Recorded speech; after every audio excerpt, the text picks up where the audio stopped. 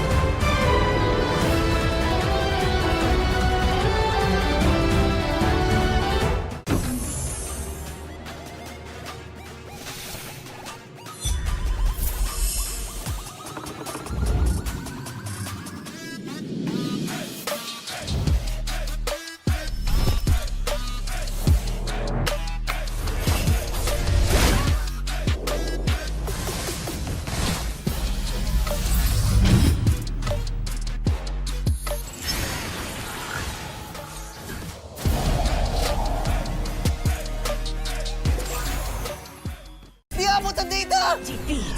GG, bro! Don't worry. Be only with Smart Power All 99. Hindi bitin with 10 gig data to power your games plus only Facebook or only TikTok. Load now. Foul! You know your scalp can get up to 5 times more dandruff? Get triple anti-dandruff power. Supercharged with Clear. Hey, you. Did you know men have 1.4 times weaker scalp? Get a shampoo that's 100% made for men. Supercharged with Clear. Enemy alert. Your scalp gets 1.5 times greasier, causing dandruff. Get triple anti-dandruff power. Supercharged with Clear. Stop and pull over. Your scalp gets 1.5 times sweatier. For cooling power. Supercharged with Clear.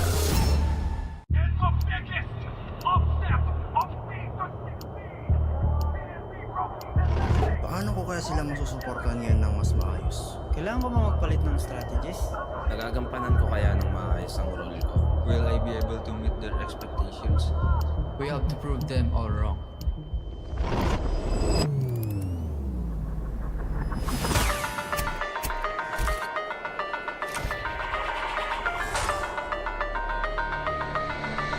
Time to win.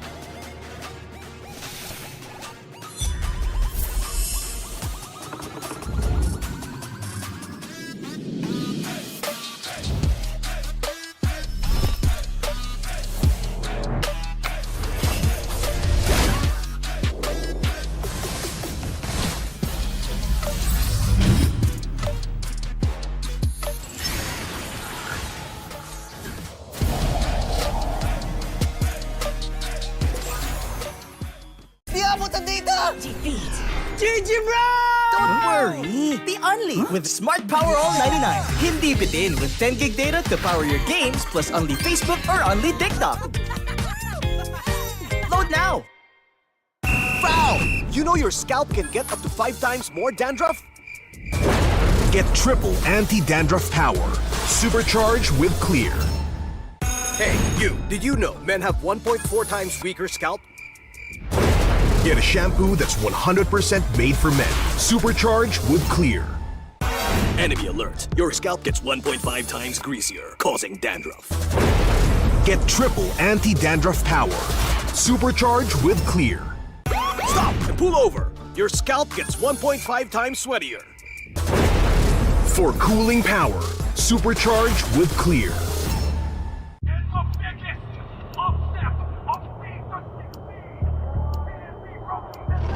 Paano ko kaya sila masusuportahan ngayon ng mas maayos? Kailangan ko ba magpalit ng strategist?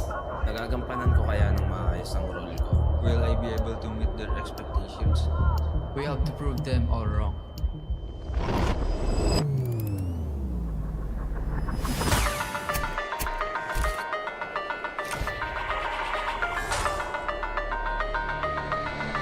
It's time to win.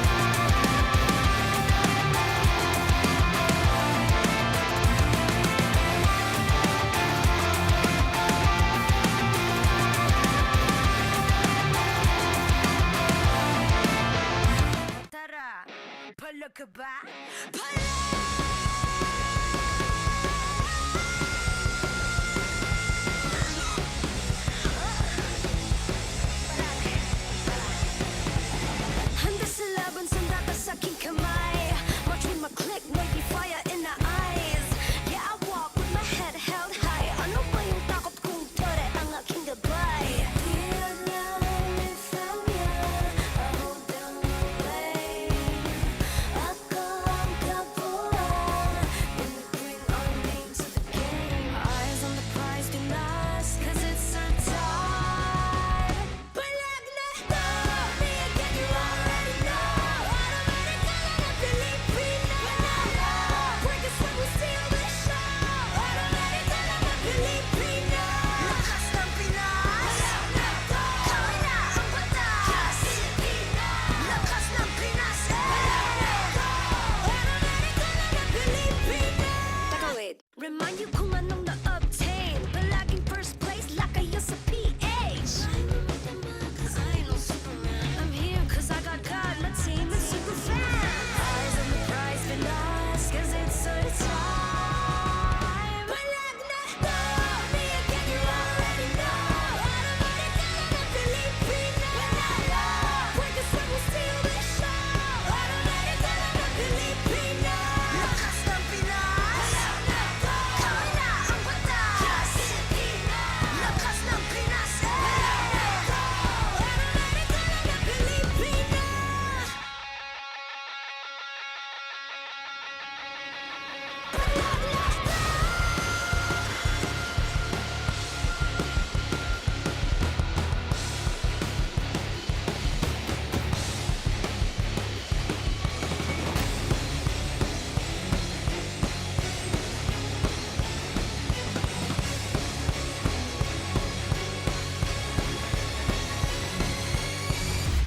The 17th season of MPL Philippines is brought to you by the following sponsors.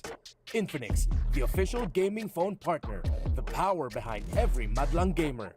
Smart, the simply reliable connectivity partner of the MPL. Our partner in esports, Clear Men.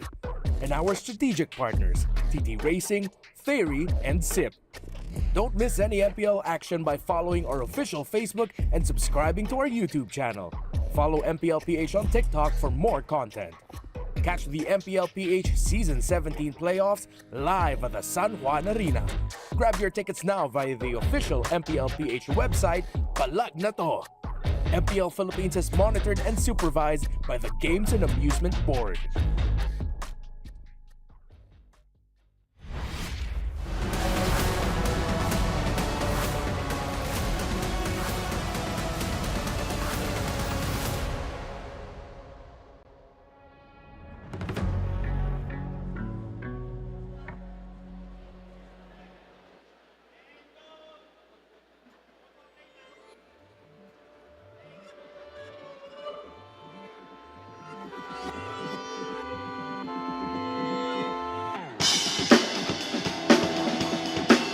MPL, make some noise!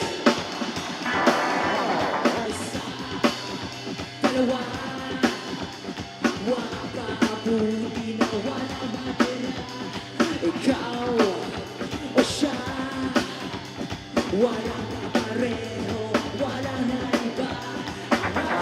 Hindi na tumakbo, di mo kang magugulo. Ilang oras lang na tayo sa mundo. Huwag kalimutan, hindi kailangan.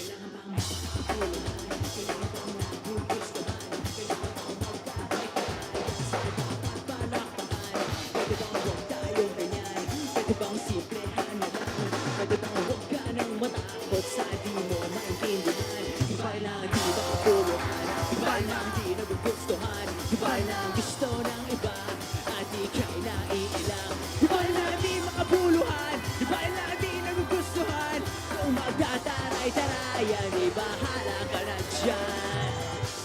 Peace sign in the air! Huwag kalimutan, hindi kailangan ng magalit. Huwag kalimutan, wala ng bad trip, iparang jeep at matutunan. Yan na lang nasa paligid. Huwag kalimutan, wala ng bad trip, iparang jeep, kanya-kanyang trip.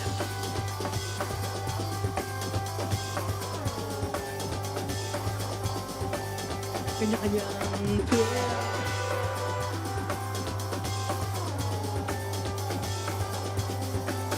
Kanya-kanyang trip.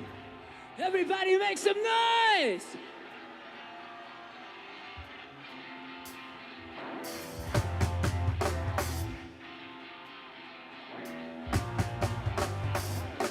Check it. Yeah.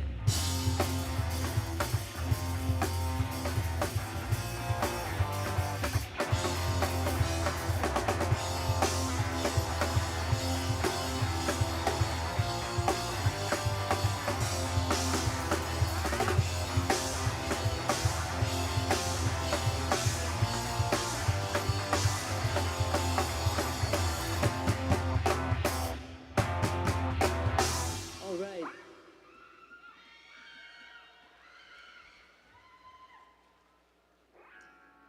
We are One Click Straight. That song was called Trip Lang. This one is called Telepono. Dedicated to you all. Maraming salamat. Let's go.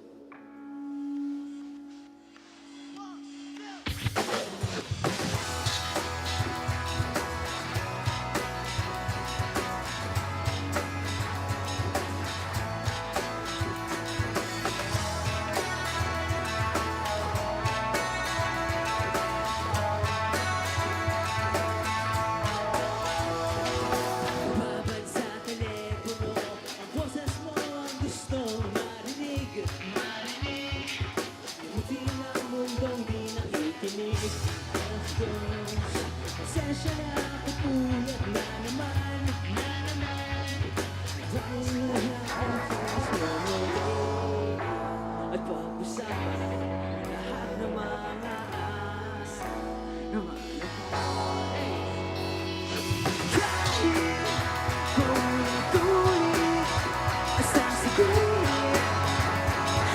Ikaw lang ang gustong kausap lagi. Kaya aminin, nasasabihin na ikaw lang ang gustong kausap. Tulog pa ang mundo, sumisilip na ang araw sa dilim. Panaginip ko na kay Bukin, alas 6. Di makahintay nang umuwi para marinig lang boses mo muli. At mag-usapan lahat ng mga araw at panahon.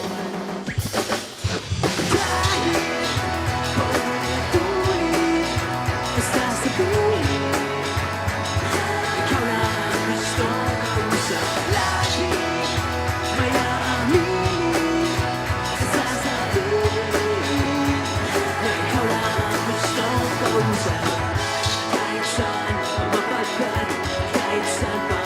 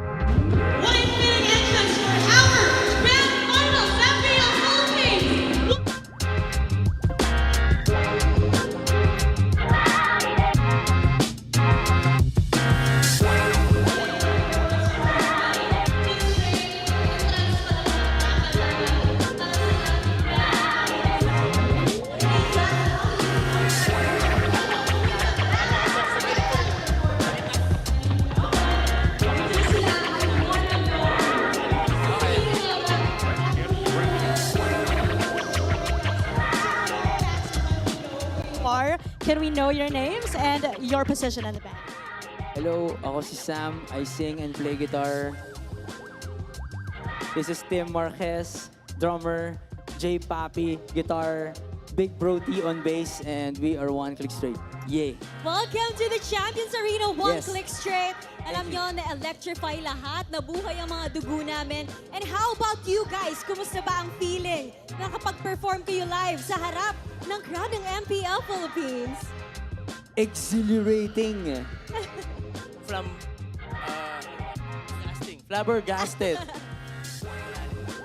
Feeling namin champion na kami kahit hindi pa tapos yung finals. Yay! Yes. And guys, earlier we heard you perform your original songs. Ano ba yung naging hugot o inspiration para dun sa mga pagsulat ng kanta na yon? Yung first song na tinugtog namin, Trip lang, dedicated yun sa lahat sa atin kasi alam ko, important gawin yung gusto natin sa buhay.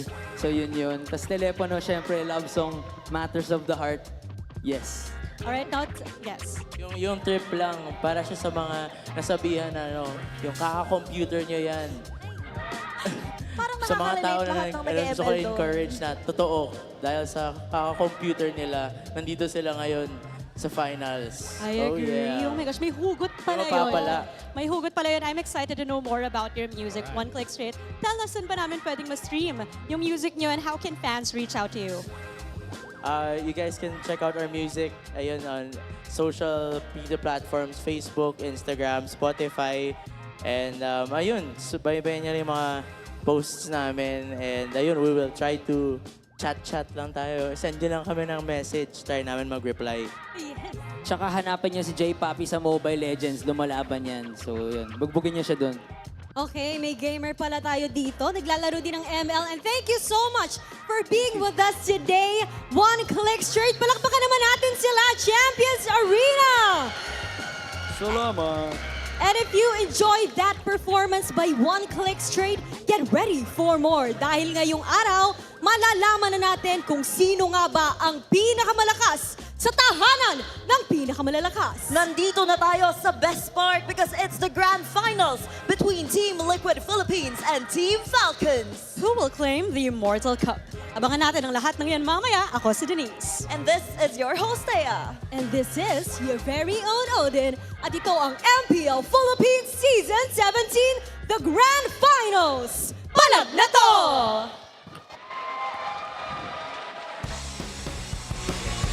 Magandang hapon sa lahat ng sumusubaybay sa MPL Philippines Season 17. Kami ang inyong makakasama para sa ating Grand Finals. Narito na po tayo sa pinakahuling araw ng ating season. Uwamimid Bonito and Midnight para sa Filipino Desk at para naman sa English. Over on the English stream, it'll be us, the We Bear Bros. It's me, Nice2, Leo, Renmar. We'll be joining you guys in just a bit. Grabe ang makikita nating bakbakan ngayong gabi dahil ito na ang pinakahuling serye between Team Liquid Philippines and Team Falcons. And of course, MPL Philippines is monitored and supervised by the Games and Amusements Board. Isang best of 7 na naman ang ating makikita at kagabi, muntikan pa tayo umabot sa 7. Oo nga eh. Kahapon ay wala ako dito. Nanonood lang ako. And kasama ang pamilya ko ay sumisigaw talaga kami sa mga nangyayari.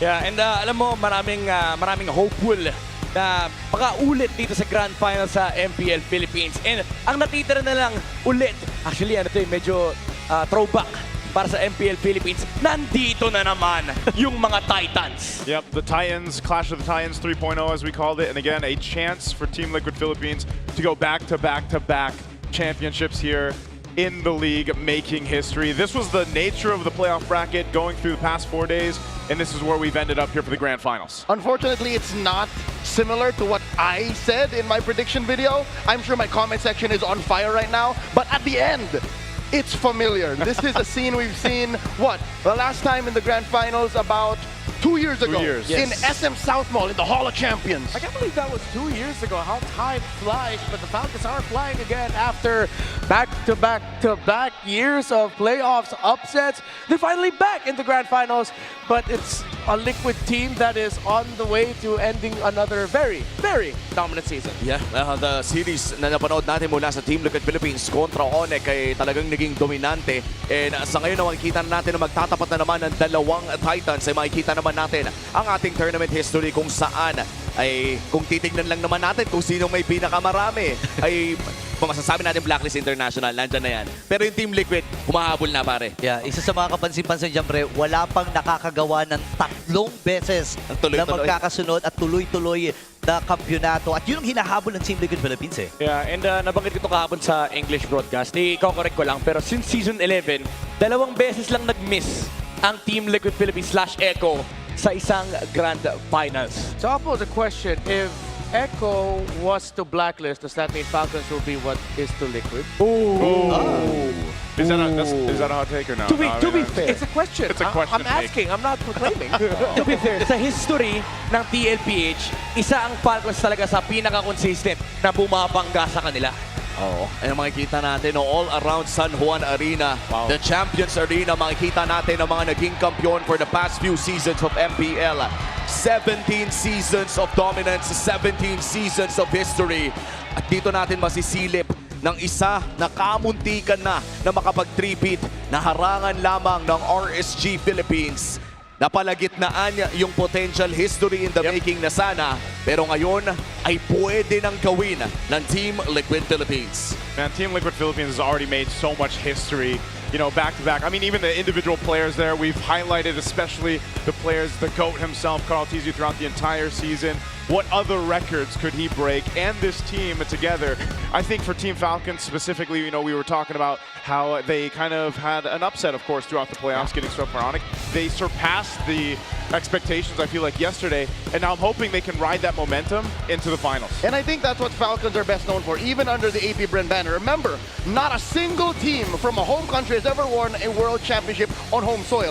They broke that too. Yeah, and moving forward dito sa ating susunod na matchup ay ang tatlong tao na sobra-sobra ang history together. Former TZ brothers, Flap TZ, Carl TZ, at iniwan na yung TZ sa pangalan. There are so many stories to uncover mula dito. Yeah, look at that line. To be better than great, you must defeat the greatest. A callback, of course, to the time when they won world championships. We were going through our great trilogy in the M series. And of course, with Flap and Kyle dropping the TZs off of their names, even they said it yesterday when Wolf and I got to talk to them analyzing their game. It really means a lot to them. They dropped the TZs for a reason.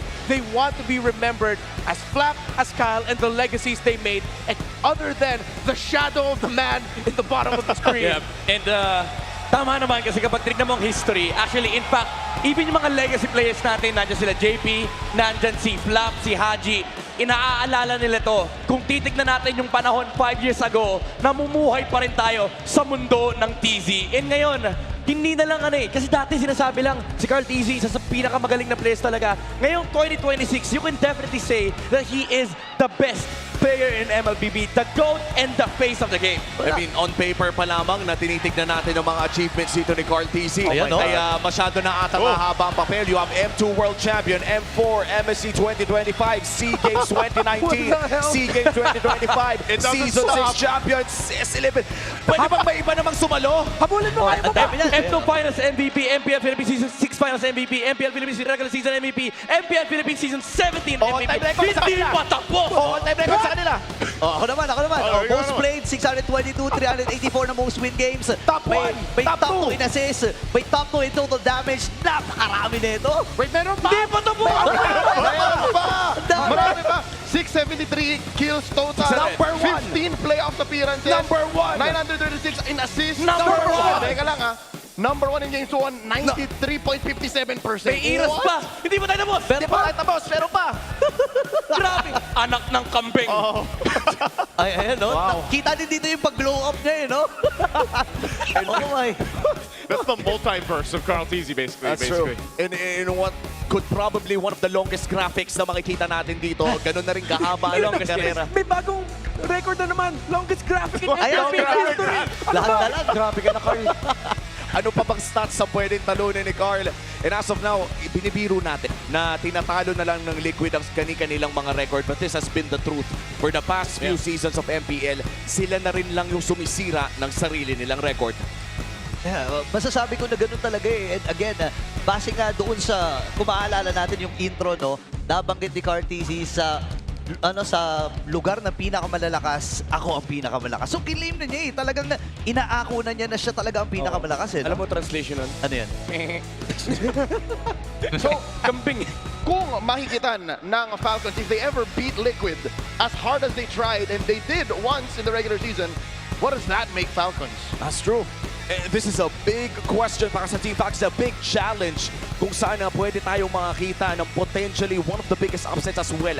Grabe na ang binibigay natin na pressure dito sa Team Falcons. Kaya naman palamigin muna natin ang mga bagay-bagay with our real cooling tactics natin ng Infinix GT50 Pro. Simulan natin yan sa Team Liquid Philippines. Early aggression is key. Alam naman natin, ito ang susi sa Liquid Stampede. Kung saan kapag nakukuha nila yung early game tempo na para bang hindi na pwedeng pigilan itong team na to. Trio mid, doon nagsisimula ang lahat. Tapos dinadala nila yung pressure sa may side lanes, sumasama sila Sanford, and doon na nagsisimula yung kanilang pag-takeover ng mapa. And then also prove that they have the better goal team. Kahapon nakita natin si Super Marco ay pinabagsak na ang the pressure. What can Teddy do here for the four horsemen of the cavalry? Kamusta naman ang ating Team Falcons, Renmar? Well, you talked about the early aggression for Team Liquid Philippines. Falcons need to take over the first turtle. That's how you stop the early aggression of Liquid. Take a page out of Onyx Philippines' book. Get those pickoffs in the center of the map. Find those pickoffs in the river. Make JP and Sanji uncomfortable. And then maybe you get a chance to take over not just Turtle 1 and then the next turtles after that. Macro-based gameplay will be the key. In the playoffs, Onyx Philippines, that's what they got over Team Falcons. Little by little, Falcons started to get their macro gameplay back. They have to continue that against Team Liquid Philippines. For the overall key to victory, it's all about the Lord Dances Midnight. That's what wins championships. Yeah, you know what? Iba't ibang legacy na ng Lord Dance na nakita na natin. Nakita na natin yung Lord Dance 1-1 ng Blacklist. Nakita na natin yung systematic Lord Dance ng Falcons. And nakita na natin yung Stampede Lord Dance ng Team Liquid Philippines. So, who wins it today? We don't know. Pero kailangan talaga nilang alagaan yung macro department nila. At gustong-gusto ko yon yung key to victory natin na micro wins games but macro Lord Dances in general wins championships. Yan na siguro yung aantayin natin na para sa gabing ito. Sino nga ba ang magiging mas maganda ang setup sa mga malalaking objektiba natin between Team Falcons and Team Liquid? Our top two teams of the regular season, ang dalawang upper bracket finalists din natin ang magkikita dito sa pinakahuling araw ng Season 17. At panigurado, sana naman maging sulit ang ticket ngayong gabi. 7 games, please. 7 games. Nasaan si Bri kita? Nasaan ba si Bri? She's somewhere. Oh, she's there. Ito si Bri. 7 games.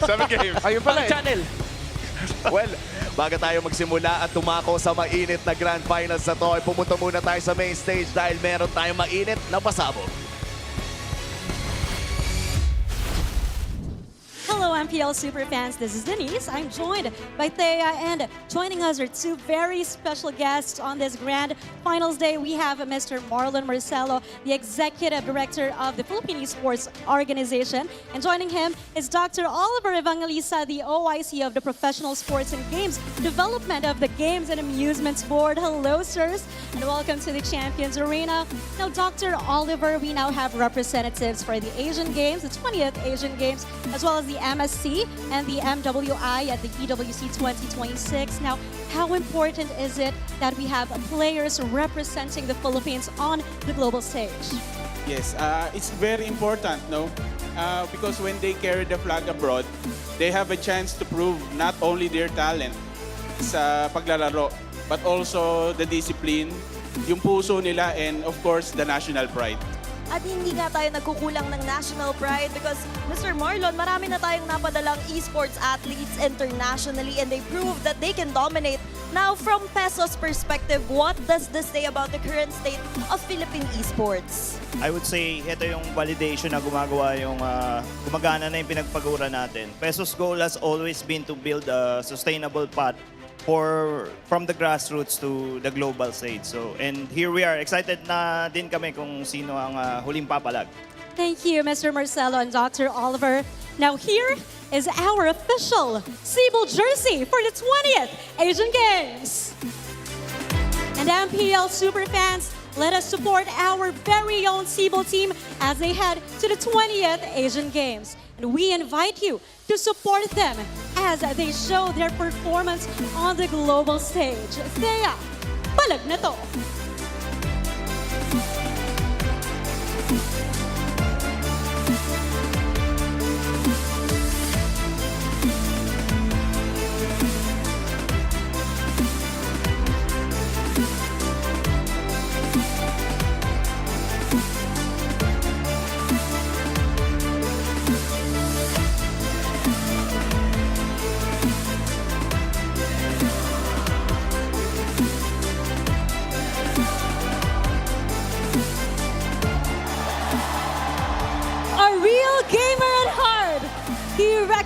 recognize the immense potential of Filipino talent in the global arena. Ang kuya ng esports industry, please welcome Senator Bam Aquino. Hey, everybody! Ready na ba kayo? Ready na ba kayo? Ready silang makita ka, Senator Bam. Maraming salamat sa pagdaan. Kumusta po ba ang pakiramdam na nandito kayo ngayon sa Champions Arena? Alam mo, din, tuwan-tuwa ako to see everybody here. Alam nyo po, matagal na tayong sumusuporta sa esports. Naalala ko pa, nung kukunti pa lang yan, hindi pa nare-recognize ng gobyerno, pero ngayon nakita natin, lumaki na, lumawak na, at lahat ng mga Pinoy gamers naglabasan ngayong araw! Nakita natin kung paano lumaki ang esports sa ating bansa. Napakaraming pagkakataon ang nabigay sa napakaraming Pilipino. Whether you're playing, you're behind the scenes, you're a content creator, or doon ka sa mga related industries, napakaraming nabibigyan ng pagkakataon ng esports sa ating bansa. At paano po sa tingin niyo, Senator, na nakakatulong to sa Filipino youth natin? Paano ba natin sila mabibigyan ng pag-asa dito sa MLBB? Alam mo, Odin, ang esports, isa to sa mga larangan sa ating bansa na tayo ang best in the world! Pagdating sa paglalaro, pagdating sa production, pagdating sa iba't ibang konektadong negosyo at industriya sa esports, ang Pilipino ang best in the world. Kaya sa mga kabataan po dyan, kung sa esports ang gusto nyong career, whether as a player, or as a host, or as a caster, or a content creator, or in game development, or in production, ang payo ko lang, let's continue to be the best in the world. Let's continue to be excellent. At ituloy natin ang pagtaas ng watawat ng Pilipinas sa buong mundo ng esports! Maraming salamat, Senator Bam. Bilang long supporter na ng esports and gaming industry, it's such an honor to have you in the Champions Arena. And with that, sabay po natin bigkasin ang ating linya. Sabay-sabay tayo. 1, 2, 3! Lakas ng Pinas! Palag na to!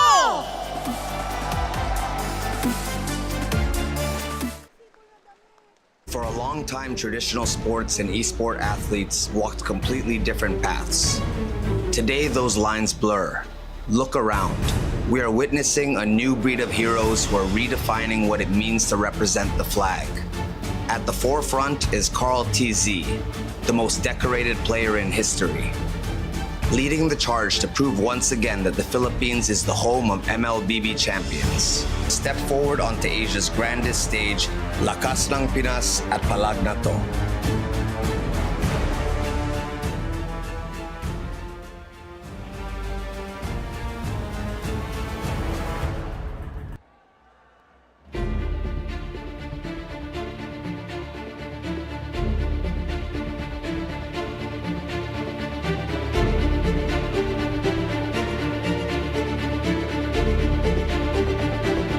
Presenting the Philippine representatives for the Asian Games.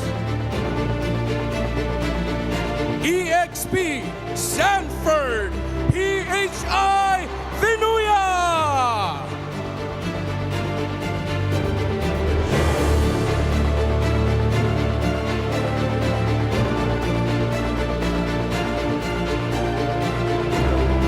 Jungle Carl TZ PHI Nepomuceno.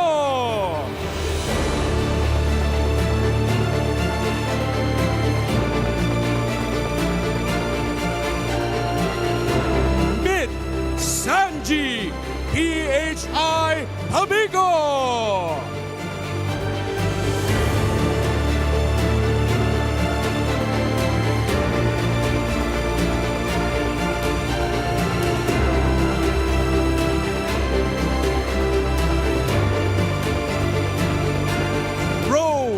JP PHI De La Cruz.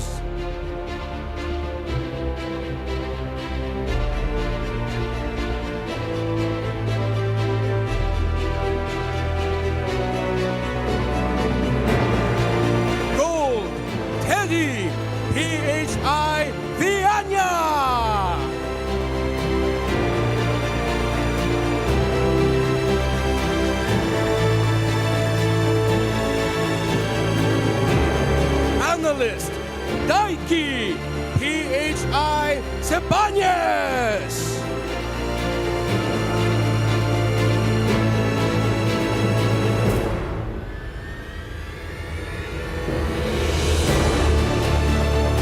And the head coach, Snap PHI Alvarado!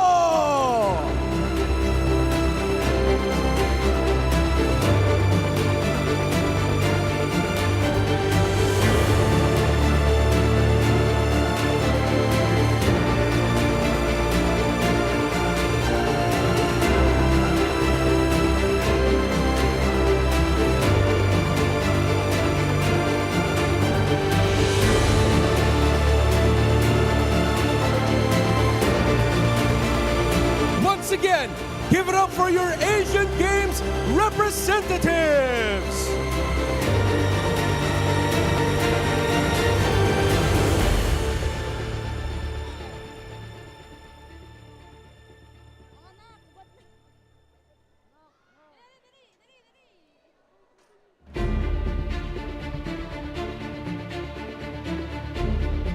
And now, may we present our representatives in the Esports World Cup, 2 champions, 1 game!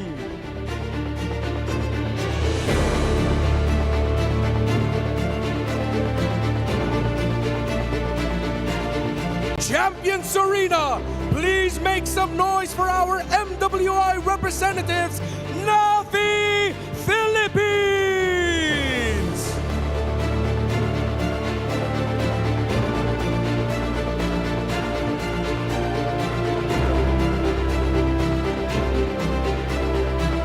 Presenting our representatives for the MSC at EWC, Team Falcons!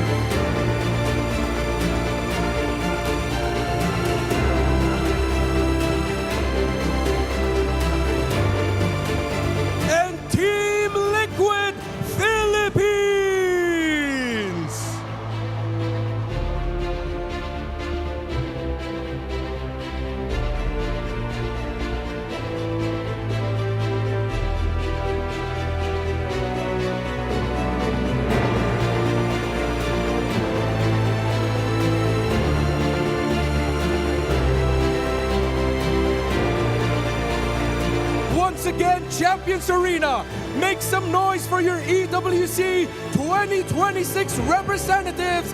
Bon voyage! Palag Na To!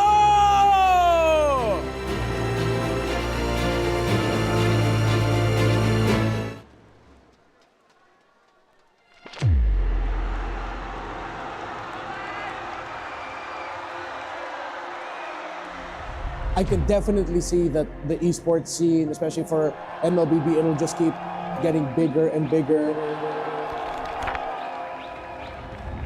Ay, tingin ko kasi sobrang laki ng community ng ML, lalo ngayon kasi grabe na yung mga community ng fans eh.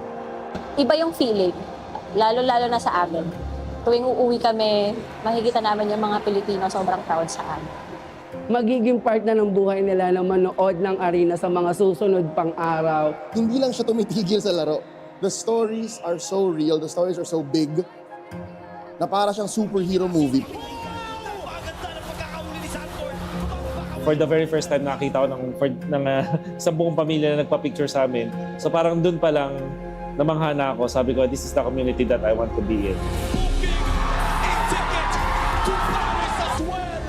Mga magulang natin will look at esports, gaming in general, be like, wala kang mapapala dyan and stuff.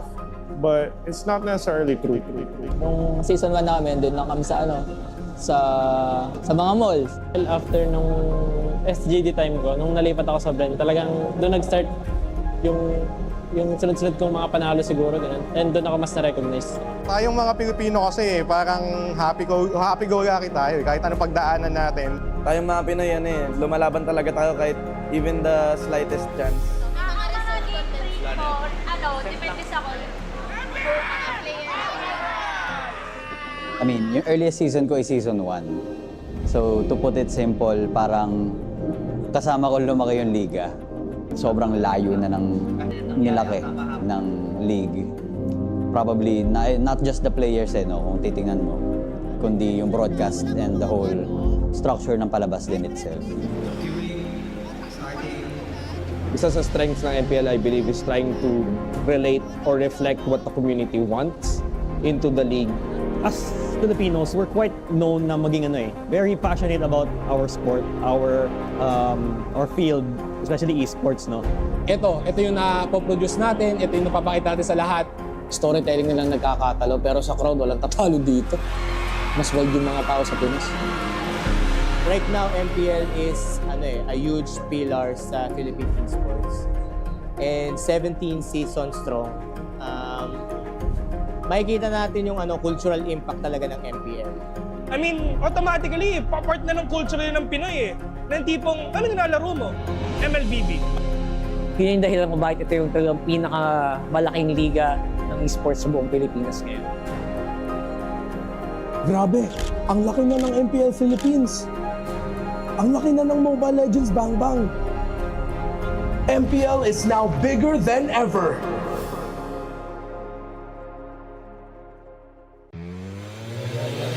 Tonight, they settle the score once and for all. It's Team Liquid Philippines versus Team Falcons. This is the MPL PH Season 17 Grand Finals.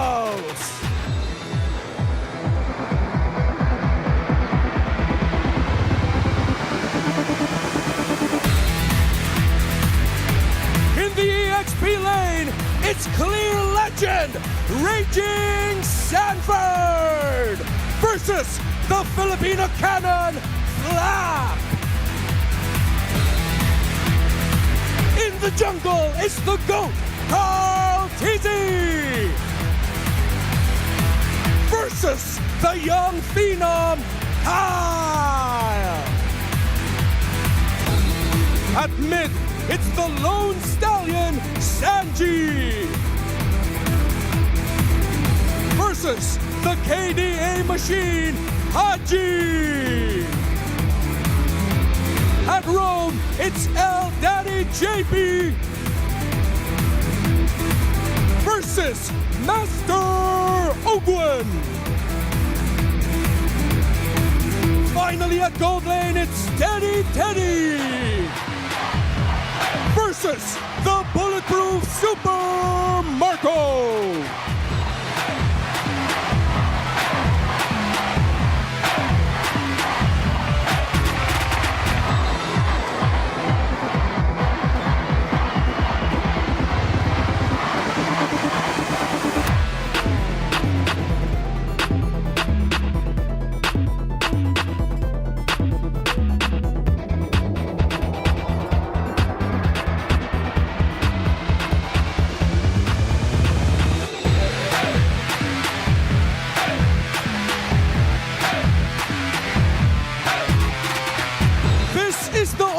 Clash of Titans.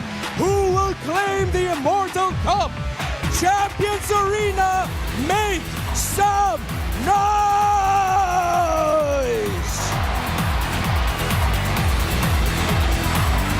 And here we go, the Clash of the Titans. Season 17's Grand Finals leads us to this rivalry once again. Joseph, do you know how storied this rivalry is? Tell do you know where the story of the Clash of Titans began? Remind me. The far-flung lands of Kazakhstan in Almaty. I was standing in the middle of a huge international event, and this guy, he could barely speak English, came up to me and said, Liquid, Falcons, they're the Titans of MLBB, and that's where it all began. That's where it all began? So it's a man from Kazakhstan? What? That's a lore drop I think our international viewers don't even know about. I wish I would be making this up, but that's how far away the influence of these two teams have. That was 2 years ago. Their reach in global MLBB is titanic. For tournament after tournament, whether it's local and international, they faced off against each other in the grand finals. It's been a while, but it's good to see them back. It's good to see them back, man. Again, this is... I think this was almost fated in a way. The way we were going through the regular season, some of the struggles that we saw with Team Falcons, so to speak, but the only team to give that, you know, that taste of a loss to a team like Team Liquid is something that can be said for where they are now in the grand finals. It's poetic, Joseph. Think about this. Who can make a Titan feel human? A Falcon. Well, yes, but also a Titan. There you go. There's someone who is just as big, someone as colossal. And yes, Falcons did struggle, lost one more match, again to a team that was an up-and-coming, white-hot Barangay Omega. But still, you can see how Falcons continues to redefine and reinvent macro gameplay. This is going to be a titanic task for them to take down a fellow Titan.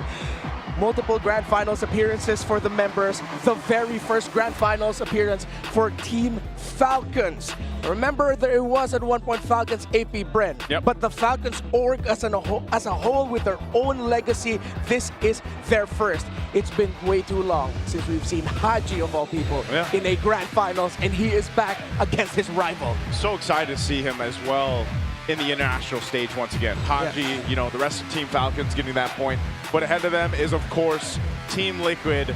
Look at all their appearances. Again, as a team, the 6th Grand Final appearance. Carl Teasy, 7th appearance throughout this. Real quick, I don't think we put enough attention and bearing on the mental state of the man in the lower right corner of your screens. Teddy, he's literally been playing with this team for less than a quarter of a year. Yeah. About 3 months since he started to play with the team we introduced earlier to be representing us in the Asian Games. What could be going on in Teddy's mind? He's literally amongst Titans. I hope it's not what Carl Teasy said about him in an episode of the HG podcast minisode, where Carl Teasy said, I feel like he's could show off a little bit more. It's still somewhat lacking. I am also now wondering, Teddy, it's your first Grand Finals. His playoff performances, they've been all right. But if he wants to take the next step, he needs to be better than great. I'll add this as we see our first map's going to be Flying Clouds here.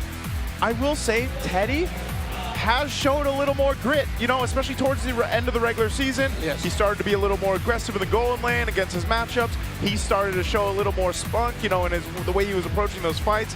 And yes, he's been steady, but I also feel like a couple times we've thrown out, man, that's deadly Teddy, right? Because he went from that more steady mode, especially in the early weeks of the regular season, to this point where now we see him being a little more aggressive. And I think that is what the rest of the 4 horsemen and the members of Team Liquid were looking for. And they got that. And some of that aura that they have, I feel like has definitely influenced Teddy's playstyle now. If it does come down to it, and if they do trump Falcons here tonight, then I think it's safe to redefine what Liquid is made of. Yeah. It's now the 4 horsemen with Teddy one of them, and the GOAT. And the GOAT. That's true. Yeah, I mean, unless something else happens, Team Falcons definitely can take us somewhere else. Hopefully, I'm just hoping, man. 6 games at least. 6 quality cinematic games is what I'm hoping for. Here's what I predicted. That's what you did? Yeah. Redmar, what'd you predict? Oh, Game 7. Game 7? Yes, sir. I didn't predict it all. All right, let's jump into the draft here. Again, 91% for Team Liquid over here on this blue side. 16-0. Again, this is their map. Flying Clouds, no one has taken them down off it. Maybe Team Falcons, maybe the flight will help them in this one. They like to fight. They like to fight and flight. That's what basically this says for Liquid as they take out the Kalea, the Guinevere, and the Suyo. Oh my god, that latter pick is something that the Phenom Kyle has been kicking butt with all throughout the season. I'm surprised why teams still give it to him. I love that Coach Snap and Coach Aeon respect that. Are we going to end up with a Claymore Harley priority here? You're probably not going to first pick the Harley for Team Liquid Philippines within the presence of the Leomord, but they can get their signature pick for Teddy right away. I wouldn't be so surprised if they just lock in the Claude right now, put some confidence on a young man, his first Grand Finals game, but he said, no, we still want to keep blocking Falcons picks. They pick up the Marcel, and this has been the approach so far for Liquid in the draft. Just a lot of blocks. Yep, the Marcel's great because, again, you can do a whole lot with this. You can build a composition that's going to highlight this. Again, the Gorda has been making waves throughout the meta right now. This ends up working out really well with the Marcel if they decide to go and put that in the hands of Sanji. We'll see if that happens. Team Falcons on the other side can most likely pick up the Claude now. Pick up the Claude, take that away from Teddy. It has to be. But the problem with that is, yes, you pick up the Claude, but then the Harith with the Marcel actually does very well. Against the Marcel, bad. So I think our Harith is going to be coming in for TLPH later. For Falcons, maybe see if you can pick away mid or EXP. And it is a mid. Haji on this Valentino was key and instrumental to their victory against Onyx PH yesterday. Considering that the Ju Sin could be a pickup for Team Liquid Philippines, the Eve is good. And that might force them to go for Valentina. Okay. Valentina, probably the Harith. I don't know if they'll decide if they just wait for the jungle pick here, especially given the fact that one or two of the top most picked junglers are banned out right now. The Harley Leomord trade is still up. Yeah. If ever it's going to be the Harley Leomord trade, if Liquid want to block maybe a utility-style jungler from Falcons, that would be good, because the Fredrin is still an option. But Liquid keeps playing defense on their drafts. Oh. By taking away some of the best picks of Falcons. Okay, so are we saying they're playing defense in the draft so that they can have all the offense in game? Yes. Because when you have a roam jungle duo such as the Marcel and the Fredrin has a lot of space to potentially invade because you're constantly getting information with the Marcel. While of course the Paquito now, Falcons has to consider, number one, picking up the Esmeralda early, but kind of awkward. Then the other option is they rush a Benedetta, one of the few heroes that can match what Paquito does right now in terms of the fast wave clear and fast rotates. And then in conjunction, you lose out on Kyle's picks. Yes. Yeah. There's been a lot of Esmeralda though too, with the chance that this is also probably a Harith. Yeah. So I don't know if they're gonna go that way. They'll lock in their jungler, Leomord. You mentioned it earlier. So they lock it in. This is first phase, solid on both sides. There's a clear plan here. I do like what Team Falcons is doing because this goes ahead and it gives them that box. We mentioned this yesterday. It was pivotal in their matchup against Onyx. They needed to go in and fight into that box, and that just happens to be the real-world manipulation with the Eve here. Yeah, the difficult thing about the Falcons combination is with the Leomord, you want to be able to get early wins. Well, let's see. We're going to throw it over to the on-ground panel to break it down a little further. Thank you so much to our casters. And over here at the on-ground panel would be me, Brigida, together with Wolf, our analyst for today. And kanina nakita na natin, isang kagulat-gulat na pag-prioritize ng Team Falcons on the Eve in the first phase. Ano masasabi natin tungkol dito? I think, Briggs, ito ay parang deny pick as well as parang naging comfort na rin nila na-develop throughout the playoffs.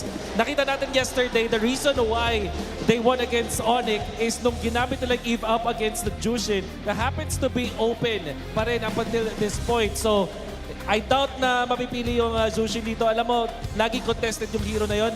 But in this grand final, baka mag-decide ang dalawang teams na hindi na. Kaya nga, Gord nga yung binaban nila dito not the Jushin for TLPH. So they will be willing to leave that open. And I think isa rin ito sa mga moments na talagang napapatanong ako kung ano yung mga magiging response ng Liquid in terms of the picks. But just the same, Team Falcons, I'm wondering, since the Paquito is open and the focus is once again taken out, what do you see as a potential response na manggagaling din naman sa Team Falcons for this pick? Kasi wala na rin yung Esmeralda eh. Yeah, I think yung Benedetta, na nakita rin natin yesterday. Itong Esmeralda, nakagulat na parang hindi kinuha agad ng Team Falcons despite them having a lot of options para kay Kyle. Lalo nakatapat kasi Fredrin eh. So, kailangan nilang mag-isip ng iba pa. Like, pag naman yung Benedetta dito, like, what is your actual answer to the Paquito? Siguro, maiiwan sila with Derizla. Kaso, di nila kukunin yun up until lumabas yung Valentina or kung ano man yung mage pick para dito kay Sanji. And at the same time, I feel like nakita natin kung ano yung pwedeng maging implications ng isang slower-paced na EXP lane for Falcons. And na-highlight pa naman sa ating keys to victory na kailangan talagang maging aggressive lang all throughout the early ang Team Liquid Philippines.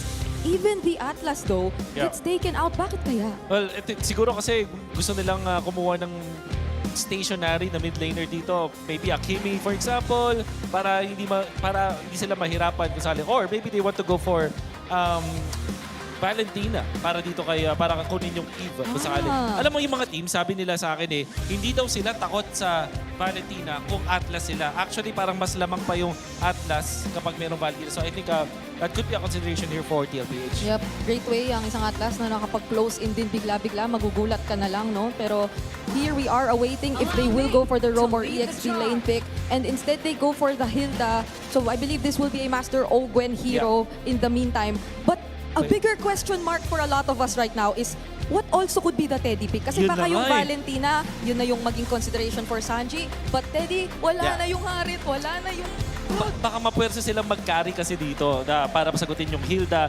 But it doesn't really counter itong Eve. In fact, mahihirapan siya dun sa Eve kung sakali mag-carry dito. However, maganda naman yung carry versus the Claude in the laning stage. Another option here is the Bruno, but I feel like mas mag-focus lang sila dito. Kung hard carry, Obsidia could also be a consideration, but there's the carry, as we did say, and the Kimi. Yun din yung mga sinabi natin, pipiliin nilang Falcons. Etong Hilda, pwede maging roamer na lang, minsan the EXP. And you're gonna be looking for somewhere along the lines of an Arlot here para sa Falcons kasi meron siyang synergy with the Eve at maganda siya kung sakali laban sa isang Pakito at as well as this carry. Last option siguro dito yung Benedetta pa rin pero may damage yung Falcons. But I feel like top option dito, number 1 is that Arlot. Number 2, Benedetta. 3 maybe, they can consider the Terizla.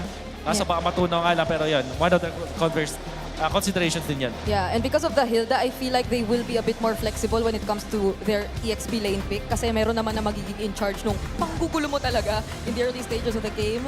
And you would potentially expect to see Master Owen all over the map, though not necessarily directly, no, na magiging panggulo.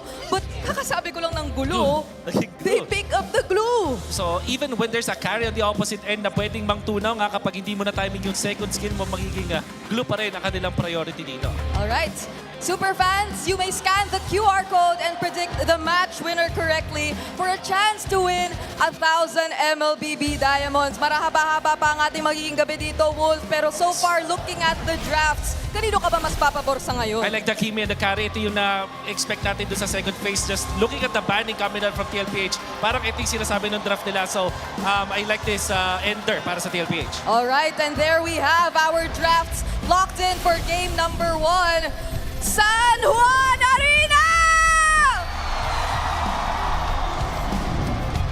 Papasok na tayo sa ating game number 1. Ibato na natin sa ating mga casters. We have waited weeks, if not months, to lead up to this point in MPL Philippines Season 17.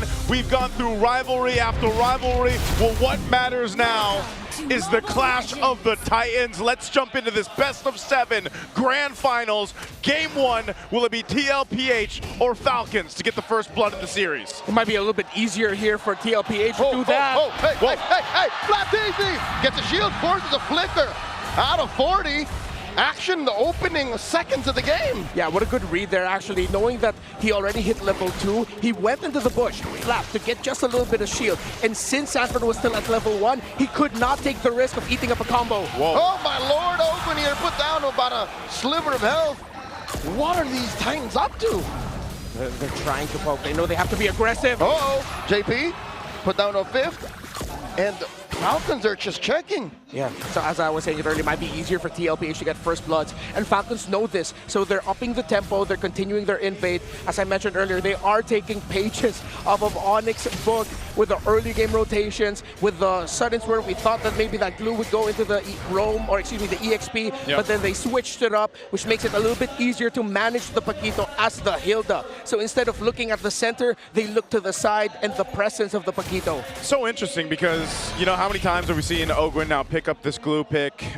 Whether it was originally planned or they just swerved it out, that's fine. Ogwin, for the most part, he's felt a lot of deaths on it, right, throughout the playoffs so far, and I feel like at the same time, this lineup, this ability to go ahead and bring in the Hilda, to go ahead and allow him to alleviate some of the pressure on him, will help Team Falcons approach the fights better, because before, it was mostly Ogwin playing up that front side, flap. Oh, whoa. Here comes Kyle, holding Barbiel. Stampedes through the 2 members of Liquid. JP checking range. Ogwin spacing him out. They go for the turtle. Okay, be good. They go for the turtle. Sanji's around the corner. Doesn't have the traction pulse yet. Flap's really low. So Falcons might have to give this up. There's no Phantom Steed either. Hodges and RWA pulls it out. And in comes JP. Turtle gets reset. Ogwin put down a 1/3 of his health. No one to mount just yet. So Flap just forced the flicker back. A lot of ult spent by Falcons this early on. Looks like it's going to be a win for Team Liquid Philippines and Turtle number 1. They don't need to keep the aggression up. They go back into their rotations. I love what I'm seeing from these two so far. It really feels like I'm watching a more chess-like version of MLBB, maximizing every ability, every battle spell, and not giving away a meaningless kill. Shades of the early exchange from Falcons versus Onyx last night. Yeah. There was a team fight wherein Haji also pulled out the other a little early, which led to the opponent getting the objective. Falcons got to fix that. Yeah, he also had some clutch ones, and so Golden Hour going to be used here. Not sure if there's going to be much. It's mostly on Ogwin. He's going to go ahead and survive that again. This glue tanky enough to deal with some of this early pressure damage. Yeah, Kimmy plus the Marcel together is like a Granger and a Marcel. You freeze up all of those projectiles you've charged up outside of the Golden Hour, then once it comes out, a big burst of damage. So, as awkward as it is for Ogwin, he needs to prioritize the Radiant Armor here. He needs that extra magic defense to survive the pokes coming in from that Kimmy. Despite them, yes, being a Fredrin and a Paquito, you have to look at the magic defense to keep yourself alive. Yep, over on the gold lane too, we've talked about the whole golden royale that we had here throughout MPL Philippines Season 17. Super Marco solved that. He, got the upper hand against Severo, who was so impressive throughout the season. And then you have this point where Super Marco on the Claude, the most winningest gold laner, up against a carry who needs more time to go in and build up. But so far, we've seen Claude's just play so well in so many different compositions. Super Marco specifically seems to be handling the lane fine against the carry. It's good also that despite us ending up with a Fred and Leomord matchup, it's not the, okay, everyone just farm up, manage your lanes, and then let's go ahead and see each other in the turtle. They're still trying to find small wins and skirmishes in the river. More modern style, old school objective-based MLBB. So yes, we might not see a lot of kills, but we will see a lot of action because of those little trades. Yeah, I think that's why, again, that K2V for both teams, micro is important, but even the macro, the objectives, we've seen sort of an evolution of the, turtle and lord dances. Neither have to be forgotten. You have to be good on both. Yeah. So if Falcons keep slipping up these micro decisions, they're not even going to get to these minute-long lord dances. Yeah, Sanford brought Flap low. Flap got the recall, and now he's coming back. Oh, Cloud's in. And there's a golden hour to stop the turtle take. Down to an eighth of itself. Ogwin spacing out Carl. Sanji wailing away. RWF Sanji still secures. And in comes Kyle with a Phantom Steed. Now JP very low. Gets hit with that momentum to the face. And in comes first blood drawn by Sanji. Kyle falls, so does Ogwin. This is looking bad. Blazing to the back line. Super Marco not finding anyone. 3 plus the turtle going over to Liquid. Just when you thought Team Falcons would pull off that turtle take, they end up losing 3. Yeah, both retributions coming out early, actually. Carl Teasy and Kyle just both had, if I'm not mistaken, maybe less than 100 health on that turtle, which was surprising enough. Sanji being able to get the last hit. So with Team Liquid Philippines getting the last hit on the turtle, they were encouraged to fight. They got that. Now they got a tower up top. They might be able to get a good push down bottom, which means Super Marco's room to farm is starting to run out. Falcons needs to start patching holes here, or Team Liquid Philippines will be able to start stampeding. Considering that this is a Fredrin that is packing the support emblem set, you get more cooldown reduction, and after that, it's brute force breastplate. Even more cooldown reduction, less time getting crowd control. This Fredrin can snowball. Oh, they baited out a response out of Marco. Like that. Goes in BMI through. 4 members of Liquid down bottom. I was about to say, why would they send Marco away preemptively when there was a fight breaking out? Oh. Blazing the wet in the face as they take down Sanji. But Stanford knocks out Marco and the fight continues as Ogwin falls. Flap and Haji wonder where did Ogwin and Marco go?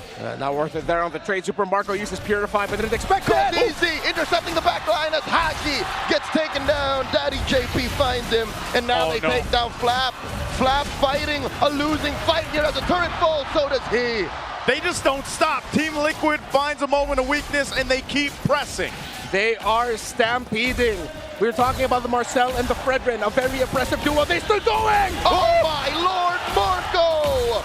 Appraiser's wrath to the face underneath tier 2. That is an angry goat if I've seen one. What just happened to Marco? Oh, and they still keep going as Haji gets taken down. Ogwin does find them out. In comes Flap. This is a losing fight. Kyle calls in, but be able to get caught in the golden hour. Oh, how is this going to elapse? As in comes Sandy from the side lanes, and they take down Flap. TLPH, 7.5 minutes in, are all gas, no brakes. Not what I mean. This is the Liquid Stampede we have seen all season long. And they're going to go for Kyle. Will not survive. Sanford's packing dynamite in his hands. Way too quickly. After that turtle loss, Liquid did everything perfectly with how they managed the map, with Falcon sending Marco to bot. Teddy was free to push, and you saw the chain of kills. This is just excellence in execution by Liquid. Good old Stampede. Man, again, looking at this, an 8,000 gold lead around the 8-minute mark is something you don't often see. Liquid are proliferating gold like they want to buy RAM. Yeah. Hey, man. Can I get some of that? Can we all get some of that? Right now, Team Falcons has had enough of it. They're looking for more. Barbiel called in by Kyle. There was just a feint as Liquid looks for more elsewhere on the map. Okay. They're really tough. Falcons, they have to find this weird balance of getting their utility items, but getting their good items to start chipping away at Team Liquid Philippines. Conti's used Red 3. There's the pulse, and Flap taking a face full of hits from Sanji. JP looking to catch him in the Platinum Snap, and they let go. Yep, they're going to let go of that one, but again, they're going to go ahead and get a turret. Whoa, Sanford! Kyle running away from Terry Bogard and gets his man. Sanford finds another, and they continue to pressure. Cartesi prays his wrath. 3v4. Falcons not going to force the issue here. Ogwin caught out once more. The jabs and the combos are so clean from Sanford on this Paquito. It's poetry in motion. It is the greatest orchestra you've never heard, yet you see. You feel it in your soul. Yes, I gotta glaze Liquid right now, because what the hell are we seeing? This is some beautiful execution from Team Liquid. Macro, micro, everything is going perfectly for the Cavalry. You have to look across the board in these lanes here, just how massively ahead every single department. At this point, Team Liquid has game one under wraps. You know, this is so difficult for Team Falcons to keep up with because you're going through this kind of deficit, this kind of difference in economy that even if you're trying to go ahead and send your frontline guys, they're just punching bags at this point. They're sure kills for TL. Everything that follows from here is just procedure. Unless something goes very drastically wrong for Liquid, Falcons are not going to come back from this. Yeah. Haji only has a glowing wand, still on the way to his second item. Even a divine glaive would not help him out right now. A massive lead between the two gold laners with Teddy sitting at over 2,000 against the Claude. Still doesn't have the Trinity, but even with the Trinity up, you're still going to be waiting for the next item after that. What Liquid has done here is an evolution of what we've seen of the double marksman, double carry style of strategy, because they have an EXP laner that is much more high damage dealing and fast at rotating. It speeds up. Okay, Haji pops that real world manipulation in hopes to defend. Sanford's inside, compromising Flap as they switch targets over to the inhibitors. Falcons can keep their inhibitors. Liquid is taking the disciplined route. Yep, they'll keep them up. Base turrets, though, did take some damage here. TL, with this kind of lead, looks to go ahead and potentially take down a base turrets off of this, too. They know the RWM is used. We'll see if Haji gets it back. There's the mid turret going to be worked on. Kyle taking hits from Sanji. Down goes that mid lane inhibitor, and Ogwin gets annihilated. Super Marco blazing duet backwards as the golden hour is brought out by JP. Teddy takes down the bottom lane, top lane left. The only bastion for Falcons. Their base is about to get stormed. Got the wave in mid. I don't know if I can recall seeing this kind of lead in the MPL Philippines Season 17 yet. 14,000 gold under the 12-minute mark is absolutely insane for Team Liquid on this Stampede in Game 1. Team Falcons hold on to one base turret.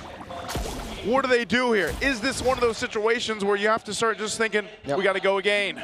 Yeah, they have to turtle it out, and I wouldn't be surprised if they're already thinking, go next. Yeah. See what we can do so that we don't end up with that kind of lineup again from Team Liquid PH. And, well, if you want to look back at history with gold gaps like these, Falcons is the only team in MPL PH history to make a comeback down 16,000 gold. Was that 2 seasons ago or last season? Against Aurora. Yeah, against Aurora. Do they have another DNA, but then this Liquid team is just different, man. This lineup, it's way too difficult to make a comeback through. Again, it's a double carry with a somewhat carrying the EXP. RWM trying to put down JP.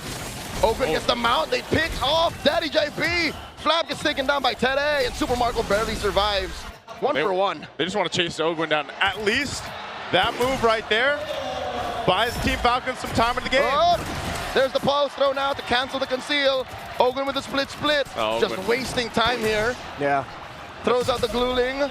Krabby Patty sits, and he's already wasted more than a minute of Liquid's time. I think this is mission accomplished for Ogwin. Hey, one more! Ogwin does the impossible! A 1-for-1 trade! Where the hell did that come from? That's only the third kill. They're probably not going to get a lot of it. But holy crap, Ogwin, that was pretty cool. That was the most Patrick Star thing I've seen so far. Uh-oh, Flap. Another pulse thrown out. Flap just scrambling to get into a bit of brush there. I'm still not over how he did that. Hey. There are Falcons to my right and then behind us laughing. Yes. They're probably thinking we're still probably going to lose this game, but at least we got that. At least we got to see that. Hey, maybe this is brings it to a point. Could Team Falcons go for just the Hail Mary play and try to take out the Lord in a retry steal? Hey, they shaved off 3K. They did. Small baby step. Gotta mean something. Small Patrick step in the right direction, man. Imagine what if that is the turning point of a comeback? I mean, probably not, but cool. Falcons can't even get any opening of the map because Liquid are still taking care of their map.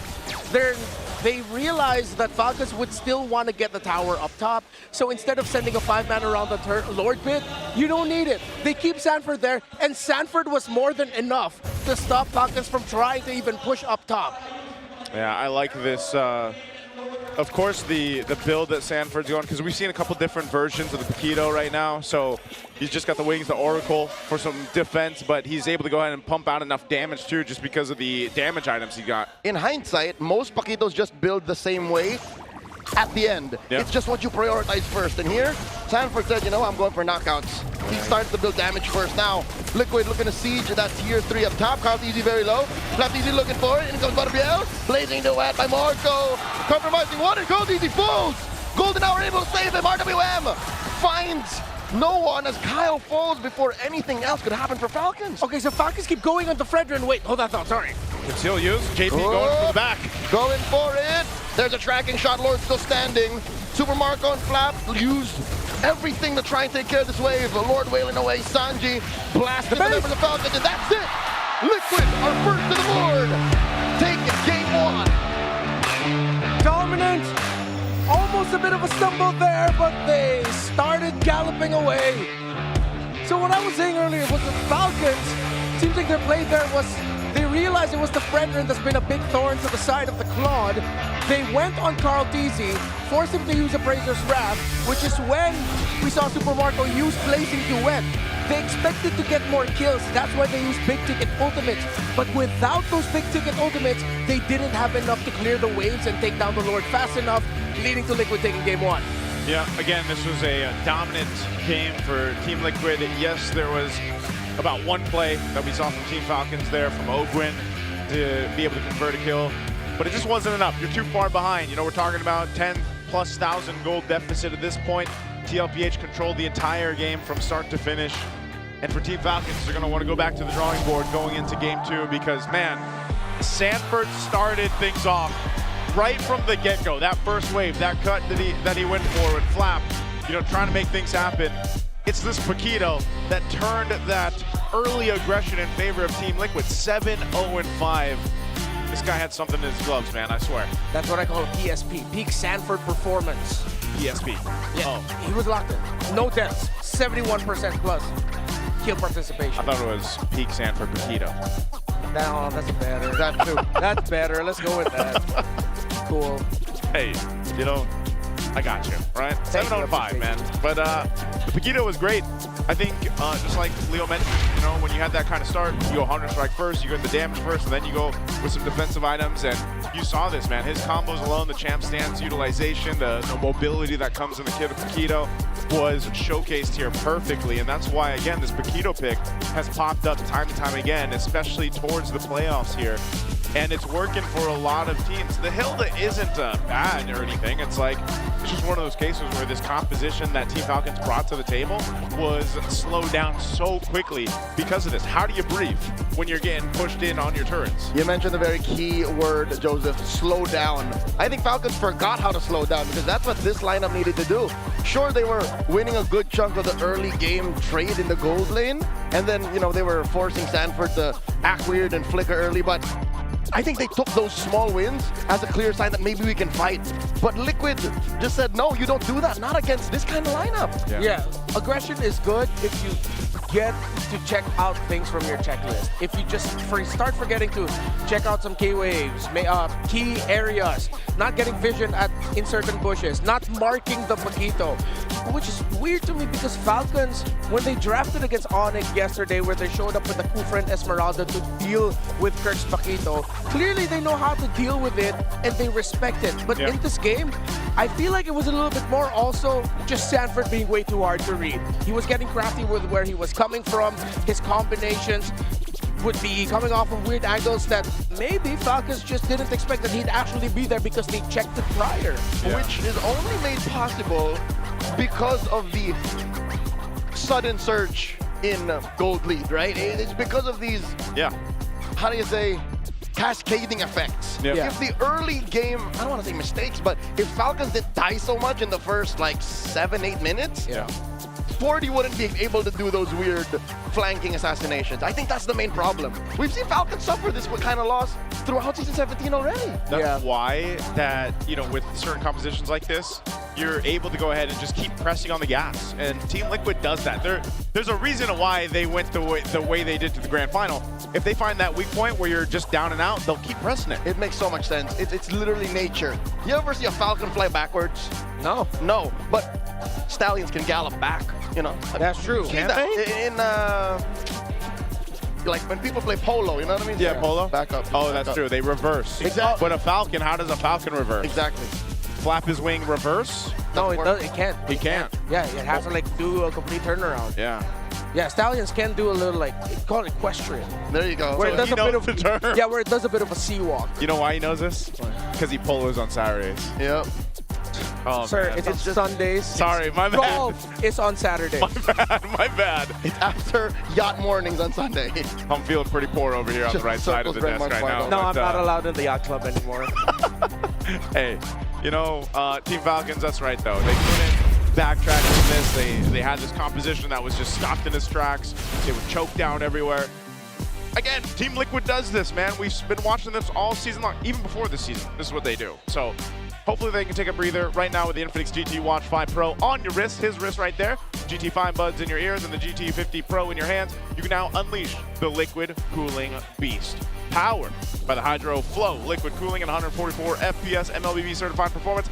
No lag, no heat, pure cool, pure speed. Every game. As a gift for MPL superfans, Infinix is launching an exclusive payday sale from the 27th of May to the 31st. So today's the last day with up to 30% off. Scan the QR code now and grab these sulit deals. The GT50 Pro pre-order with 11,999 pesos worth of freebies and discounts has also started. Just go to any Infinix stores nationwide to avail. Wag magpahuli, go get your Infinix today. I got mine.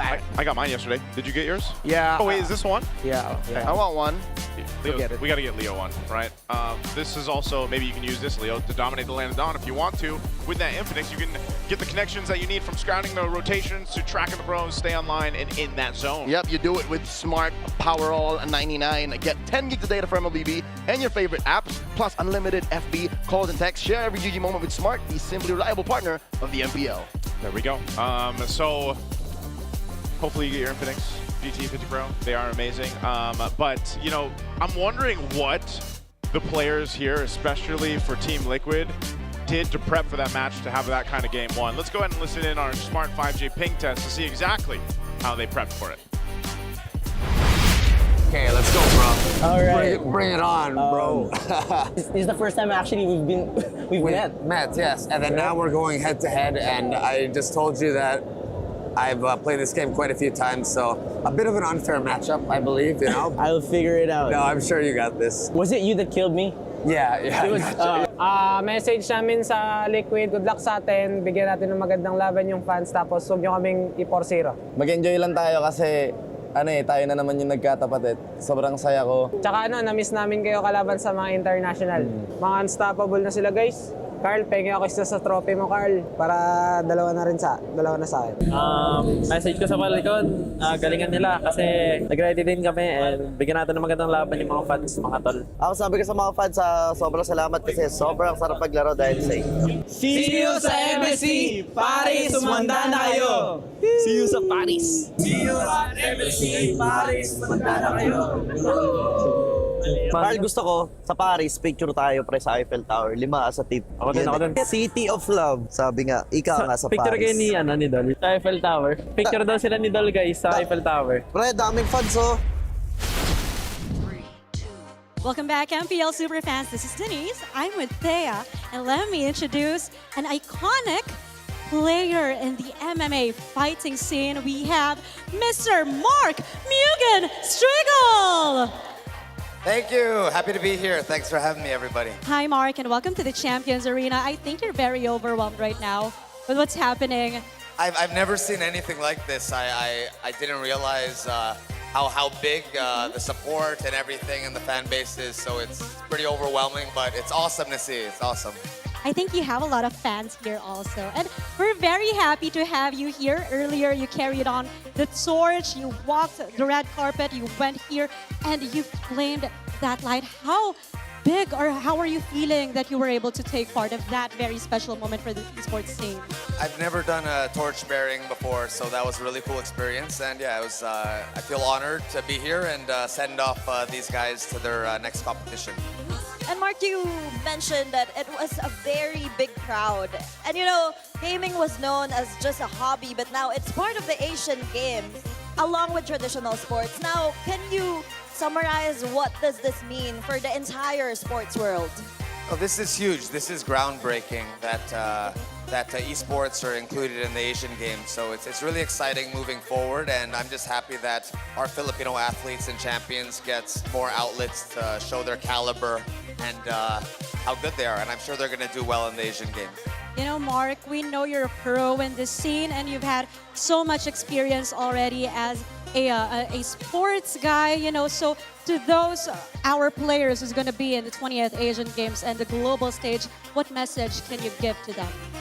Go all out, fight hard, and, you know, just leave it all out there and go for the gold, you know. Fight with pride and, yeah, represent. And of course, Mark, we can't let you go without talking about your recent stint in Netflix, Physical Asia. Now, when you reflect about your journey over there, what was the most challenging part?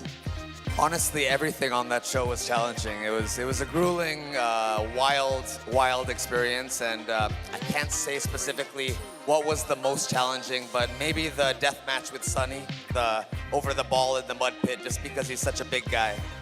But everything was hard. Korea was a crazy experience.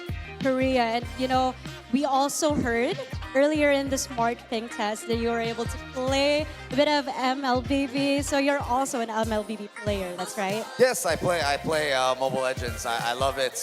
I play two characters mainly, Val and Terizla. So I can't play too many characters, but I am Mythic, and I play Val and Terizla the most. We love it. I know the fans are loving it right now that they also are hearing you're also a player and a fan of the MPL scene. And you know, Mark, here in the MPL, we have the Wall of Fame where we award various Filipinos who are experts in their field. And of course, we want the honor of you signing this plaque. Thank you so much. Awesome. Oh my gosh, I think Mr. Mark Mugen Striegel is the final one, at least for this season, to sign the Wall of Fame. We've had so much athletes already signing, and it's such a special moment to have Mr. Mark Mugen Striegel here in the Champions Arena. MPL Superfans, show him some love, come on. Thank you, everyone. Happy to be here. Looking forward to the rest of these matchups. Super exciting. Thank you, guys. And you know, Mark, your experience here wouldn't be complete if you don't say the iconic line, Palag Na To. So when we say Lakas ng Pinas, you say Palag Na To, okay? All right. Lakas ng Pinas, Palag Na To! Grabe talaga yung mga kasama natin ngayon sa Champions Arena. Thank you so much to our host. At nagbabalik tayo, this time, Brigida and Wolf, na nasa side ng Cavalry! Okay, ramdam natin. nating buhay na buhay sila, Wolf, ha? Oo nga eh. Palalong panalo eh, kanina eh. Ang ganda naman kasi nung start para dito sa Team Liquid Philippines. At alam natin din na ito yung expertise nila kapag nag-snowball sila. So I want to show a clip actually breaks about yun. Kasi nakita natin din sa second turtle, pumapalag ang Team Falcons pero nagawa ng paraan ang TLPH. Alam mo naman, pag ang TLPH ay nakahawak na ng early game, hindi na nakakabawi, kadalasan yung kanila nakatapat. So, ang mga naging crucial dun sa team fight na yun is going to be itong first pick na Marcel na makikita natin is important dahil siya yung magpapap ng golden hour para magulo itong pagka-turtle ng Team Falcons. Tandaan, medyo even pa yung game na to. And pagkagamit nga naman ng ating golden hour, alam natin hindi makaka-retrieve. Pero yung Falcons gumawa pa rin ng paraan. Like Ogwen, specifically, makikita natin sa dito banda na ginugulo pa rin ito talaga si Cartesi. Dahil utility jungler to at kapag na-zone at mo to in the early stages, mahirapan nga naman makapunta pa dun sa objective. Buti na lang, clash dito si Sanji para sa TLPH at kanya-kanyang laban na ginawa dito ng Team Falcons. Makita natin yung mga in and out from JP na tinulungan din eventually ni Sanji at ni Sanford. Tapos makakita natin itong gagamitin ito Marcel para back-kite yung mga Team Falcons and eventually makakuha ng tatlong kills. Mula dito sa clash na to, Briggs, nakuha na ng TLPH yung momentum sa laban at hindi na nakapalagpa yung Team Falcons. I agree. Overall, honestly, maski mula pa kahapon, parang nailatag na sa atin ni Master Ogun kung ano nga ba yung ideya dito sa glue pick na to. Even with the first 2 item builds na ginagawa niya, grabe talaga yung mga cavalry natin, Wolf, no? May mga pinapakita sila dito. But going back, ito yung kanina katabi ko si Hans Galleria. Kilala mo ba yun? Oo naman, si Idol. Isa siya sa mga pinakamalupit na glue users dyan at naging masaya siya na itong build na ito ay katanggap-tanggap na. Oo, na ginagamit eh. At habang sinusubukan ni Brigida na mag-stay on topic habang Okay. siya. Okay, tapos na. Lapit ah. Dapat ganun, okay. Dapat meron tayo nung camera yung pagdidikitin yung ganun. Pwede ba? Okay lang ba sa'yo yun? Ba't wala na yung camera eh? Kidding aside, papunta na tayo sa ating game number 2, Briggs. At ang importanteng malaman dito is meron bang nakahanda ang team of Falcons with this kind of composition around Team Liquid, yung mga utility junglers. Like, the Fredrin was picked up and we know for sure that Team Liquid really likes and can really utilize itong Fredrin in a masterful way.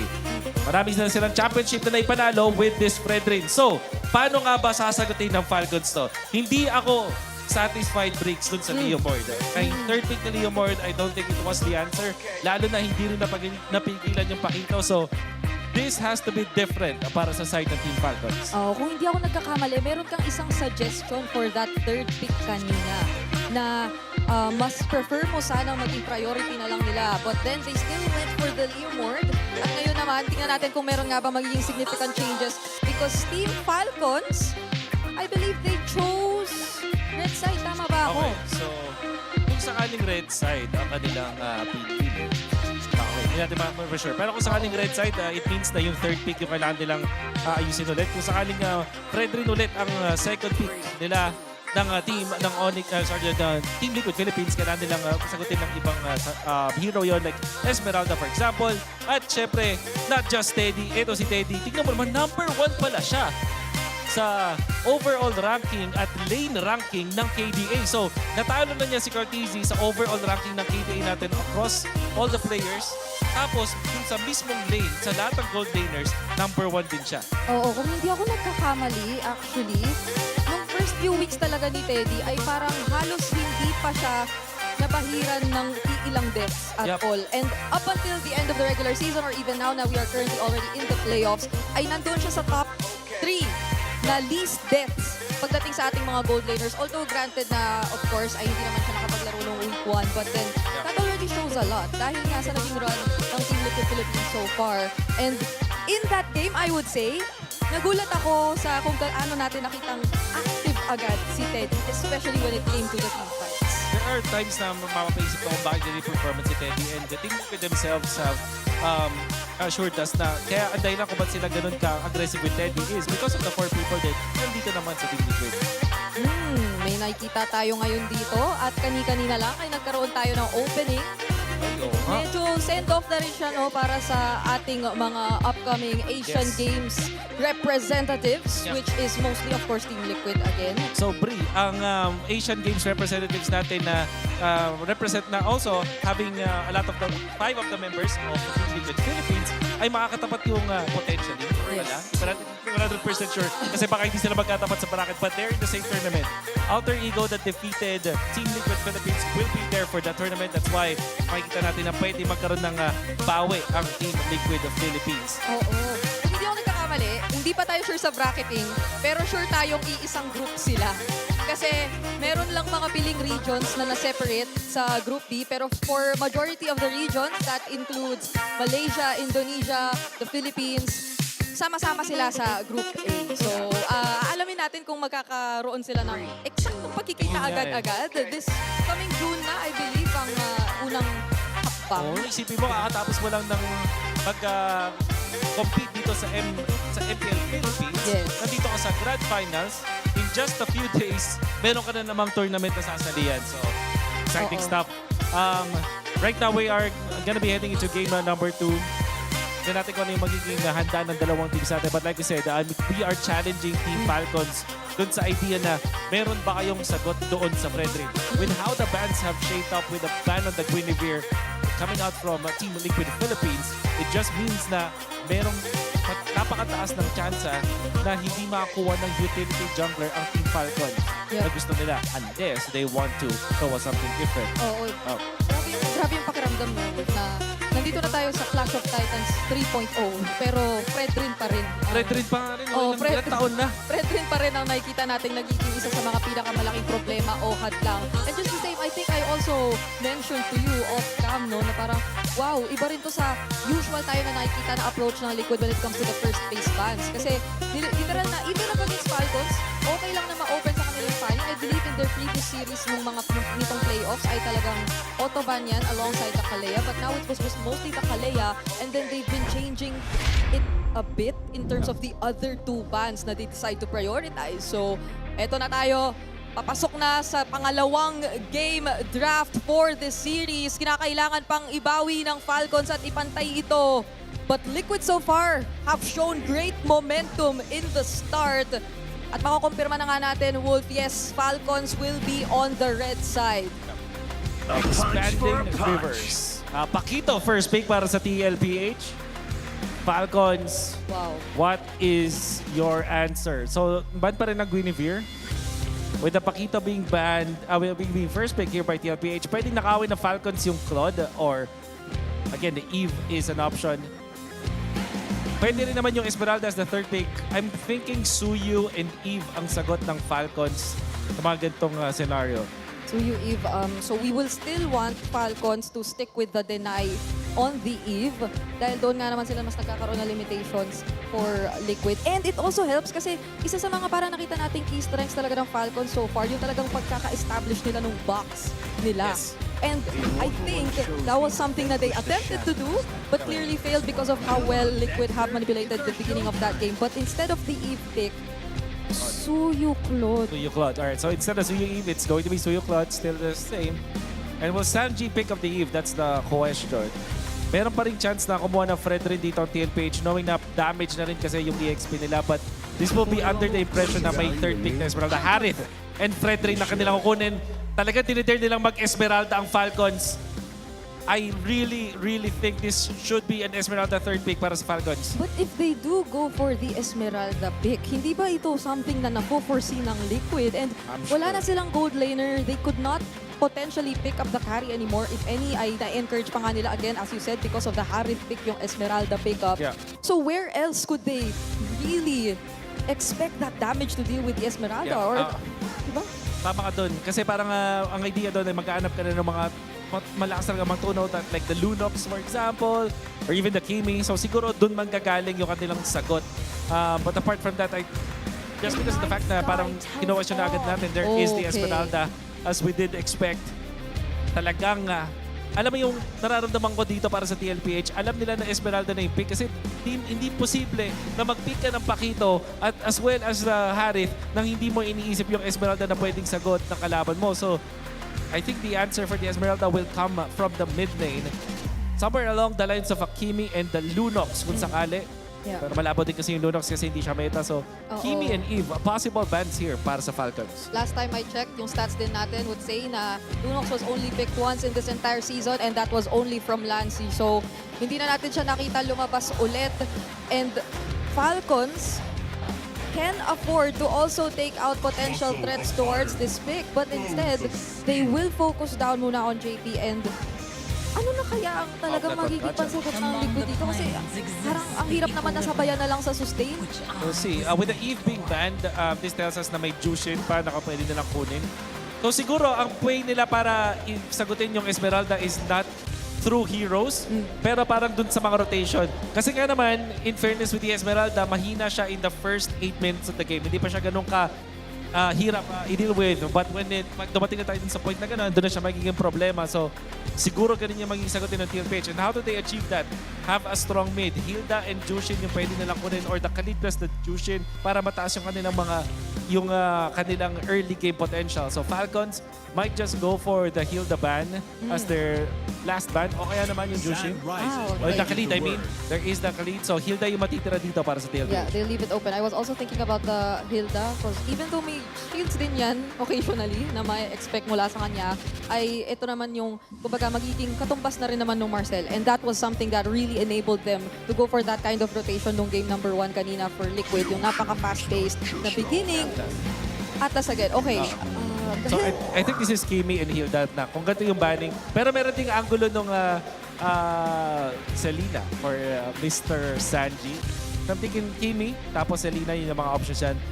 There is still the argument for the Zushin. However, Falcons gonna be looking for a flex pick dito. Pwede sila yung mag-Hilda, actually. Para nakawin nila dito. At the same time, there's the high loss that they can also pick up. But the benefit from the Hilda, nakita naman natin na pwede siyang gamitin sa XP at roam. Pero this time kasi may SB na sila. Yeah. So, nanakawin yung Zushin. Okay.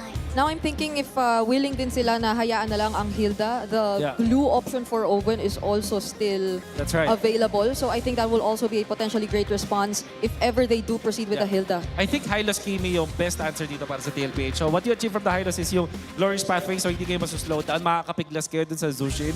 And additionally, yung makukuha mong damage from the Kimi, eventually magiging enough siya against Esmeralda. At maganda pa sa Kimi, strong lane siya up against this Zushin. Right? So I feel like this is the answer for TLPH. Siguro yung outlier dito is high loss plus the Selena. And the glue as well. Oh, they get the glue! And the Gord pa rin. Interesting. Okay. So this leaves them susceptible sa Hilda from Ogwen. Especially because they just picked up this Gord. So parang pwede nilang constantly guluhin dito. I can only imagine kung ano ang magiging stress na pagdadaanan mo with the Hilda Esmeralda. Potentially trying to always break your formations as Liquid, considering that they've picked up this Gord, which is again a very positioning reliant mid laner. And you have all these high mobility heroes that Falcons have picked up so far. This is so interesting kasi parang mag-rely na lang din sa damage ng TLPH sa kanilang mga windows of opportunity. Oh! Okay. What is that? That is... Badang. Oh, okay. So, di ko kasi kita from dito. But it's the Badang, which is generally good versus the Gord. Alam mo, ito ata ang game na maipapanalo ng Falcons from the early up until the late game. I think their draft is complete. Wala yata masyadong makakahawak dito sa Esmeralda. The only threat is the Gord in the early stages para sa Falcons, but they have the Badang for that one. So, I'm gonna give this game to Falcons. On top of the fact na majority of the damage, I guess you would really expect in terms of magic muna sa side ng Team Liquid Philippines. So, naririnig ko na ang side ng Falcons! Excited na ba kayo for game number 2? Paano naman ang Cavalry? Ibato na natin sa ating mga casters. Here we go, game 2 upon us. Team Falcons got smacked in the face in game 1. This draft, I have to agree, should be able to go ahead and solidify a win here in game 2. And I have to say it too, man. As a Gord main, I'm a little scared of this lineup that Team Falcons brought. Yeah, theory on paper, very good. double support emblem, you get one of the XP, one of the Badang, so they get way much faster cooldown reduction at the same time. Shields for themselves. Ooh, that right there. Good aggression in the mid by Ogren and Haji, knowing that they have the prio. But then how well will Falcons fare for Turtle 1s to 2? Because that's where they got trumped in the last one.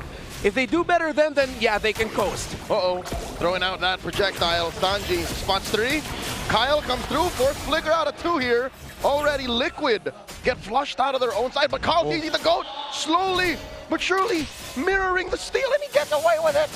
Oh, he gets away with it too. Oh, and he got that. Got that too. That's not good if you're Team Falcons. They spent way too much time trying to mirror what Carl Teasy was just doing freely, right? Yeah. You can see that kind of minor delay is going to have an effect on Kyle for now. Which is why I thought that after that Golem invade, Kyle would go to his own Lizard so that when he could clear Lizard, get Orange, then get Beetle, that's when he'll hit level 4. But, well, he decided to turn his rotation around. Then again, the Turtles spawning here.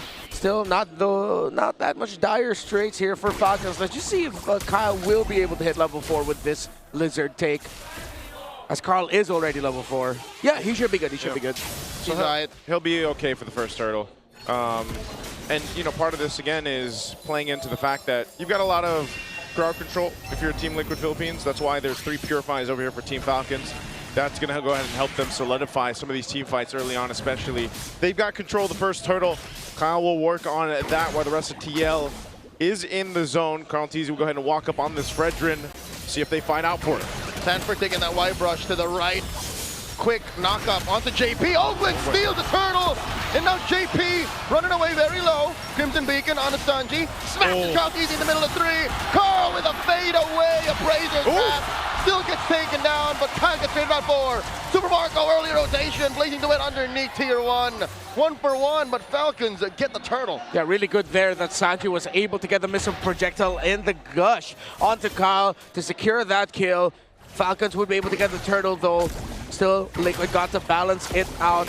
The EXP lane Flap had to rush the Dreadnought armor because he is backing the support emblem. It's good, but the bad thing is you're not as tanky. You're very squishy. You get faster shields, but the Paquito can delete it. Whoa! Speaking of, Sanford comes through. There's the crack and the punish from Falcons as Ogwin takes down 40. I'm glad to see the Badang in action here in the hands of Ogren, who suffered a whole lot in game 1. Now he's up 2-0, helping the tempo with this lineup from Team Falcons as they continue. Flap right on Carl Teasy's face. He knows how to play against this Fredrin. Appraiser's wrath, but still Flap wants more. Yeah, just sending him back. Kyle will be able to get the Beetle here. Carl still makes it to his orange. So looking at the draft picture, wait, Ogwen. Oh no. Mounted by Daddy JP, flickers back, some shields, keeping him topped up. He's taking Daddy JP all the way this deep. And now Ogwen gets a shield, survives. Crimson Beacon from Haji. Flap dancing around, JP will live. Yeah, he knows he can survive, so that's why JP just went all the way there. He still had his flicker. 25 seconds until the next Turtle. Kyle needs to regen some health, get his own buffs down. Carl Teasy. I think you have to watch out for mainly the Gourd and the placements of Haji on this Juicin. My eyes are on the 2 mid laners heading into this next Turtle. Well, of course, watch out since it is spawning closer to the gold lane. Teddy and Super Marco can join in the fray. Could become a big 5v5. I like what Wolf was mentioning in the draft, and you know, again, I know for international viewers that's in Filipino, but what he did mention is that there's no way for TL that they draft those first, you know, heroes that they had in the first phase that are so shield dependent. You got an Esmeralda across from you. Is the Gourd the plan to go ahead and help deal with this? Is there something else to deal with Flap? Before you answer that, here's the fight. Kyle jumps on to Sanji. Sanji brings out the ordnance, gushing through. Carl secures the Turtle, but Sanji falls. Kyle gets him. And there's a wall put up, a crack, and Kyle just barely sidesteps away, but Sanford finishes the job. Liquid are pushing Falcons once again to fight, goading them into more aggression. Yeah, to answer your question, Team Liquid Philippines definitely gave that, knowing that they'd be going up against an Esmeralda. It's just, if you look at the firepower of Liquid, there's a lot. That despite you being able to make a lot of shields as an Esme, the only other pick that's stopping Sanford is the Badang. But the Badang also has to mark, well, the Harith, the Gourd, even the Glue in some ways, but mainly the Fredrin. that it's not like the Kufra Esmeralda game they had against Onyx Philippines. It's a little bit, just a little bit easier for Sanford to get crafty with the angles that he's approaching from. Yeah, this is another thing too. Both gold laners have essentially been able to go ahead and do what they need to farm up. They got an assist, of course, throughout that last team fight, but still they're neck and neck in terms of farm here. We'll see how they play in part here, because especially for Super Marco, you know, he's got his DHS. He can be there for the next turtle. Both gold laners can, as we see this breakout. But another thing too for Team Falcons is this is that lineup, similar to what we were saying, where that lineup in game one, they should have played, you know, maybe a little bit slow, but they just didn't get a chance to. Well, this, I feel like they're keeping the pace under control against Team Liquid, and that's the best case scenario for them with this kind of lineup. It's just more so also, Kyle gets caught up, and here comes Ogwin to save him. And now Haji responds as well. Carl Teasy put down to a third. Crimson Beacon. Carl Teasy dashes back. Close call.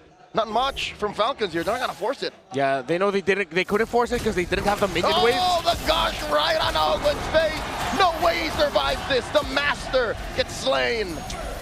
Did they not expect that there would be members of Liquid there? Because they just committed a big four-man. Most teams already know that there are going to be bodies. I know he was checking, but you're up against a cord. Yeah, this is the problem, right? This is what we were talking about, is the amount of crowd control that you have. And again, you have Fear Flies, but if your flicker is gone, Ogwin gets punished. So what that results to is the last turtle going in the hands of Team Liquid. The gold lead's going to shift, although it is just pretty minuscule. It's nothing too big, but TL, you'll see them start to go ahead and put pressure on the side of jungle for Team Falcons up to this point. Flap and Kyle, though, they want to go for this tier 1. Oh, looking for that surge. It looks like 40's happy to just waste time here. Super Marco gets taken down.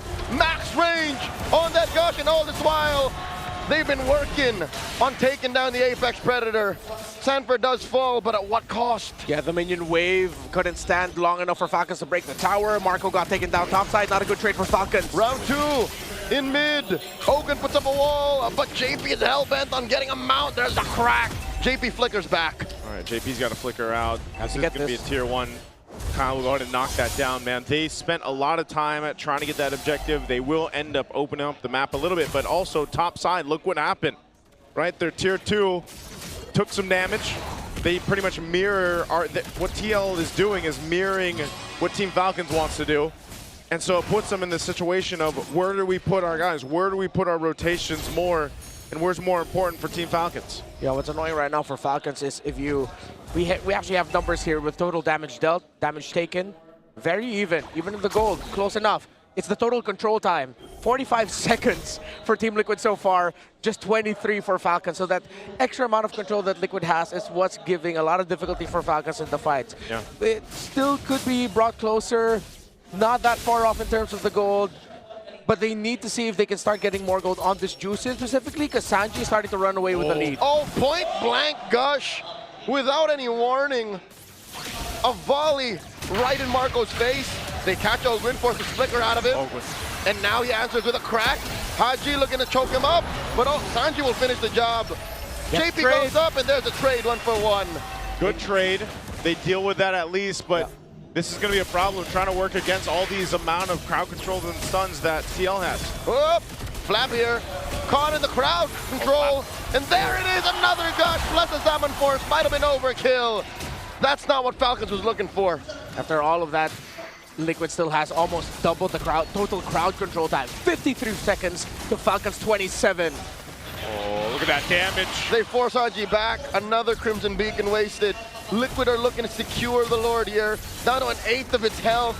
Kyle looking to steal, go through the back, and Carl Teasy gets that Lord to wear a Liquid jersey. This is the problem. Oh, Ogwin in trouble again. He's caught between the walls. Salmon Force plus Gush.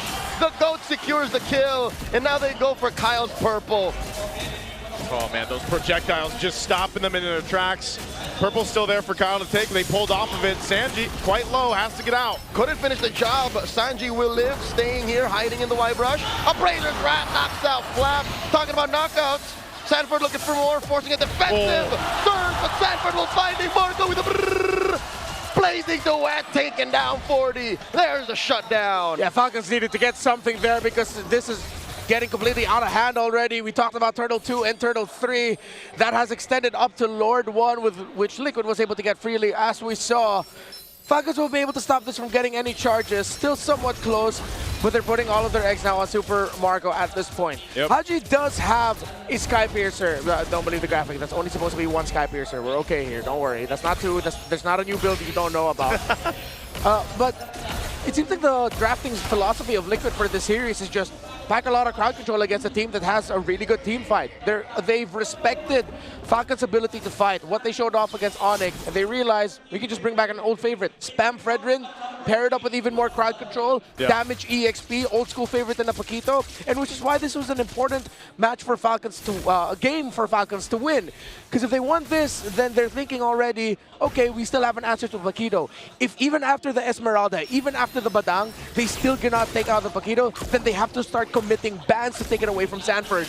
Yeah, they won't want to take that away. They're trying to hold on to what they can in their base here. But this is the thing. Now you got a Divine Glaive. Another projection plus gush combo puts Flap at half.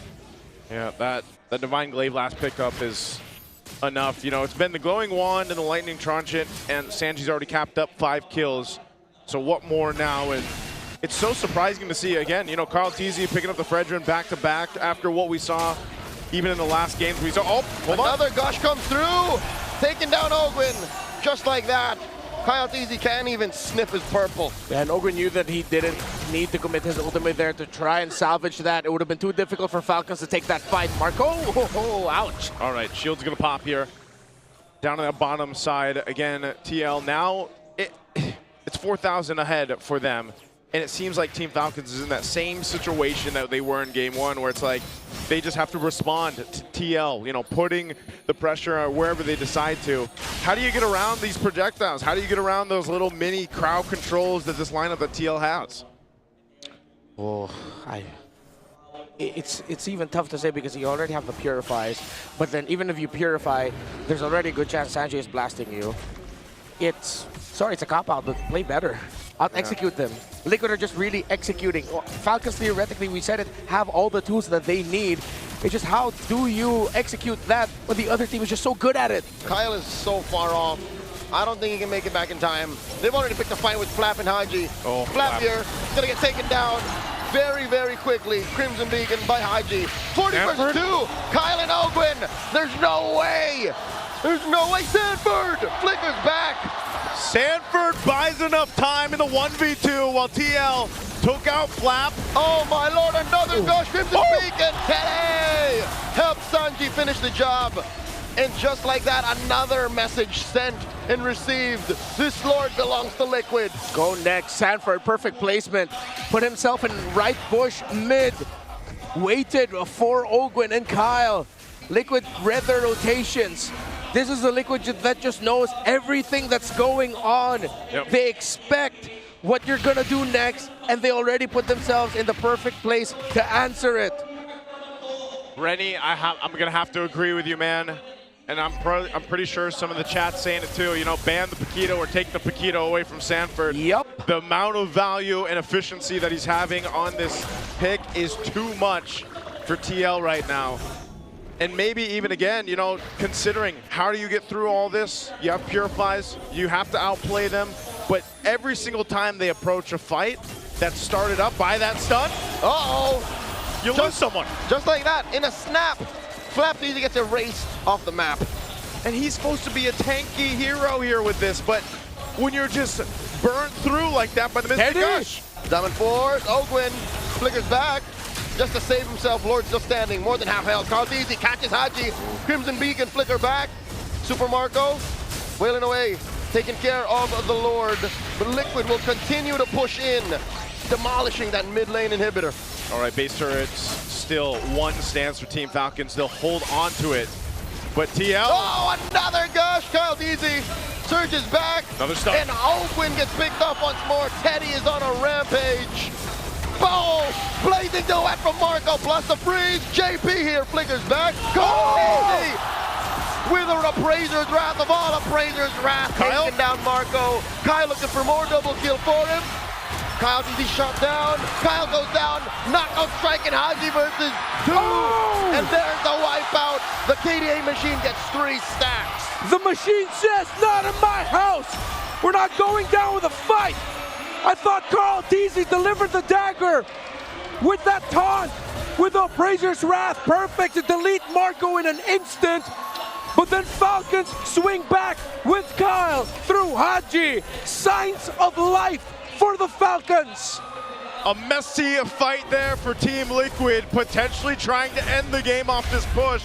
Look at the replay here, how this planned out. Winter Crown blazing duet. When he gets out, the taunt is perfect. And with all the damage Carl Teasy took, it is an instant delete on the Claude. But Kyle went in perfectly. Since Teddy already committed the Zaman Force, when they went for that initial push, he didn't have it. And then Falcons just countered through their juice in, which now has 3 stacks on the Skypiercer. A millisecond of hesitation would have led to this ending right then and there. But Haji said, nah, not like this. From red side last night, starting game 4. No, game... Yes, game 4. 4, yep. Yep, they started to clap it back. This could be that. Hey, Renmar, I think they just went with the, what we mentioned, they just got to play better. Well, when that team fight, they played better. But this is the problem. The Lord still controlled by Team Liquid. Does Team Falcons take that? Do they just defend and they're going to try to get a range here? Haji looking for the choke out. Oh! He comes in, gets deleted. He was hoping on a dream and they're a man down. Ogwin gets mounted by Daddy JP. Oh, the timing with a Mystic projectile was on point to take out Kyle. Ogwin is out. It's a 3-man defense for Falcons. Liquid can smell it. Liquid are slowly galloping towards their base. Endable. Yep, they got a wave pushing in. They're going to try to defend. Gush forcing out the Crimson Beacon and Sanford takes down Haji. The base is up next. Marco with a blazing duet, a Hail Mary play. Minions get wiped out, but Liquid takes down Flap. And just like that, Liquid take another 2-0. Hope looked bright, but Liquid decided to stampede the Lord. Falcons looked at the macro too much, and that moment of hesitation cost the Falcons. Liquid go up 2-0. Man, it feels like Team Falcons is trying to learn to fly in this series. You know, game 1, devastating. Their wings weren't working at all. Game 2, they had a little bit of a twitching in the wings, but it's just not enough. If they want to get flight, they want to get some altitude, they're going to have to fix some of the choices in the draft. Maybe potentially, like we mentioned, even take away the Paquito or some other heroes from TL. Joseph, they're running out of time. Why does it have to take a whole game for them to calibrate to how well Liquid executes? I think it was just, again, a difference in micro. It really is micro that Falcons don't even get a chance to flex their macro. It's not micro in the sense of we're just talking about fighting here. It seems like everyone knows exactly what they need to do, where they need to be. MVP on this Gord, I'm so happy with how he controlled Falcons, projectile after projectile. That first trade wherein his Gush was able to take down Kyle after Falcons took down Carl was actually massive in the big picture of it all for the early game. And then we saw how it ended here with his projectile being the one to stun Kyle when he decided to enter trying to take down that Lord. Man, not only that, but also just the amount of... I didn't see the final count, but when I looked behind for a bit, I think they were around 90 crowd control. Is it second? Is 90 it seconds 90 of crowd control all in all. To Team Falcons, about 40. And again, those little minor stuns, those little mystic projectiles that is thrown out with the Gord is what makes it so devastating. You know, even though it's a small stun, like we saw when Kyle, you know, you're looking for the 50-50 when it comes down to the retribution. Brother, you're stopped in your tracks, you can't make it happen, and at the same time, your Mystic Gush down and gone. That's a problem to deal with that we saw Team Falcons trying to solve throughout this. And it was really good positioning from Sandy. Yeah, the best Gords that we've seen this season are the ones who played like a Farsa. Not afraid to use that feathered airstrike, whether it's the clear lane or just poke, set yourself an advantage. While for Sanji, it was get that kill. My advantage is I'm dropping a body. I am stopping a body, and no one's gonna get to me. Yeah, he just played this Gord game so well in game number 2. In hindsight, the way Gord fits into the metagame now is like getting a Farsa with a bit of Selena in it. That's long range crowd control that is relatively low committal. And I think that's the problem with Falcons lineup is it's very high committal. Like for you to do anything, you have to be sure about it and go elbow deep. Yeah, that's why we saw the glimpse of hope with the base defense, because Mark goes like, I'm gonna go with this, I got my winner crown, let me make something happen here, you know, and then Kyle also had to follow through with that. Which is why I've going back to what I said earlier in the game, where it seems like the philosophy for Liquid is to just pack as much crowd control as they can. Because this is obviously them looking at their opponents, seeing how they were able to get through Omega and how they were able to get through Onyx. They realized the threat of the team fight of the Falcons, so they pack crowd control. And not only that, they're out executing them. If you're executing perfectly and your lineup has way more crowd control up against a lineup that is, as you mentioned, very committal, would always want to max out their all-ins, then the math just doesn't add up for the Falcons. It works better for Liquid. Even in a prior metagame, even in their first two in the back-to-back, possibly three-peat championship runs, when you say Liquid Stampede, you imagine crowd control, Fredrin, Zushin, Arlott, Moskov. Like, these are all the heroes Liquid are good at. It's more than just answering to what Falcons does, it's just who they are. Yeah, and that's why it's, you know, it's interesting to see, again, where Carl Teasy has ended up now 2 games in a row on the Fredrin, but you're reminded why they, you know, they become experts at these utility picks like the Fredrin, like the Boxer, for example. And it's so consistent, it's so steady to see this from Carl Teasy, and it provides so much for the team to go ahead and work with. Because you can control your space, you can control the way you want to go ahead and take some of these objective fights, and at the same time, you're reminded as well just how strong an energy eruption is. You know, that little taunt, that little, even the Appraiser's Wrath, man. The ability to go ahead and get some of your health back and just kind of surprise factor with the Appraiser's Wrath amount of damage. It works so well with Team Liquid's kind of concept right now. So I'm wondering, even going to Game 3, going ahead of us a bit, are they going to change it much, or do they even need to? For Falcons or for Liquid to change? Oh, Falcons for sure. Falcons, they need to change. Liquid, honestly, if we end up seeing a full sweep here and it's just 4 games of Carl Teasy playing the Fredrin. How are you going to feel? How will you feel? Bro, Snap and Aeon, I'm gonna have to ask them, like, yo, coach, you're gonna have to share me some of that knowledge. Some of that knowledge. I feel like this is Coach Aeon and Coach Snap's doing. Like, how they've drafted so far in these 2 games, their preparation for it, their philosophy about it. This feels more of like a coach-led draft than a player-led draft. But I'm pretty sure, of course, the gentlemen in Liquid Philippines work together with their coaches, but there's just something about it. You mentioned how this is very Liquid, even in the start of their what is on the way to being a potential 3-peat, that Coach Nap and Coach Aeon saw that and said, let's see if we can make that work in 2026. Right now, Team Liquid, they're definitely hydrated. They've probably got SIP, which is purified water. It's filtered through volcanic rocks for a crisp, clean taste that quenches like no other. Quench that thirst, take a sip, because I don't know what they're sipping on in Team Liquid, man. It's SIP. It's SIP. It's SIP. There's something else. You know what they're sitting on? What are they sitting on? They're sitting on the Max 5D on stage. There it is, Max 5D on stage. That's not what we're sitting on, which we were, but we've also got some TT Racing chairs here. That's clever engineering, keeping these teams locked in. And grab that code while you can to get a discount. I know there's tons of TT Racing out there available because it's brought to you by TT Racing Philippines. We have your back. There it is. Max 5D. I've yet to sit on one. Maybe I sat on one once all season long. Hey, you know what? History's also in the making here right now, not just with this match, but also the first ever MCGG Crew Clash has officially kicked off, and the competition is heating up. That's right. Your favorite KOLs are locking in their crews right now and clashing head-on for the ultimate bragging rights. You too can get in on all the action. There's a QR code on your screen. Scan that to support your favorite KOLs and get a chance to score massive rewards. Let's go. If you guys haven't joined in on MCGG yet, you're falling behind. You Magic Chess, Go-Go. Magic Chess, Go-Go. It's so fun. And you can also play it on your PC. I've been telling that too to people because they didn't know that they don't have to emulate it anymore. Like, you know, it's got its own software there. Now, also the Smart Power Pose. We got Sanji here, the MVP on the gourd. Go ahead, bring your game face on for your Smart Power Pose. You know what I noticed too in the audience? There is a lot of people that bought the Liquid jackets. They have to be sold out. It's a racing jacket. It's a racing jacket? Yep, it's cloth. I thought it was a windbreaker. Oh man, I thought it was a windbreaker too. It's not. So is it kind of light in the, you know, the hot air, or no? It's heavy. It's heavy? Yeah. Well, they were thinking ahead. They were. Even before Paris was announced. Yeah. They knew. They had an inkling. Those jackets will be so ice cold. Like, you know that saying, ice cold in Paris? Like, they're gonna look clean. It is. They will. Ice cold. You know what else, super fans? Did you know men are 5 times more prone to dandruff?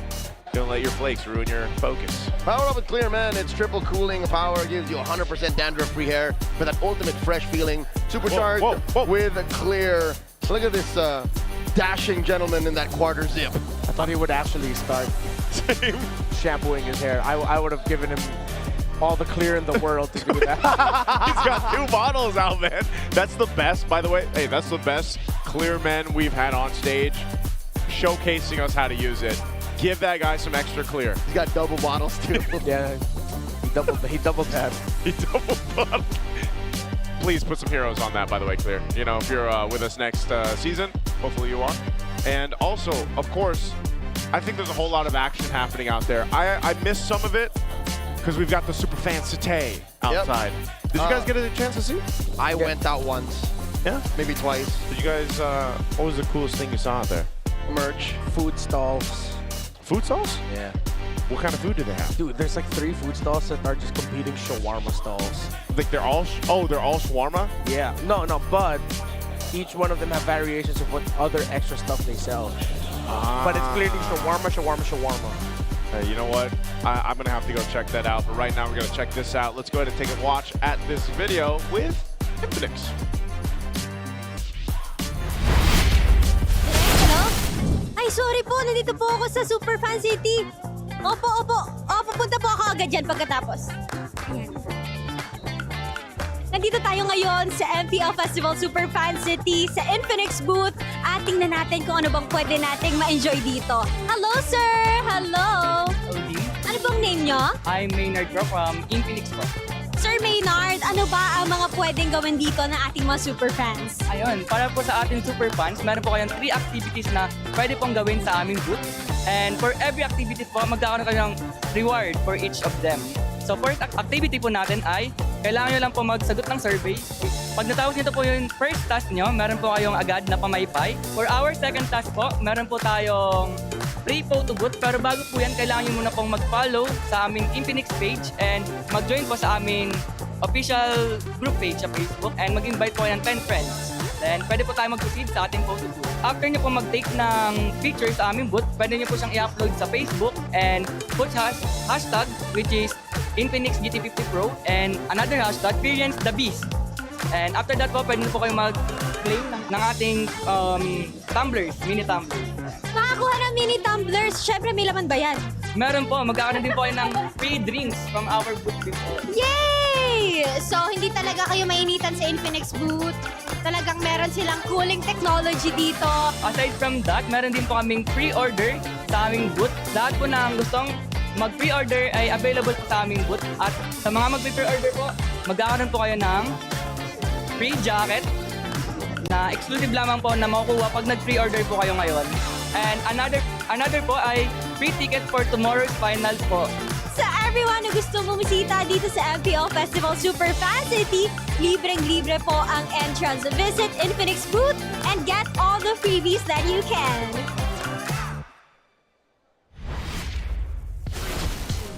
At yan ang nakita natin sa labas ng MPL Festival Superfan City. And right here with us is the champion of Infinix Fancy Laban, Sonics! Hello, welcome here on stage. Ipakilala nyo naman ang mga members ng inyong team, your IGN and your roles. I'm coach, assistant and analyst coach ng Sonic Fancy Laban. I'm Charles D. Rios Bar. You can call me Sano Rios. And my IGN po is Rayuna. I'm manager of Team and I'm Check and jungler of Sonic. My IGN is Topo po. And gold laner po ng Sonics. I'm Amir Ong po, mid laner ng Sonics and also the team captain. DJ Del Rosario po, Romel po. Siegfried Gomez po, XP lane po na Sonic. Iverson Ginagaspi, Evia, and head coach po ng Sonics. Wow, congratulations to Sonics Katalo nila ang defending champion ng Infinix Fancy Cluban. At kumusta? Ano ba yung naramdaman nyo? What was going through your mind nung nanalo kayo sa Grand Finals ng Infinix Fancy Cluban? Gusto kong tanungin si Check kasi napukaw niya ang aking atensyon sa kanyang IGN. Sobrang saya po kasi nung early game, loging-logi po talaga kami. Tapos sabi na ng mga kampi ko, item lang tol. Yung gold na namin yung bahala. As long as maprotektahan ko po yung gold, ay na po yung winning condition namin. Wow, 2-0 sweep yan, Thea. And check. Speaking of, sabi mo nga na early game kayo, but it was a 2-0 sweep and mahaba yung naging journey nyo. Pwede nyo bang ma-describe kung ano yung naging preparation nyo going throughout the tournament? First 2 games po is na-earlyhan po talaga kami. Pero ang sinasabi po namin sa bawat isa is tiis lang po dahil ang mga hero po talaga namin is pang late game. So composure lang po and tiis lang. As much as possible, wag po magpabawas ng tower sa kalaban. At ang tiis na yan, Thea, ay nagbunga. Dala nila ang kanilang trophy as the Grand Champions of Infinix Fancy Cluban. At pwede ba namin malaman ano pa ba yung mga nakuha nyo aside from the trophy? Kasi nakikita natin yan, hawak nila ngayon.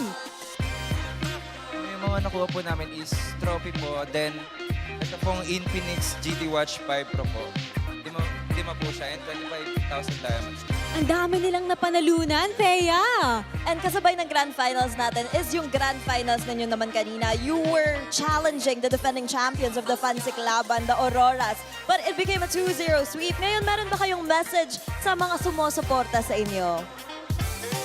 First po, thank you po kay Lord kasi sinamahan niya po kami throughout this journey. Talagang prayer po before the game. And thank you po sa teammates ko dahil sa efforts, kahit mainit po yung venue and ayun po. Thank you po sa lahat lalo po sa Sonics family. Thank you po. Thank you so much once more to our Infinix Fancy Cluban champions and for representing Onyx Philippines and their community. Once again, give it up for Sonics! At sabayan nyo kami i-throw natin para sa next segment. Pag sinabi naming lakas ng Pinas, sasabihin nating lahat, palag na to, okay? 3, 2, 1, lakas ng Pinas! Palag na to!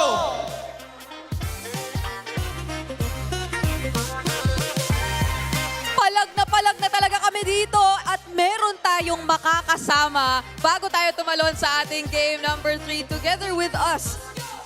Wolf, pwede ka bang magpakilala para sa mga hindi nakakakilala? Ako nga po pala si Dian, dating player ng Echo noong season 11.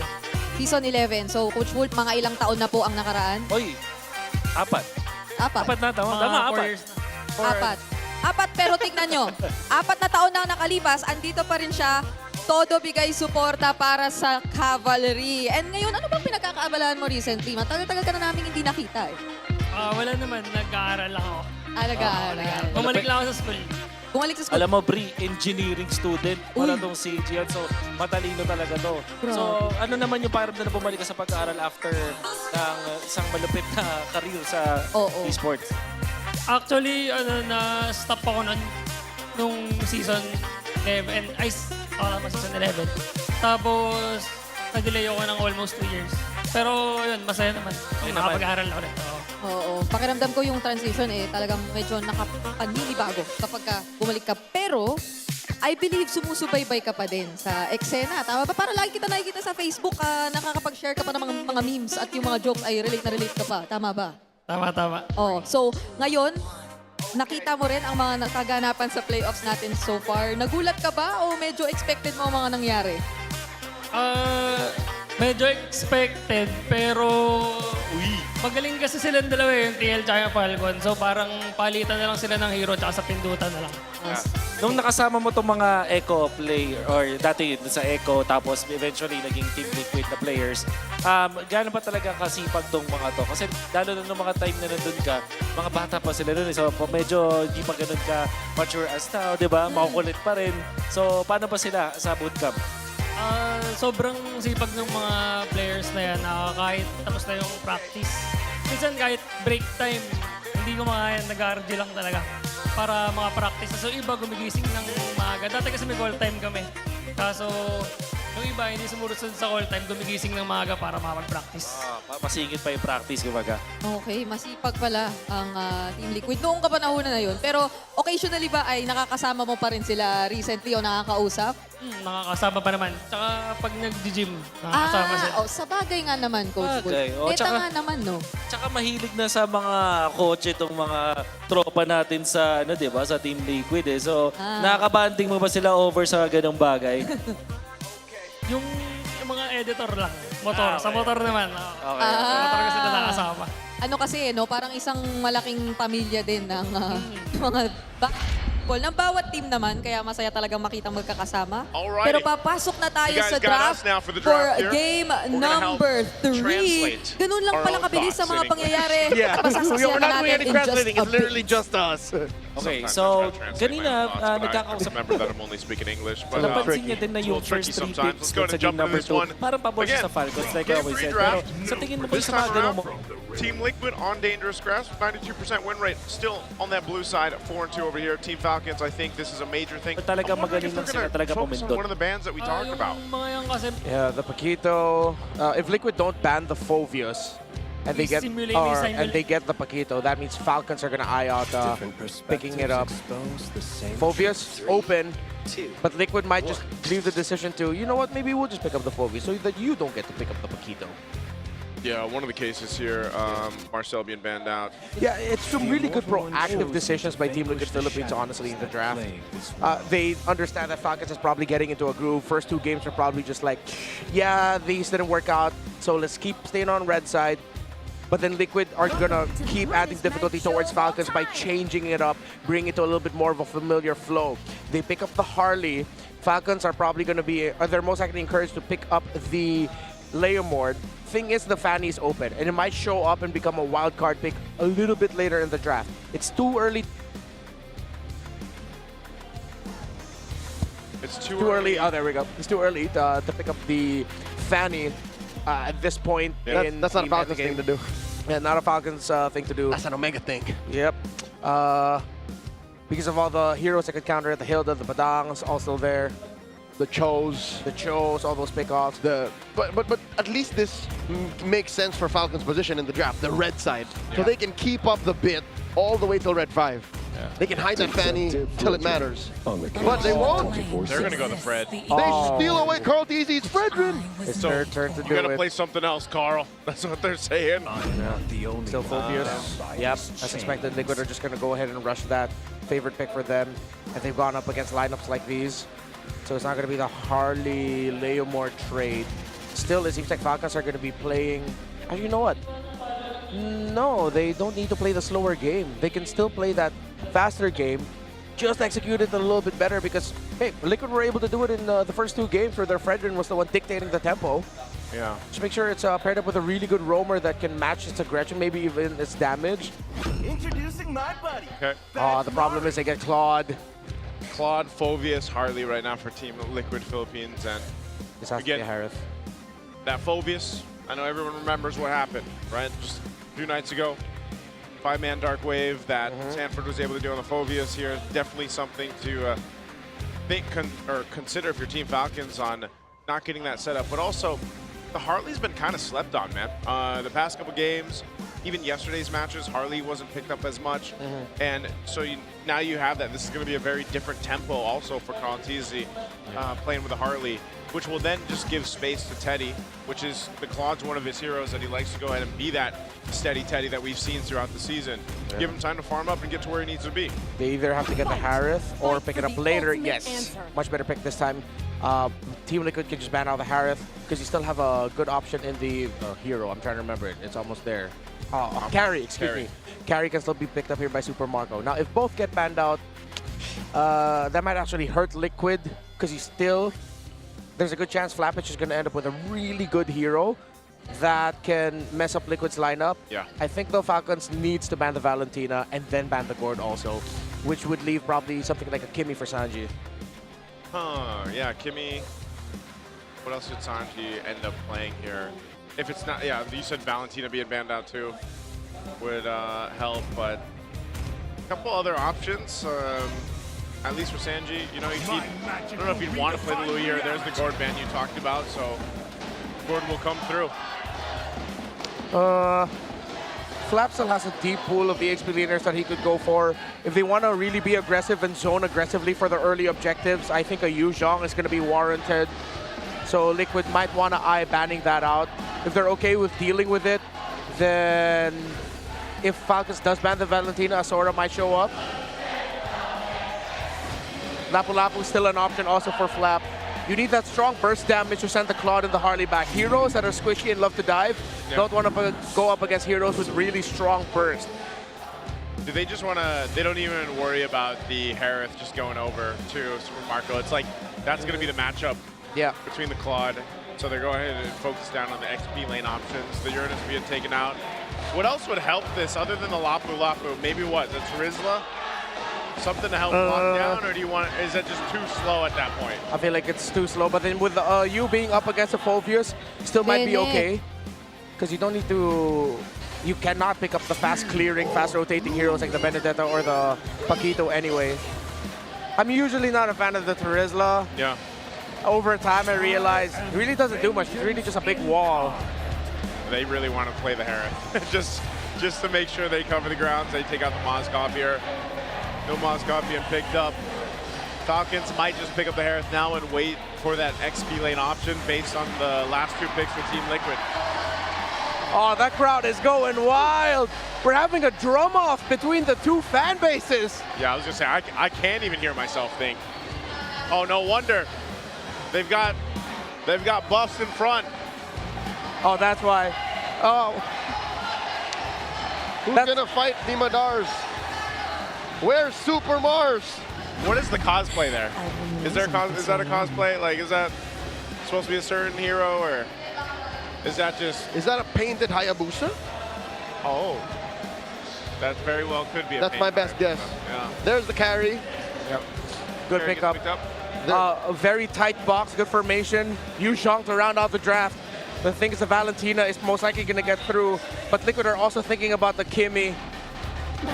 Tough choices here for Liquid, but they go Juicin and Hylos together. Sanji looked very happy with the trade that they got in the center. This is, I think they're very well capable of, because of these picks, fighting into the real world manipulation if they want to. Alice actually still open. There's either the Alice or Yu Zhong for me. I just, for Falcons, they need big AoE, really good dive. Oh, even the Sora's open if they want even more damage. With no threat of a Valentina. Yeah, with no threat of a Valentina over there. Still, some players are not that fond of picking up the Sora against the Phobius. That's right, I was just gonna say yeah. so. I prefer the other two. I would rather Alice or Yu Zhong. Just clear straight lines through the back. Yeah. Unless that Hilda's already going EXP, but up against the Phobius.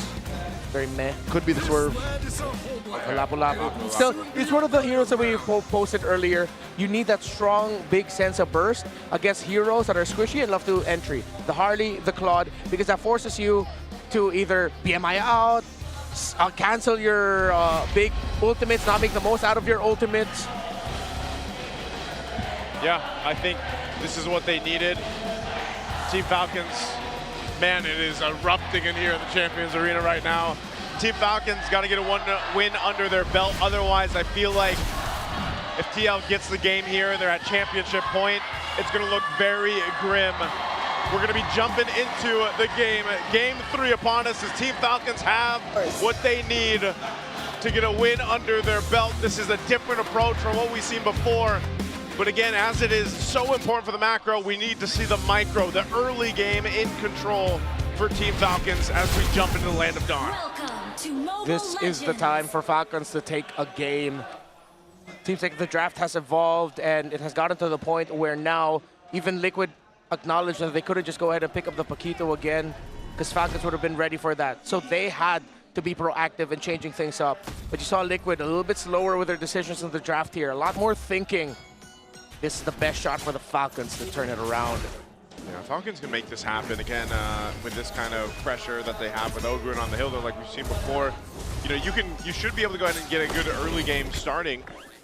Not only that, but allowing Super Marco to, wow, they're already duking it out. This is what we've seen actually between the gold laners in the current meta, just doing their own thing, fighting each other, potentially going for the 1v1 plays like we've seen early on. That's not going to happen here. Flap, like you mentioned with the Lapu Lapu, going to be pretty big here. It does get the XP.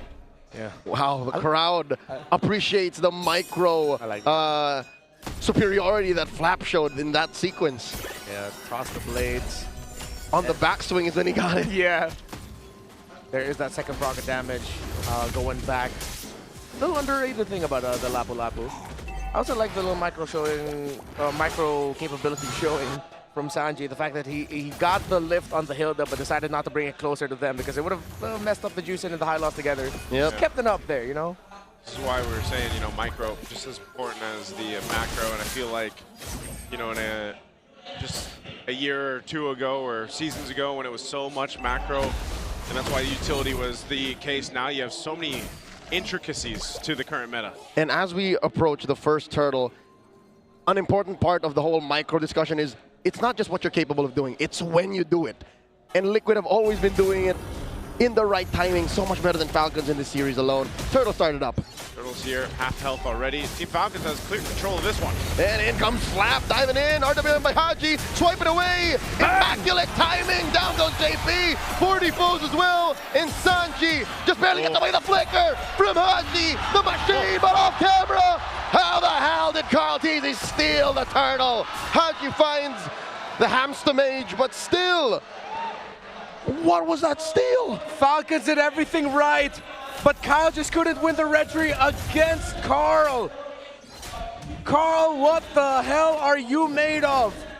Goat milk, it looks like. Okay, man, he's made of using this, the real cool in beast moves. Our Infinix hand cam for the GT50 Pro. Helps him secure it, but also part of this, again, this is the elusiveness of a Harley. You're able to go ahead and even if your team fight is not there, you have a chance to go ahead and space on time through, get that retry off, make it happen. He's so sly, he's so cunning. Yeah. He didn't even die. He didn't die. Since the cooldowns were kind of off, it seems like Kyle uses Retribution way after the fact. So I was thinking that maybe Falcons just said, don't try to retry the turtle, maybe try to last hit it through your skills, but then use your retry to slow down Carl and try to take him down instead. Which is, in hindsight, a micro mistake. Yeah. Like they just should have kept it for the big one. Yeah, I think they were a little bit too greedy in making sure that they could get a kill on that Harley to stop the tempo. Is it devastating to the point where they've lost the early game? No, they're still in control and they will still have the same resultant advantage for the next turtle since they spawns in the bottom side. Yeah. Whoop. In comes Kyle, compromising JP. There's a taunt. RWM coming up. JP goes down. Lazy whip by Teddy. But Marco does not back down, and Marco might get taken down here. Oh, the flicker back. Marco barely lives. Good use of the flicker there to stay alive. Great rotation from Team Falcons to make a move up top. Yeah, the important thing there was JP eating up all the damage. Because Falcons used their combo to take the high loss down, I believe the taunt coming in from the Fredrin was just not available. They didn't even have enough abilities to chip away at Teddy, and he gets away scot-free. Turtle number 2. Yeah, just again with this Haji on the eve, so on point so far. Second turtle gonna be up. Oh, Flap round 2. Dives in with the Bravest Spider. Looking for one. Already used a Crimson Beacon on Sanji. And finally, the retribution is good for Falcons. We'll secure the objective, looking for a fight here. There's the Glorious Pathway. JP disincentivizing forward momentum from Falcons. Up top, though, there's a duel. Carl Teasy dropping that deadly magics on Marco. Marco holding its ground. Oh, the river is up. Carl Teasy will have a space escape, but Hilda's there. Oh, I thought that Haji would be going with him.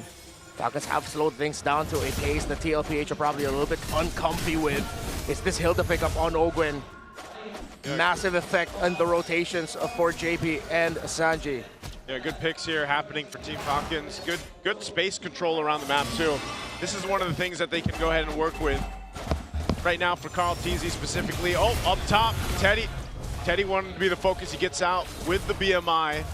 So he's safe for now. Now Team Falcons, this is the first time in this series that they've had this kind of lead Let's see if they can maintain it across the board. Let's look at the items falling into place. Yeah, Radiant there for Fredrin and a Hilda. So the damage and pokes coming out of Cartesius Harley that just got the Genius one. 5 minutes and 40 seconds later, Super Marco will be able to get the tower up top.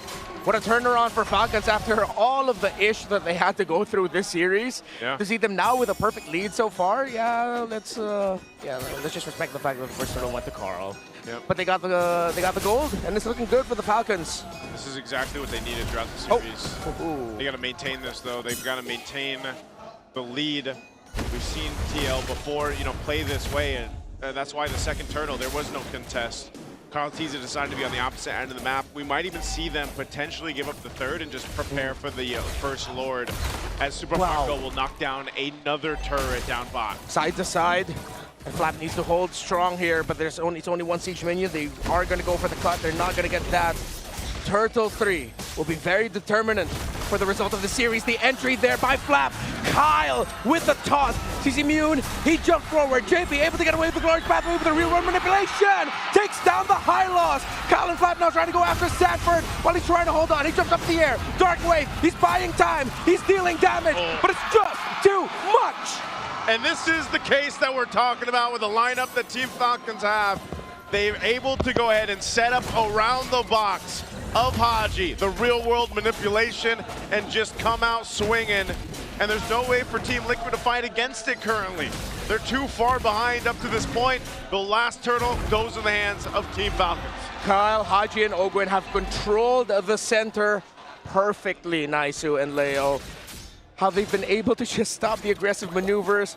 JP and Sanji were happy with this juice into the high loss pick, but they were probably thinking about it also from a sense of a counter perspective. How do we counter this Hilda, the aggressive rotations? There's just so much peel right now for Haji's Eve and for Super Marco's carry. It's a strong front by Falcons. Which is allowing them to make smarter decisions in the times that it matters.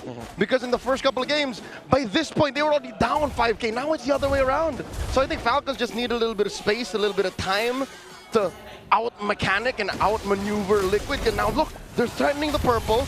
In comes Kyle. Open up to the front, and the retribution is good. Kyle takes it. Taking resources away.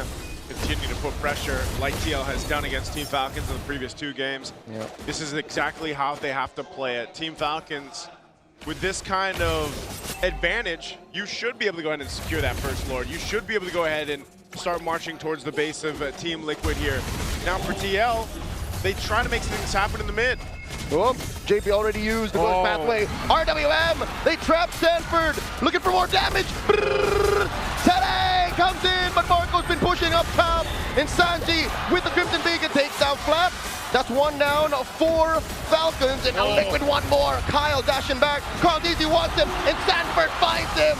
Make that a 2 for 1, a 2 for 2, and today takes down Marco. Haji will not survive this.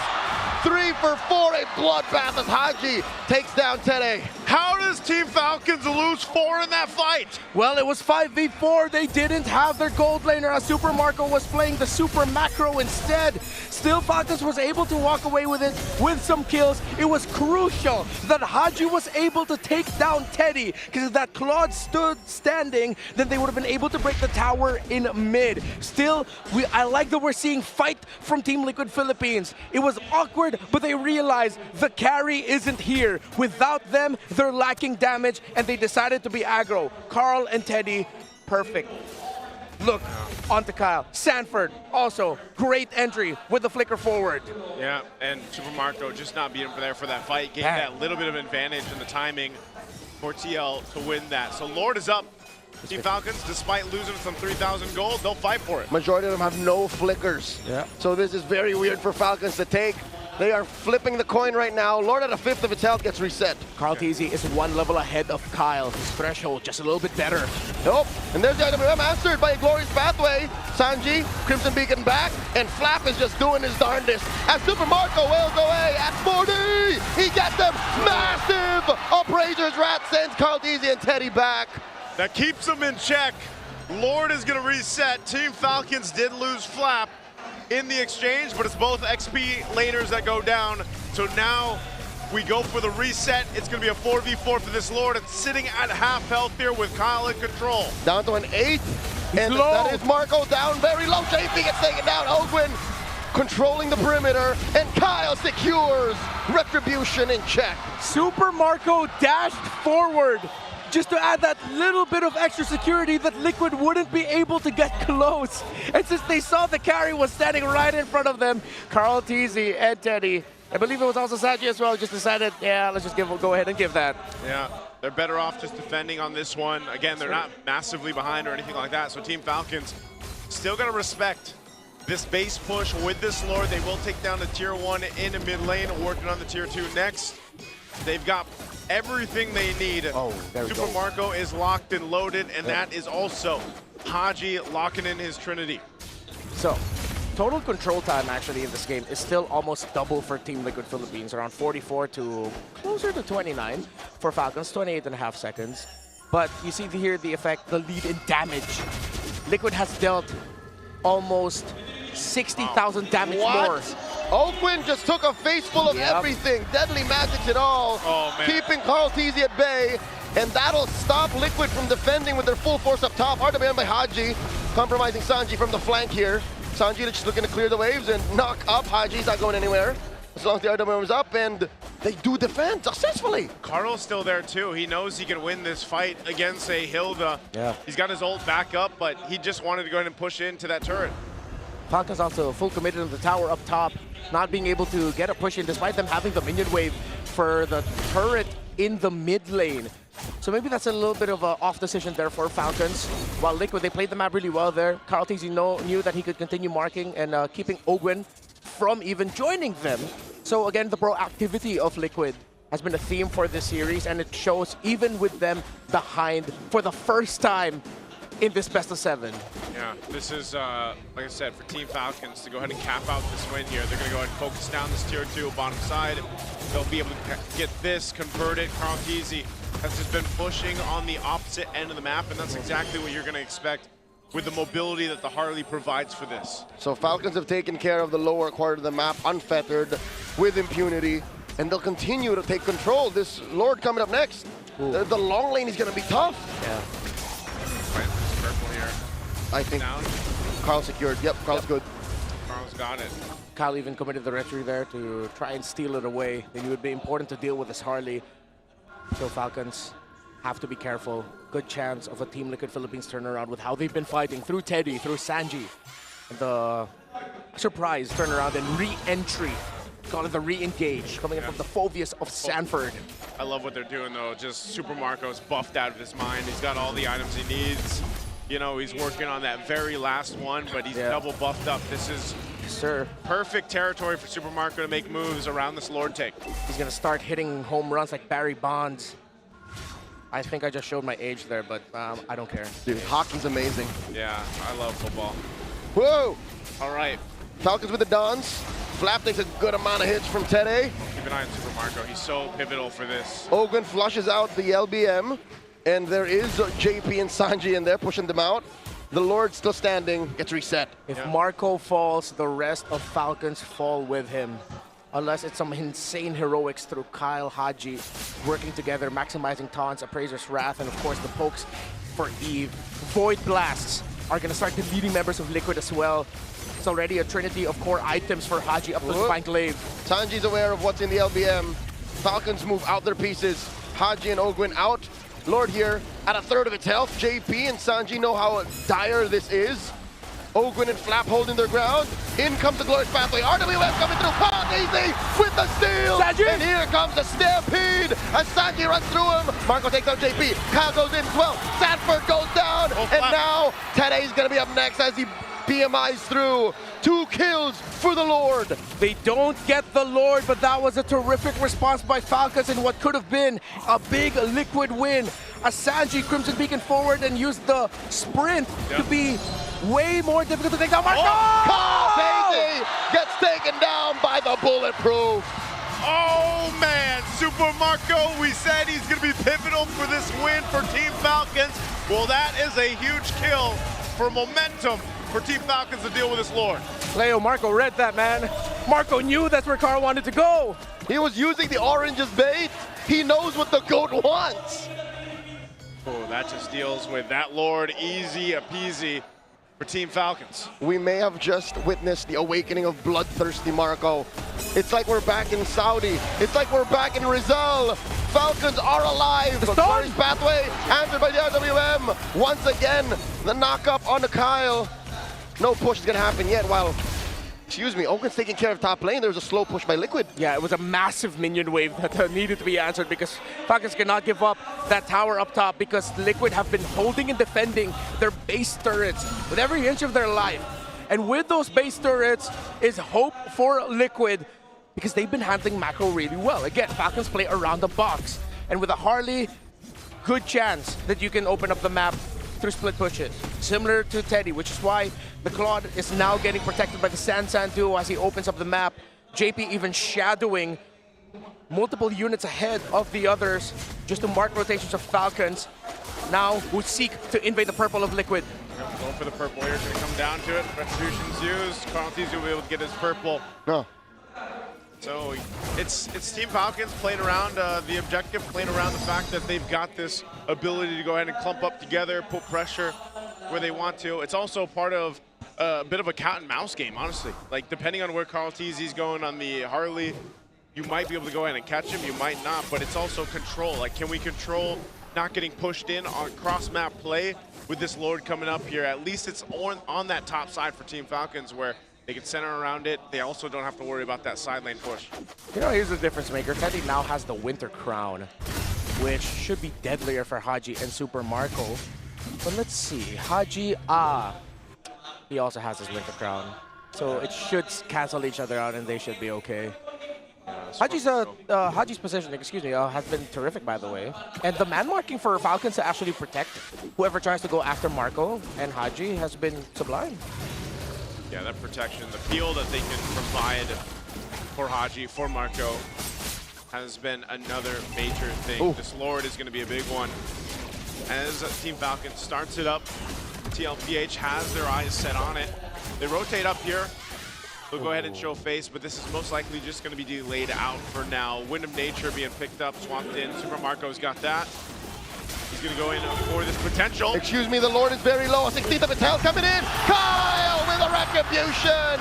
Immortality bumped into JP. Glowing Valley already used up. And Winter Crown combo coming through for Teddy. RWM by Haji. He knows that the core on the other side is already used up. And double kill for Bulletproof. Down goes 40. And Super Marco gets the Immortality bomb. Open. Find Teddy. 3 for 1 plus the Lord. Falcons are soaring in. Carltese finds Marco. It's not endable just yet, but maybe the minion waves are big enough. Maybe Haji and Flap have enough damage in them to try and end it here. No turrets left in mid. Lord could crash into the base. Sanji with the bait, with the kite to the side. Carltese, Sanji defending. They're getting away with it. Minions have already spawned. They got the minions out. Sanji's gonna go down though. Oakland with the execution. Lord gets taken care of. The base turret down bottom is down. Falcons are slowing it down. Carltese with the pickoff onto Marco. His immortality was popped, but Carl committed to the play to take down the carry, which is why, despite Falcons getting the Lord, they still can't end, and Carl still got his own purple buff. Oh man, we got to take a look at the replay here. This fight broke out. It was all centered around this Lord. JP goes down really quickly, but centered together, Team Falcons are susceptible to the Blazing Duet, the Beacon from Sanji, Sanford setting things through. This could have gone way worse. A whole lot of immortalities were popped here in this fight. And yes, as you mentioned, the fact that Super Marco was there but then gets taken out by Carltese was the reason why TL is still in this game. Yeah. Ogwen, also massive pick onto Teddy. Deathless is the Hilda. It's the roamer that hasn't gone down yet for Falcons. 2-0 and 12. That's ridiculous. He's not even carrying a... is he? No, there's no casual Fury Hammer. Nope. It's a full tank Hilda. Full tank. He knows he has it in his kit already to be a big nuisance to Teddy. With Teddy committing a Winter Crown, I think Ogwen's just man-marking the Claude over and over again, while Flap, Kyle, and Ogwen are like... Flap and Kyle are the main tanks for Haji and Marco, the main source of peel for the two backliners. Haji's timings of the real world manipulation have been great. The people probably thinking he could have used that sooner, but no, he was also looking for the Blazing Duet. He used it when he saw the threat of that was gone, because now there's a good chance Liquid are playing into a RWM that favors Falcons. Deadly Magic thrown out on Haji. So Team Falcons bringing this Lord here. It is an evolved one. They'll go ahead and bit of a reset. Sanford waiting patiently up in the brush. They're still going to go back and forth for this. Keep an eye on Ogwin. He's been a nuisance to Team Liquid. Makes his way for it. Quarter health on this Lord here. Now an 8, a 10th RWM. Flap with the preemptive use of it, and Kyle secures JP. Very low blazing duet coming through. Same spot. Consistency from Teddy. Marco in the middle of 3. Magic goes down, and winner crown out of Sanford. Marco still lives. Dark wave, and in comes the rest of them. Open is picking dudes off left and right. Now Marco still lives. Marco versus Teddy. And Marco and Teddy trade 3 for 2. Carl Easy getting hunted down. The Master wants him. The Master needs him. Forcing him into the base. And there's still a wave down bottom. In comes Ogwin and the Lord. The Lord is walking with Team Falcons. They'll work on the base, and they found flight. It's just Carl left. He gets popped, and Falcons on the board. Game 3 goes to green. San Juan Arena shakes as there's turbulence in the air, but the Falcons' flight is steady. They take a point. Team Falcons, like we said, from game 1 to game 2, their wings were trying to flap. Well, now finally, in game 3, it happens here. They had to work for it, man, and they make this composition work. Carl Teasy had them looking all over the place. There were some moments where it looked like it would have been enough to get TL another win, but hell, Team Falcon wasn't having it. Falcons brought back something that brought them success in the world stage. Up against a team known for their micro, their explosive gameplay to shock and awe you. Back then, that team was Onyx. Falcons might have just needed to channel their old AP brand identity through their new missing piece, their heart in Haji once again. His Eve has been clutch. Void Blast after Void Blast. Real world after real world. 8-1 and 13 for the KDA machine right here, man. And you've seen shades and shades of why he was originally called that and still is up to this point. His Eve is something to watch out for, as if the Paquito is for Sanford on the other side. You gotta watch out for Haji's Eve. This Eve just does too much for Falcons. It is the perfect mix of the macro utility that a team like Falcons needs and the micro intensity that an athlete like Haji needs. This is just, it enhances the combat instinct so much. You can't just count the first 2 steps that he's about to take. You have to consider where he'll be after the RWM, where he was prior to that, and what the rest of Falcons are doing to complement that. Again, Haji would not have gotten the success that he got if it wasn't, whether it was his calls or his teammates' calls. Flap and Kyle. Early on it was Ogwin, but then as the game got longer, Ogwin was now just marked onto Teddy or potentially Carl. It was Flap and Kyle over and over again, being the main tanks for the back line. You saw how many times they were able to break the formation of Falcons, but then Liquid are just wondering, why the hell are these two still here? We can't get to the Eve.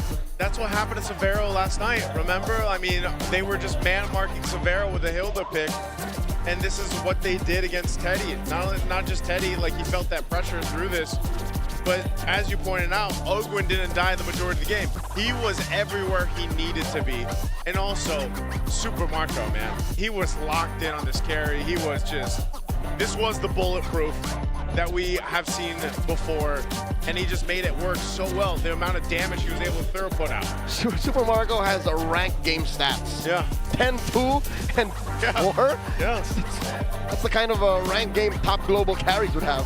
Basically so, you know? It's just one of those things where, again, also why Haji ends up getting the MVP here, because it really did help when these picks were picked up in the first phase of the draft. It was the idea, the concept that we talked about. Team Falcons fights really good in the box. Give them that moment, give them that space and opportunity to work with. Eve does that great. And it's not just like a small box. We've taught this to the graduated students of the Talent Academy. The box can be as big as the whole map. How well do you take care of your lanes? How well do you take care of the river? And this presence of Eve translated the little box that they had in fights into big control. Ogwin, Haji, Kyle did a great job of controlling the river. And I think that's what Falcons needed throughout this whole series. Game 1 and 2, they were checking how much control they can assert onto Liquid. And they learned the hard way that not so much, sir, not so fast. And with this kind of lineup, they're able to slow it down enough to the point where Liquid is the one who's forcing these engagements and trying to fight out of their breath. So if this is a turning point, Game 3, so be it. Maybe we'll see slower games moving forward. I hope everyone's ready. Yeah, 21 minutes, almost the 22-minute mark. You saw how much damage Haji had done. He did even more damage than Super Marco, of course, but I think, you know, down to those moments where Super Marco, you see, if you're just stuck a little bit too far, especially when he picked up the Malefic gun, like, your life kind of flashes before your eyes with the amount of damage a late game carry can do to you. And when you're also getting trapped in the real world manipulation, not able to move, that all, again, complements Super Marco on here. So it was really good responses. Kyle as well. Like, Kyle was able to lock down objectives. You know, maybe it felt the reason of, oh, yeah, okay, I see why Carl Teasy had that for Edge in Game 1 and 2. You know, that he was able to lock down objectives, stay around there. Flap, man. Flap had some amazing stunts on the last lap. He was able to provide a lot of space for the team. So that's what we're looking for from Team Falcons. They make it happen in Game 3. So we've got a series on our hands, right? Now, if you guys think you have what it takes, by the way, to run the show, with E-Project, esports for everyone, we're giving you the power to bring the MPL energy all the way from here to your own home. That's right. Participants get exclusive access to tournament modes, free in-game items, and even diamonds. Just head on over to, type this down, ph-mpl.com/e-project to start your application. Time to turn that passion into action. Visit our website for more info. Scan the QR code on your screen. That's your favorite. That's my favorite. Passion and action. You know what else is my favorite? This one right here. All the community out there, because super fans stay updated on all things MPL Philippines and connect with the most passionate community in esports. Join the MPL Philippines official Facebook group, Superfan channel. Don't forget the MLBB official Discord. Get your all-access passes, exclusive content, the latest news, and community discussions. Lead the conversation and have a chance to be featured as our super fan of the month. Just be part of the MPLPH family. Scan the QR code on your screens now and join the conversation. We'll see you there. We will see you there. There's been a whole lot of community talk and, you know, a whole lot of things being talked about. Just the playoffs alone, man. I feel like we've seen so many good things, great things, but also just history made in itself. And I love always kind of after a broadcast going and looking at all what the community's saying and kind of, I don't, you know, I'm more of a lurker, but I like to get to see the community discussions. Now let's take a look at the Clash of Titans here. This is the history from seasons 13 to 17. That's how much these guys have clashed it out on the stage. 2 years. There was a time, especially around the MSC 2024 era, where it seems like AP Brand just kept getting Liquid's number after Liquid swept them in the grand finals of MPLPH season 13. It's just a streak of Falcons AP Brand wins up until the turnaround point of season 15, where we started to see the trend of Team Liquid getting over and getting the revenge against their rivals in the Falcons, and that continued all the way until, well, today. So far, yeah. So far today, you know. Again, 17 MPL Philippines season 17 regular season. We saw Team Falcons be that one and only team to give a true test over to Team Liquid, and they've done that over the course of history, and there's a reason why the Clash of Titans is such a big matchup for people tuning in from around the world. This is the evolution of Titans. You know, all the changes that have happened from what, 2019? Those seeds were planted when Haji and Carlo Octadeshar said, for the next few years, you and I, we're gonna do this. Yeah. Those two kids, the most mechanical players in MPLPH at that time, eventually would meet in the grand finals of MPLPH Season 6. But with his TZ brother, Carl and Flap, bring pride to the PH because they took the M2 trophy home. But then that got split up. The move that has up to this day still affects MLBB history. Carl Tizzy joins Echo. Bren needed to rebuild. Carl Tizzy eventually ended up becoming a member of Liquid as Liquid entered the MLBB scene. But before that, AP Bren returns to glory and greatness through their win in M5, the Titans and MSC 2024 and their World Tour. Yep. And of course, last year, the attempt of TLPH for the Golden Road, of course, falling short in the M7 World Championship. Yeah, and now that leads us to this year. Titans in Paris. We're pushing this a little further out. We are, man. Even past where this all started, even past East Asia and a little bit of the ECA in Kazakhstan, we're going to take it all the way to Europe. I'm excited to see that, man. I'm excited to see that. Titans in Paris. Good luck to all the teams that are right now currently, qualifying, of course, for either the wild card stage or the main stage. Sounds like a warning, Joseph. Hey, I'm not warning anybody, right? Just can't wait to see you guys out there. But before we move on to our next match, we're going to have to go throw it over to the host. We've got an interview with, I believe it's Coach Zen. Getting wild inside the land of Dawn. That's 1 point for Team Falcons against TLPH with 2 points in the match. And just a proof that they're not going to give up the title of being the champions. And right here with us is also a champion of ML Master Series Season 1 all the way from India, the coach of True Rippers, Coach Zen. Welcome to the Philippines. Thank you po. Hello. Welcome. Maligayang pagbabalik sa Pilipinas. Kumusta ba ang experience mo dito sa Champions Arena? Napakaraming tao. First time ko po ngayon manood ng live. Ng live? Opo. After a long time? Or Opo. first time talaga? First time talaga. Na MPL Philippines. So, para sa kaalaman ng lahat, Pinoy coach po si Coach Zen at dumiretso ka talaga ng international. Tell us about your background. Saan ka ba nag-coach? Para alam lang din ng ating mga super fans. Nag-coach po ako sa MPL Cambodia for 3 seasons. And SEA Games 2023, national coach ng Cambodia and MSL Myanmar noong 2025. At nakakatuwa lang din na first season sa India na nagkaroon ng ML Master Series and you are the coach of a whole Indian team. How is the experience coaching there? Ano ba yung difference ng play style here in the Philippines and there in India? Siguro mas kailangan maging technical kapag nagko-coach dito sa Pilipinas kasi expected na sobrang lalakas ng mga player kumpara sa ibang region. And ayun, medyo malayo pa yung kailangan tahakin ng ibang regions para makapalag sa Pilipinas. And even so, champion pa rin naman kayo sa India. And you are qualified already for MSC at EWC. You got a slot there. Hindi kayo wild card, right? So ano ba yung nilook forward mo coming into MSC at EWC? Siguro kailangan namin, hindi ko sigurado kung kaya namin pumalag sa Pilipinas. Pero gagalingan namin para mabigyan namin ng magandang laban lahat ng makakalaban namin. Of course, alam naman natin na hindi mo pababayaan ang iyong buong team. And watching here with TLPH and Team Falcons, ano ba ang prediction mo for the Grand Finals? Game 7, Team Falcons. Team Falcons! Team Falcons, make some noise! At syempre, hindi rin naman magpapatalo ang TLPH! Grabe, Coach. Alam mo, punong-puno ang ating Champions Arena. But why Team Falcon?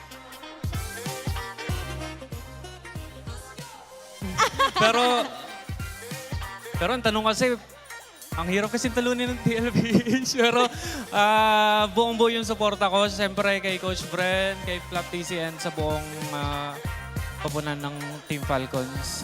You were together with them in SEA Games before. So maraming salamat, Coach Zen. Ano ba ang mensahe mo sa lahat ng mga super fans na nanonood and even your team who's watching MPL Philippines right now? Gusto ko lang i-shoutout yung team ko sa India, True Rippers, Kimi, Kyle, Asuna, Rehansha, and Ians, and to all my managers, Akash, and my boss. Nalimutan ko yung pangalan. Okay lang yan. Maraming salamat, Coach Sen. Once again, sabayan nyo ako pag sinabi kong lakas ng Pinas, sabay tayo. Sabihin natin palag na to, okay? 1, 2, 3, lakas ng Pinas! Palag na to! Alam mo, Odin, tama ka dyan eh. Ang dami-dami nating kasama ngayon sa Champions Arena. Wolf, tingnan mo naman. Hi. Eto, nakapagitna sa atin. I believe his name is Christian. Hello, Christian. Christian? Hello. Yeah, and we have with us here RJ. So Christian is a basketball player and RJ is a battle rapper according to them, no? So Christian, how's the experience so far watching here in the Champions Arena? You know what? Honestly, it's kind of pretty fun. You know, I got to see a bunch more, enjoying. There are even people, you know, celebrating their birthdays somewhere over there. Shout out to my boy Pabida. I hope you have a really good one, but yeah, it's pretty cool, and I hope Naisu's proud of me, man. He really has a big buff, you know. Okay, I believe he will be very proud of you. How about you, RJ? How's the experience? Yeah, it's so fun. Yeah, it's so fun. Meron akong question sa kanila. Okay. Pwede nyo makawakan to kasi analyze natin yung laro. Papakita natin kung isang magandang play na makikita natin dito sa ating laban. Christian, okay? So, ang gustong gawin dito ng Team Liquid Philippines, si Team Falcons ay buuin yung kanilang box. Sa ganitong moment ay mukha siyang diamond. Tapos ang goal naman ng Team Liquid ay pag pumunta dun sa may bandang likuran at tingnan natin kung makakuha sila ng backline access with Carl TZ going to the backlines kung saan hahanapin nila kung saan si Super Marco para patayin. Pero syempre mapipigilan niya ng Team Liquid dahil ang ginagawa ng Team Liquid ay gumawa ng in and out. Buti na lang talaga para sa side ng Falcons. Napaka-solid ng retry ni Kyle dito sa ganitong moment. At nung nag-collapse na nga ang side ng Falcons, naghahanap na si Carl TZ ng anggulo dun sa may backlines. In fairness with Carl TZ, the GOAT, nakahanap pa rin siya ng anggulo para guluhin yung mga nasa likuran. But in the end, etong na-achieve ng Team Falcons by getting the objective was already enough. Ogwen was able to get the kill to Teddy at na-salvage pa nga. However, ito si Carl TZ, eventually, mahanap niya itong si Super Marco that actually allowed TLPH to defend. Pero, dahil dito sa play na ipinakita natin, yung Falcons, magbabago yung last Lord take nila. So, ang lesson learned para sa Falcons ay protektahan yung kanilang backlines kahit nakapag-box sila up against TLPH. At nung huling Lord fight na nakita natin, dun na sila nanalo. Yep, very commendable. Nakita natin for Team Liquid Philippines, there was a clear attempt and I think they were very decisive kasi they also tried to burst down the Thank you, objective Christian. countless times. Thank you, Christian. Thank you, RJ. We're happy na nag-enjoy kayo dito. But just the same, grabe din ang ipinamalas doon ng Team Falcons. Wait lang, parang alam ko namang pogi naman si Christian at si RJ, pero parang may nakita rin dito sa side, parang Pogi din. international.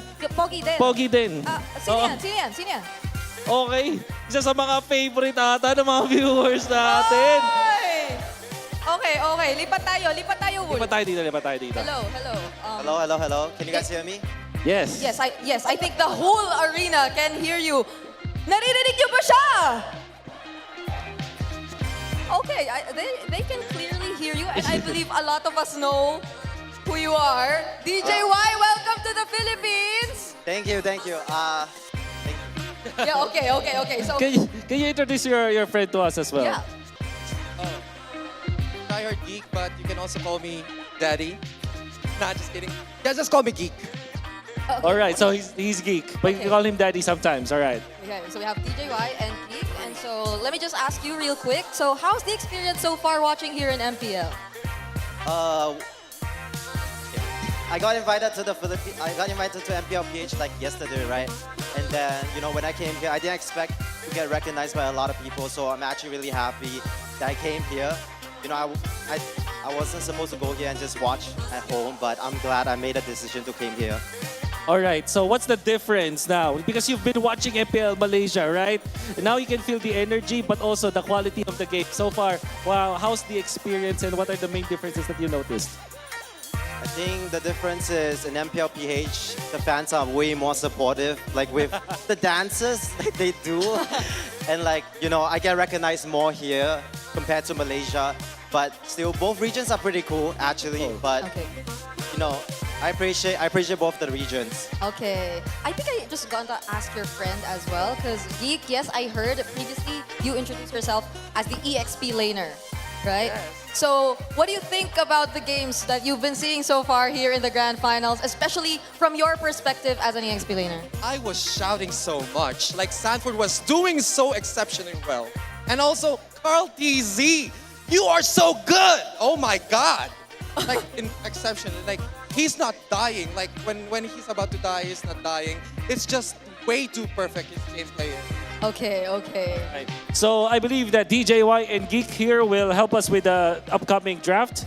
So far, there is something in the Philippines where if TLPH plays in the grand finals, all of a sudden, Fredrin comes up. And DJY here is a jungler as well. Why do you think is the Fredrin all of a sudden the priority here for both teams? Why is Fredrin the priority? Why do you- Why is Regine the priority? Because I think right now damage junglers are just way too much risk. You have to make too much risky plays, and the plays you make are more like flip points. But Regine, you can just play safe, and then even if you make risky plays, it won't really be like a 50-50 as well. Okay. Do we expect the utility junglers again, like Fredrin, to appear in game number 4? Do you expect utility junglers to show up again, like the Fredrin in game number 4? Or would you expect to see utility junglers again? Or is there a chance that you feel there might be assassins sometime? Yeah, but I hate utility jungle so much. So, but I think it's still gonna come out, especially Regine. It's great to hear from our fans of the crowd.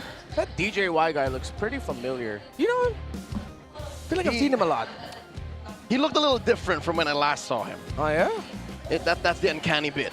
Oh. He looks stronger now. Ah. He looks like 100 stars strong now. Oh, of course. Always great to see DJY around here. Welcome back. We're now in the draft for game number 4.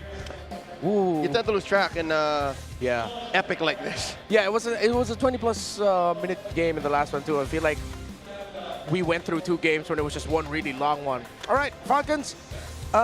They open up the Phoveus now with the draft, which means Paquito is probably out of the picture. Eve getting taken away by the Falcons instead of giving it to Sanji. Jushin and Claude are open. Detective Frederick on the Whoa. case 24/7. Oh! I was just about to ask, before this Fredrin first pick comes up, given their success in Game 3 with the slowing down of the gameplay and just having a little bit more macro-centric tempo, are we gonna go? Are we returning to that world? It seems like it, but again, it's perplexing to me because the Freya was also open and they didn't pick it up. The Jushin, they prioritized the Fredrin out of all heroes. Falcons need to cook up a crazy draft here or they're gonna get flamed, man. Yeah, because still, say what you will and consider everything that's happened in series so far. Yep.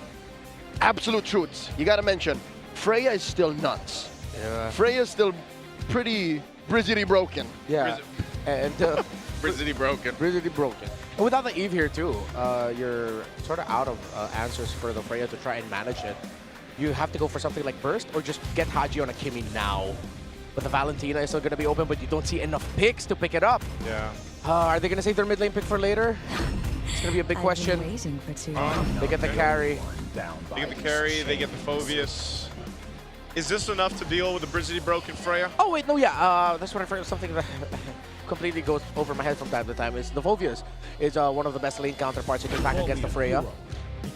She doesn't really dominate. Whoa. Most Phoveus can manage it really well. Liquid, surprise, Yi Sun Shin.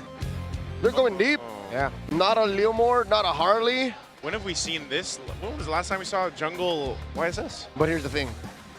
We don't know if this is a jungle or a gold decent Shin, because even the Freya, you're not sure where that's going. Yeah, that's true. It's true. The Mountain Shocker. I think it would benefit Liquid if they want to stay to their idea of speed, playing really quickly. Yeah. You put YSS in the jungle. You still consider putting that carry, or excuse me, that Freya in the gold lane for Teddy, because the Freya against the Phoveus, you sort of nerf what Sanford wants to do. Yeah. Okay. TLPH banned the Valentina. They could be trying to bait a Sora ban out of Falcons right now.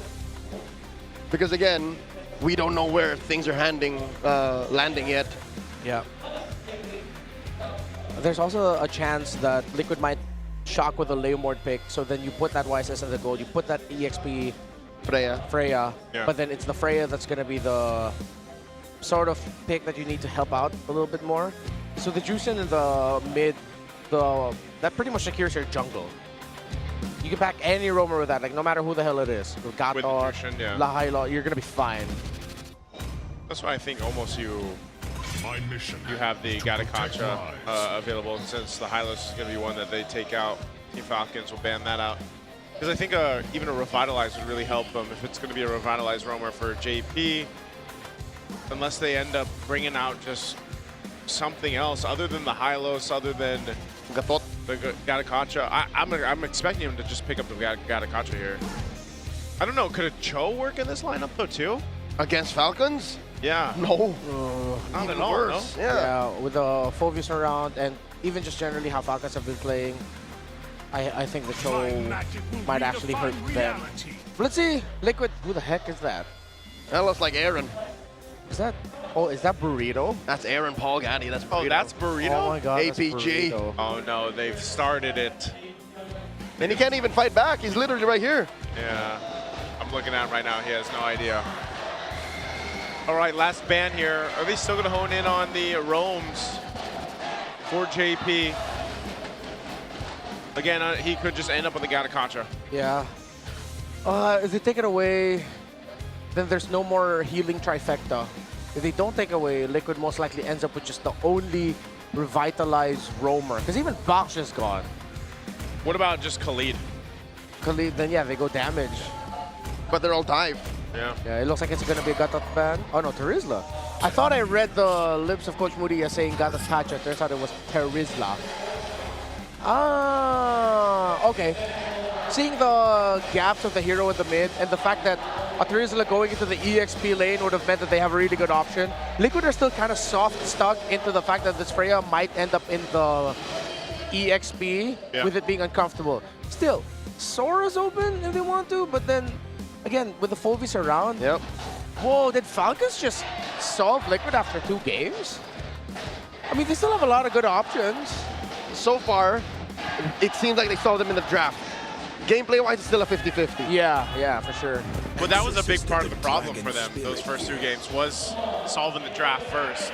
There it is. TL will go ahead and grab Sanford's Yu Zhong. So now you have an idea, right? Where things are falling into place. Yep, obviously, that paints the picture for us. Ain't no more tricks. Yeah. Red 4, suddenly they're honest. Yeah. Still, oh, that bodes really badly for Falcons. They have a very aggressive lineup that they're up against. All this dive, just consider picking up the Zetian now. All that crowd control should be able to temper them, but then you need a strong roam mid so that the Zetian doesn't fall behind quickly. With all of the dives, with no Valentina on the board, consider an Atlas for Ogwin. Atlas Valentina. Not the easiest combo to pull off, but you could make it work. Oh, Lilia. Oh, Lilia, okay. This is not what I was expecting. They needed to speed up a bit. They needed a little bit more reliable damage output to make sense of what they're doing on the map. Does the matchup with this, I mean, at least against the Jushin, play a similar part, or it can keep up? The glue is going to be the answer, by the way, with TLPH in the last pick. Yeah, should be able to keep up. The most iconic Lilia game that we've seen where Jushin was given a difficult time. If I'm not mistaken, might have been Super Prince on that Lilia. Yep, he was the pioneer in Season 17. Yeah, and he placed those glooms aggressively on the ground to make sure that the Jushin wouldn't be able to control the mid as comfortably. Okay, solid look up here for both compositions. Bunch of Purifies. Bunch of Purifies. This is going to be a slaughter fest here, I think, for both to get through to this point. There was a sticking point for Team Falcons at one point. They've managed to get through it by a little bit. Now can they equalize the series? The Champions Arena looks like there's life now on Team Falcons' side here. Hopefully they can get another game under their belt and bring us closer to that full series. All right, here we go. It's really going to be very determinant on how the Atlas and the Glue play against each other.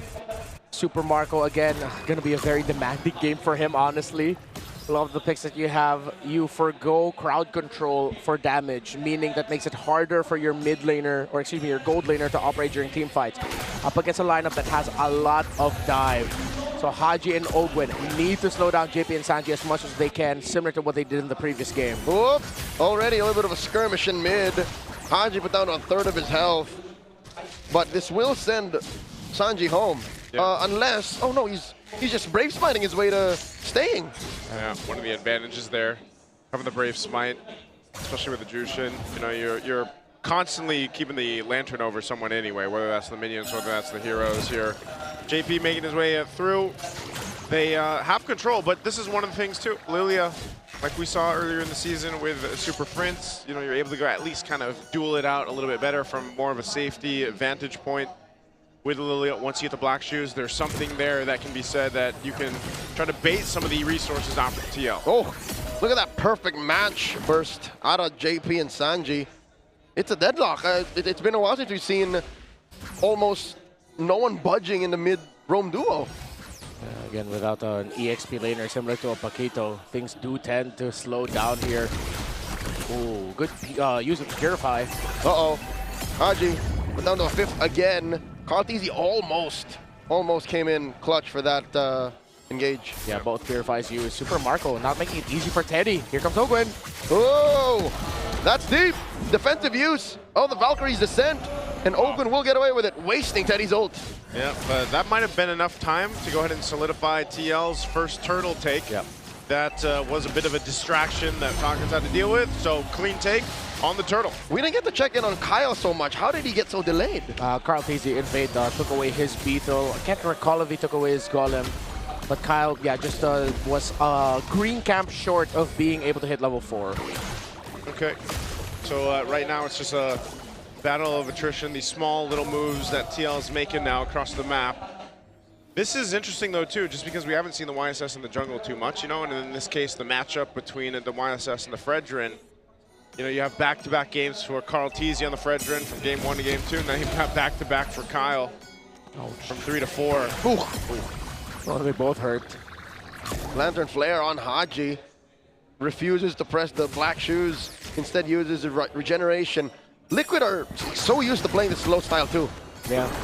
It's slow, but it's still fast because of how fast the YSS farms. Mount Shocker takes down Ogwin. Sanji draws first blood. That's one of the difficult things, right? When there's a blue across from you, there's always that potential to kind of cause some chaos in those team fights, and then before you know it, you're being brought back, and then you can't escape. Ogwin looked disappointed in himself that he gave away such a meaningless kill. Not to mention using the flicker. Yep. Yeah. Committed the flicker as well.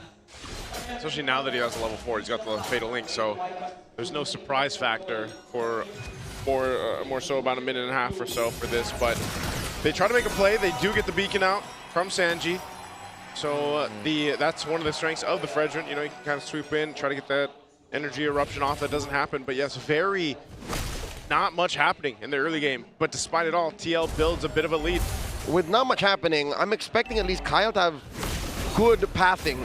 It seems like more than once now he's gone back and forth. Yeah, it's just too fast with how Carl Tizzy is farming that Kyle doesn't have any room. The slight bits of counter jungling, taking away a green camp here and there. Again, so much more easier and so much faster for a YSS to farm. Now with a Hunter Strike rush by Carl Tizzy, this could actually be a big win for Team Liquid Philippines if Carl Tizzy can hit a big stun. Turtle number 2, started up by Liquid, slight pull, and it looks like Falcons are considering should they engage. Ogwin does not have a flicker just yet. Holding on to the Fatal Links. Sanford comes through from the top. And in comes the Black Dragon form, looking for targets. Turtle very low, into the back line. Carl Tizzy secures it, and they dogpile on the flap, forcing him to flicker back. Didn't even get the Dark Wave, and now Ogwin's gonna be up next. Lantern Flare right into the ground. 2 for none, plus the Turtle. It's all Liquid. Surprising to me that Flap still went into the back line of TLPH, went into their formation. Whether it was their bait play, Ogwin did end up getting some Fatal Links in, but they don't have the damage just yet for the rest of the members of Team Liquid Philippines. Yes, Haji is hurting Sanji, but with the glue, with the Yuzhong, it's not enough. Attempt down here. Push him off the tier 1 up top. Kyle's going to swoop in. They want to fight this one out. Looks like they're on Sanji. Is he going to be able to get away here? He doesn't have the Purify. He already used it up, and now Ogwin looking for it. Not necessary. Just the freeze, we're going to finish the job, and they put a kill on a Marco. Yeah, now they cut because JP and Teddy are forced to try and take that flap against Carl. Uh-oh. 1v1 TZ brothers. and Flap gets on out of there. They're just saying hi, you know? Former teammates at one point, no kill secured there. Will be teammates again. Yeah, that's true. Flap, though, on this Phobius. That's the name of their team. TZ Brothers. Oh, it is TZ Brother. Yeah, that's true. Yeah. The qualifiers for ENC. ENC, right. We're saying. I was just saying, you know, Flap, big part of this on this Phobius. He's going to be that front line for this team. Obviously, a lot alongside Ogwin, but I think, as we usually see with the Atlases so far, you know, not only that Fatal Links kind of being the big setup, but you've got to burn these Purifies out from Sanji and Teddy if you can. Whoa! Talking about Teddy, Valkyrie's just sent right into Marco's face. Marco running through it. Sanji comes in from the flank, takes him down. 2v1, successful gank. I guess that's what we were talking about when we mentioned earlier. Carl TZ said he wanted to see a little more spunk from Teddy. Well, there it is. He's quite aggressive on the Freya. Yeah.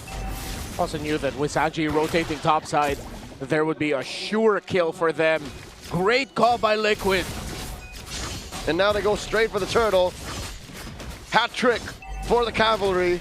Very little from Falcons. This is such a weird pacing that we're seeing right now in this game. For right now, Kyle in trouble. JP with the mount. In comes the Black Dragon form. Kyle gets squished. Marco from the left. This is very bad underneath tier 1. JP gets taken down. Haji scores.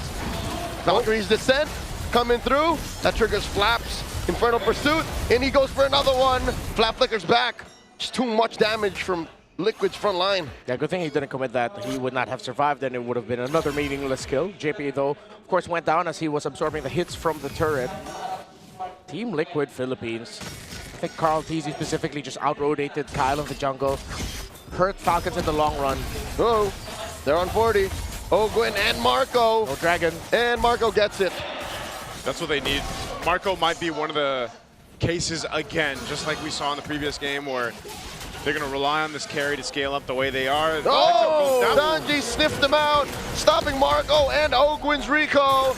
And that's it. Lantern Flare, 6 feet under. That was just a great read by Liquid. Crimson Beacon, closing it out. They knew that they were there. That's why I was wondering if Super Marco and Ogwin didn't realize that they could just walk back. They should have.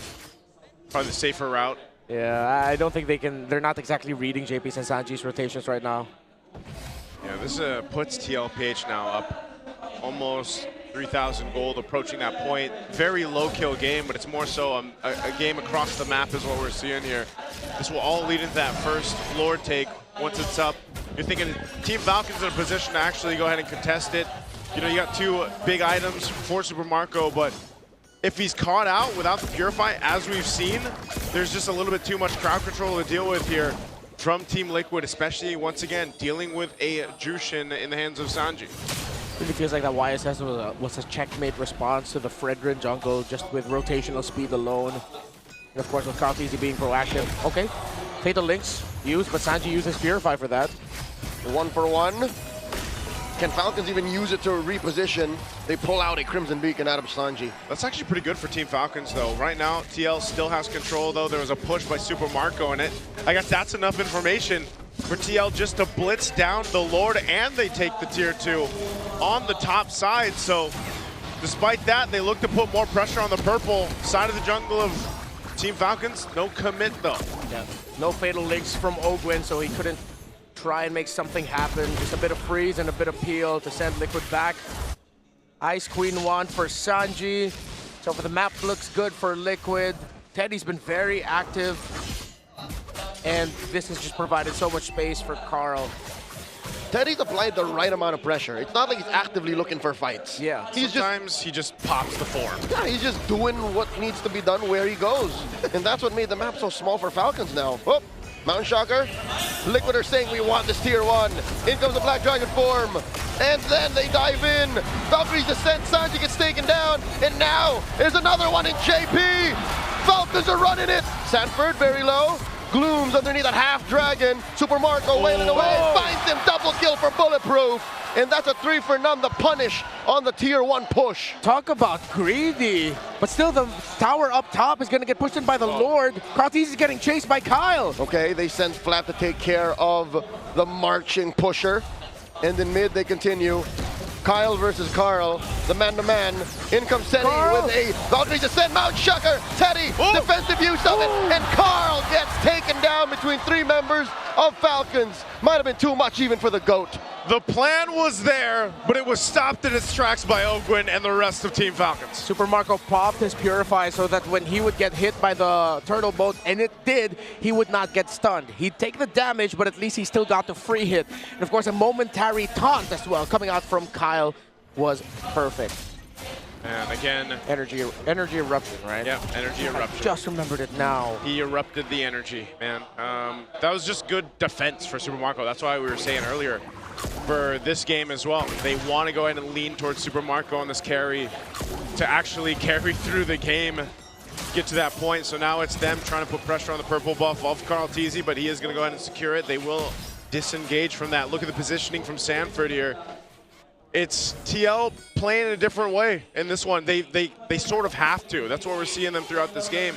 They can't just brunt force push their way forward against Team Falcons. They can do it against the 6 other franchises in the league, but not against Falcons, not against their fated rival in the Clash of Titans. They have to evolve. Still a massive lead that Falcons needs to chip through for the jungler. And I'm not talking about items, I'm talking about EXP. You cannot go full commit into Lord fights with Kyle 2 levels down to Carl Teasy. That's why I think Falcons are now going to have to take the next few moments, seeing if, even though they look better on the defense, if they can get an odd pick or 2, recover, recalibrate, and then try to build an advantage through there, because retro battles are just going to favor Carl Teasy. Oh, are they going to go for Teddy? They're collapsing over on Teddy on the bottom side. Both Ogwin and Super Marco are there. Lord is up. Teddy wants to keep putting pressure on this side of the map, so JP goes to potentially support him, but they'll keep Teddy there. And Carl Teasy will leave this chubby wave up top for Falcons to deal with, as they seem to pivot straight for the Lord push. Yeah, both side lanes being pushed. This is a clear sign for Liquid to just go. And they're going. A third of the Lord down. Mount Shocker plus Black Dragon form committed already. There's the Fatal Links. Where's the response? Carl Teasy secures it, and now they collapse onto JP. Flap taking down. Crimson Beacon out of Sanji, already used the Purify. And Marco throws out these light wheels like there's no tomorrow.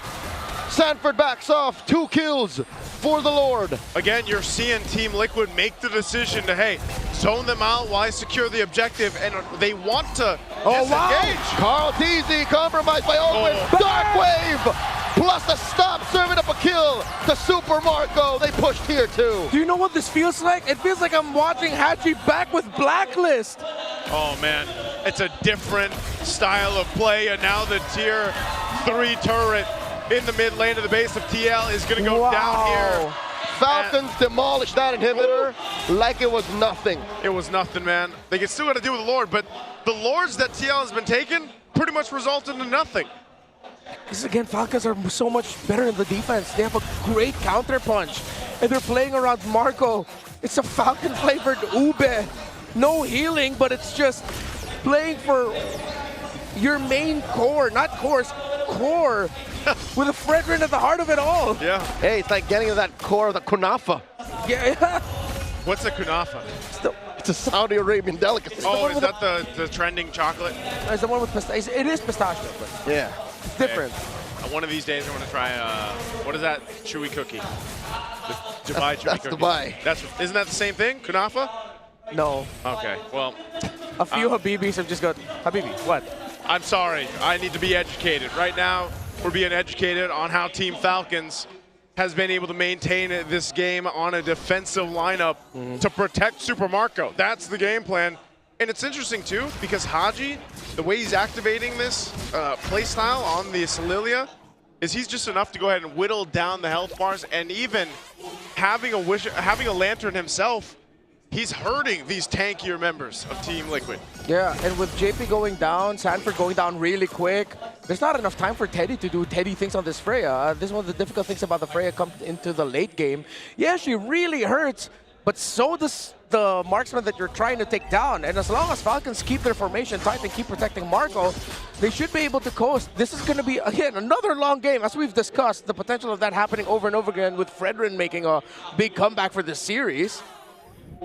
And it's just poetic, because Haji also flourished in the macro-centric era. Yeah, that's why I said it feels like I'm watching Haji back with Blacklist. How many times have we seen Blacklist in the past where it's like, oh, they're losing the early game, the other team's getting everything. Yeah. Nope, you get the Lord, but we get you guys, we're getting bodies, and we get your tower and base. Then we'll play this defensive tool that for some reason you just cannot go up against. That was also Team Falcons, though. Like, when they were even previously Falcons AP Bren, and when they were AP Bren, yeah, like, they master the macro level of gameplay. You know, I think that was a big point of why they even were able to win a world championship for M5. So you can see them, they're setting up around this Lord. They've got this dance figured out. TL, do they want to approach this? Teddy is swinging up here, quarter health. Okay, Ogwin comes through, clashing with that dragon, and Kyle secures. The fight continues. Flap with the winter crown, the freeze, Beta Link, Super Marco still throwing him out, taking down Easy, and he takes down Sanford. It's all about Marco, baby, as he serves up a kill to Haji. Down goes Teddy, Kyle gets him, and now Ogwin man-to-man defense with the Lone Stallion. How does this keep happening? It looks like Falcons have found their new code! They're inside the base. They're storming the core. Falcons even out the score, 2-2 against the defending champions. Sometimes you just gotta call back and throw it back to what got you to the top in the first place. The stampede has slowed, and Falcons are flying steady. It is now anyone's series. I absolutely love where we are going for this grand finals. Team Falcons is taking us for a flight, and now it comes down to what? The next 3 games across this. You got to think, what happened? What changed? And what stopped Team Liquid Stampede? Again, it really feels like for Liquid, you could liken them to what Onyx ID was in the M5 World Championship during that era. But then Falcons just called back to what took down a team that moves fast, that plays guerrilla-style tactics around the map. All right, we slowed them down, forced them to play our game. What a response by the Falcons, and Fredrin wins games in 2026. Oh man, Super Marco, of course. There's the light wheels. And a little bit of a smile from Super Marco. Hey, even before he started winning world championships, going around the world, Marco was a carry specialist. He was. In Season 10, he almost single-handedly brought the hero back from the dead. Oh man, this play style, this ideology that we're seeing from Team Falcons of just protect Marco, it seems to be working perfectly for them so far the past 2 games. And that's usually counterproductive. Whenever you see drafts in Season 17 that go full tempo, they get punished so hard. But here for Falcons, it's so counterintuitive, it's so weird that I think even Liquid don't like it. Yeah, I think Liquid are just going up against a very annoying composition over and over again. And definitely, I can't believe there's a good chance we might just see started getting banned. Fredrin getting banned in the first phase. In 2026. Because what the hell? He's so busted. That's why I was saying through that game, it's like, it's weird because it felt weird the way that the game pace was going. He's so busted for what he can do. Yeah. Not for what he does alone, but what he does to enable whatever the hell Falcons are onto right now. And then you back that up also with the Atlas that we saw coming.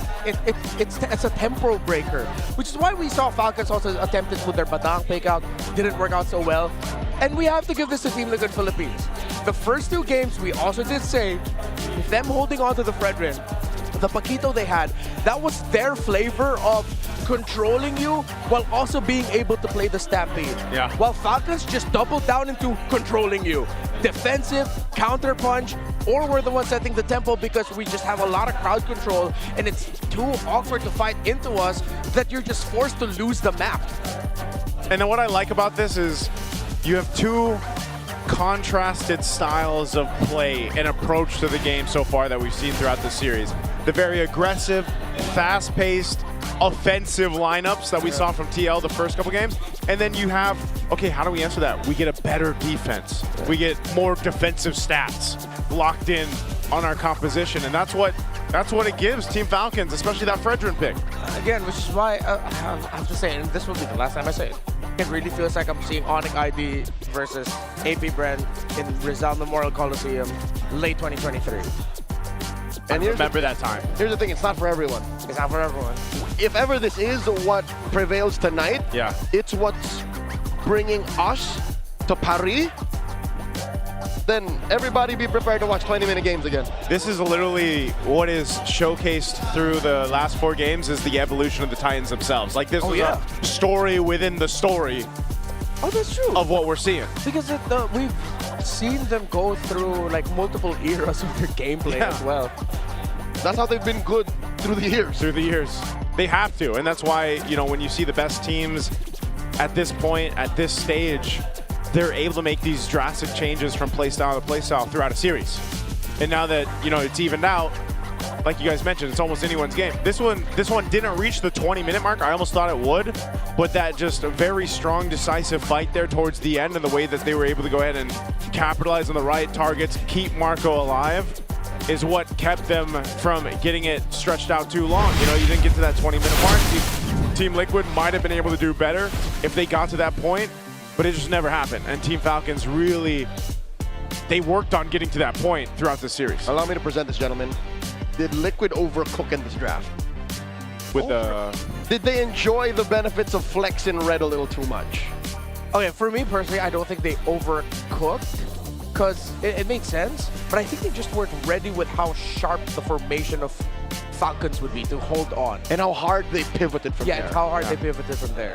Yeah, this is, you know, all the more why we're talking about how Team Falcons have adjusted against a lineup like this, a team like this, from doubt to domination, going into MPL Philippines Season 17. A lot of people share their thoughts on what potentially could happen to Team Liquid, and I think these stats alone throughout the season show you what we're talking about. Might be the most dominant run a team has ever gone through in a regular season, going straight to the grand finals. But I'm not washing my hands here. You can check out the clips, look back at history. I wasn't one of the doubters. Yeah. Even with Cheeky, especially with Cheeky. Yeah. I think there was just a lot of people that wanted to share their insights, not just with Team Liquid, but even like the likes of Onyx Philippines. Like that, there was a whole lot of talk about that too, you know, and right now, number 6 in early exit last season, the soaring higher is the Team Falcons after a struggle of last season. This, on the other hand, falls on the other side of the spectrum. I think all of the super fans, the whole MPL universe, we're looking at Falcons saying this might be their championship season. We put them as up there as like one of the top 2 teams. Again, it was Team Liquid Philippines that they met in the very first playoff match last season, and they got eliminated. They lost 3-1 in the opening match of Season 16. And if Haji ends up winning a championship with Falcons with this, he's not escaping the missing piece allegations. He's the perfect piece, but you just got to find the perfect team for him to complete that picture.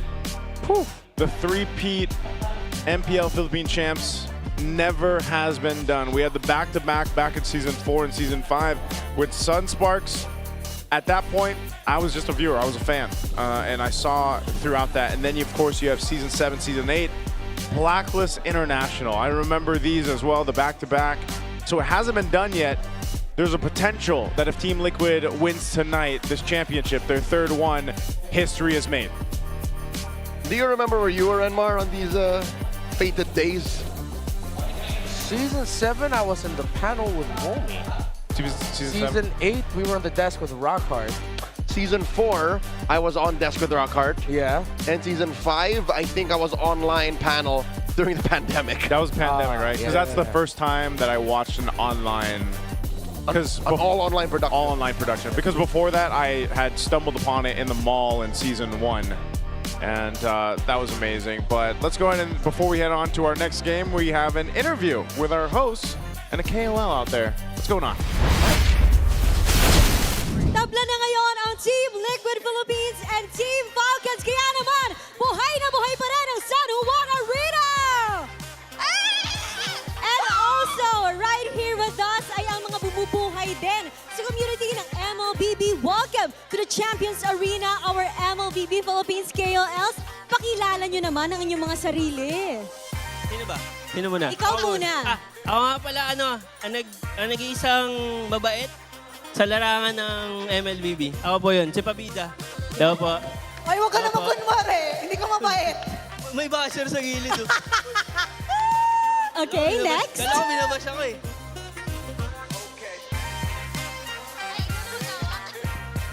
Hi guys, I'm Nana De Coco. Hi, I'm Lottie. I'm the only Korean. Hi guys, I'm Lumi, content creator and streamer. Hi guys, I'm Jake, pinakamalakas mag-1v1 pero andito ako sa limahan, bakbakan na. Hi guys, I'm Son Pedro po, the egoistic explainer of Chirac Squad. Pwede ako agad. Hello po, ako po si Sight. Ako po ang Mr. Beast ng ML. Ay po, ako po si Three Pinks. Magaling po ako mag-rap. Loxy! Ano ba to? Last but not the least, And China Ortila, guys, from Chirac Squad. And bago mahuli ang lahat, happy birthday kay Pabida! okay, sabay-sabay tayo. 1, 2, 3. Happy birthday, Pabida! Thank you po. Happy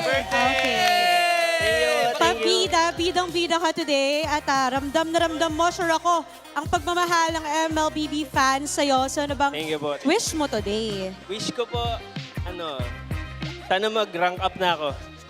Ang hirap eh. Ano bang rank mo ngayon? Pa-epic na actually. Galing ako mythic. Pabalik na. Oo, alam mo, nasi-stress nga si Shaira pag nag-RG kayo, pero sana mag-rank up ka na. Wish ko rin yan Yes. para sa birthday mo. Pabida, alam mo, pagkatapos itong MPL, feel ko magra-rank up kayo. Gayahin mo lang yung mga build ng pro players. At ngayon, si Lux naman. Gusto kong tanungin si Lux bilang lagi natin nakikita sa MPL Arena nung regular season. Now you're here in the Champions Arena. Kumusta ba ang vibe nyo dito? Okay, ang na-vibe ko here is sobrang authentic. Kasi grabe, so, Grand Finals, oh my gosh. And guys, alam nyo namang Nick talaga yung sinusupport from the start. Pero since TLPH yung andito and TLPH din talaga yung una ng mga naging team kong sinusuportahan. TLPH tayo right now. At sabi ko yung guess ko at Odin. Yes. Oh my Simulan gosh. ang prediction. Yes, actually yung prediction ko is 4-3. In favor of? 4 yung TLPH, 3 yung Falcon. Kasi grabe yung yung laban ng Falcon recently sa mga recent match. But the dominating is TLPH. Okay. Number one. That's for Lux. So, tanungin din natin ang prediction ng ating mga KOLs. Sino ang mananalo sa inyo at anong score? Quick prediction lang. O, sino daw? TLPH yan, feeling ko. Score. 4-2. Okay. Kaya yan. Sino dito ang fan ng Team Falcons? Ayan. Ako po, Falcon. Falcon Anong talaga score? ako. Since birth, Falcon. Since birth. At it's nice to have you here sa Champions Arena. Ano ba ang mensahe nyo sa buong MLBB community sa patuloy na pagsuporta sa ating laro, Shaira? Ako? Yes. Ang masasabi ko lang, guys, kung sinong manalo, congratulations! Yeah! I love it! I love the energy and I can't wait kung magkatotoo nga yung prediction nila. Maya-maya lang, Odin. Pero sa tingin nyo, casters, ganito kaya ang mangyayari? Casters. And our on-ground panel, well, palag na to. Pakiramdam ko hati-hati rin tayo ng mga palagay dito kasi nasa on-ground panel tayo this time with another guest na siya lang namang esports KOL of the season Ayaw namin. naman! Grabe! Iba ka namin, Tix. KOL champion, isipin mo, ang daming KOL sa mundo. Kasama kami ni Bri, di ba nadadamay kami? Pero ikaw ang the best. How does it feel? Sobrang saya kasi kahit wala na ako sa pro team, sumisuportahan pa rin ako ng mga nasa esports. And join first naman ako kasi sinasama ko rin sila sa content and sobrang thankful kasi pumapayag sila. Oo. Guys, sana ay sinusubaybayan nyo ang hot news ni Bentings. Ang favorite kong ginagawa ni Bentix, yung parang pinapakita niya kung bakit nananalo isang team, di ba? So, ikaw ba ngayon parang nafe-feel mo pa rin na pro pa rin yung outlook mo sa game? Hindi, mga ano na lang. Ano ba tawag daw ko dyan? Mga alaala na lang. Alaala na lang. Oo, Gusto na lang, multo. hindi na ako sobrang updated kasi iba pa rin yung mga nag-i-scream. Mas maganda pa rin yung pwede lang maituro. Ako puro ano na lang, yung mga dati ko natutunan. And hanggat maaari, kung pasok pa naman sa meta, isa-share ko yun. O, tsaka lahat ng mga na-share mo, Bentings, ay nakatatak na po sa lahat ng mga naglalaro ata ng MLBB. Kaya naman, ang hirap-hirap na pong mag-RG ngayon. Gusto ko nga kumustahin yung mga bisita natin, sina DJY, di ba? Kung kumusta yung experience nila nung nag-RG sila dito. Kasi ang mga natutunan nila, galing na rin dito kay Bentings. Ano nga ba ang mga, anong napansin mo pa lang ngayong season 17, Bentings? Kasi parang nag-evolve na yung mga teams. Tapos yung TL, tapos di ba sobrang lakas sila. Then Falcons nakakasabay. Bakit sa tingin mo sobrang lakas pa rin nila maglaro? Siguro yung ano, kung pauna nilang mag-adapt sa meta. Kasi kung makikita natin talagang every week nag-iiba. Yung Pakito biglang lumabas ngayon. So, nagawa na agad ng solusyon. May nagpipik na ng Esme. Pero ganun, pabilisan na lang makapag-adapt kasi mas hindi ka takot sumubok. Mas ikaw yung makaka-advance sa meta. And then, isama mo pa yung mga nangyayari ngayong series na kahit anong hero na, basta hindi na nalulugi sa side lane, coach, kasi nagbe-burst lord na sila para mawala yung pressure. Pero bakit kaya sa tingin mo yung mga teams? Kasi isipin mo buong season, ang nilalaban natin Harley at Suyu, yung palitan, tsaka Leomord. Tapos ngayong finals, Fred rin, yung pinagagawa ng dalawang teams. So far, parang, kung tama ako, 4-0 ang Fred rin ngayon. Actually. Diba? Parang pwede natin i-double check, pero so far, parang kung sino. Oo, diba? Kung sino may friend. Ano masasabi mo doon? Bakit ganun? Oo nga, feeling ko yung yung pinakalabanan na lang sa Lord na lang eh. Talagang nire-raise na lahat nila sa Lord. So, kung sino yung pinakamalakas mag-retry pag may Lord, syempre isa doon yung Red Rin. Sila yung mas makakakuha ng advantage. At syempre, sama mo pa kung bakit gamit na gamit si Fred Rin, lumalabas yung mga past XP natin na may mag-rotate. So, magandang partner na may sasalo ng tank na hindi kayang ibigay ng XP lane na Pakito and Benedetta. Oo, really good insights yan na nakuha natin kay Bentings. Pero silipin natin na mabilis highest GPM in a game this regular season. Sa 5 beses na nakita natin siya, isang tao lang. Isang Totoo ba tao to? sa 5. Nung ginagawa niya yung unang record, tinalo niya yung kasunod na record. Tapos, hinikita niya ng sobra. Pati yung rank 1 sa kanya. Grabe naman to. 1,043 GPM para kay Cartesi. Ito, pwede mo bang gawa ng video to, Bentix? Explain mo sa amin paano niya naabot yan. Kasi hirap kasi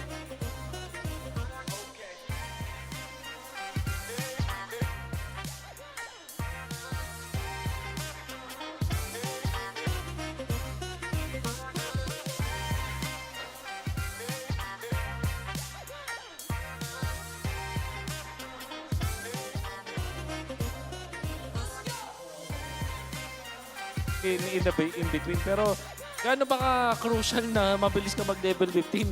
Ano, Ben? Ang daming advantage pag nag-15 ka agad. Siyempre, number 1 doon, possible luck item ka na. Di mo na kailangan masyadong kumuha ng mga farm. Pwede mo ibigay sa kampi mo. So, isa advantage.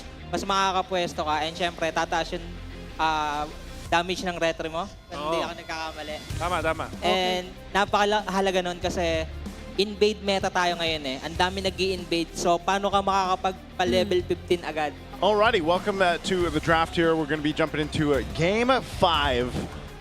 And this is great because either way, we're nearly there to the full series. This is what we want at the grand final. Team Falcons has figured something out, man. Yeah, and look at that. In 2026, Fredrin is now getting banned. First phase. Blue side. Does that mean the meta has shifted once again? Yes. Mid-series. Because of how these two gentlemen introduced the Fredrin in the first game of the series, they can't be mad. It's just... And you know what's going to happen? What? The rest of the world is going to take note of what's happening here tonight. Watch your ranked games and see how Fredrin becomes first pick again. You're going to be like, what? This is not the throwback I wanted. But that's what we're getting. Drats, the Filipinos are doing it again.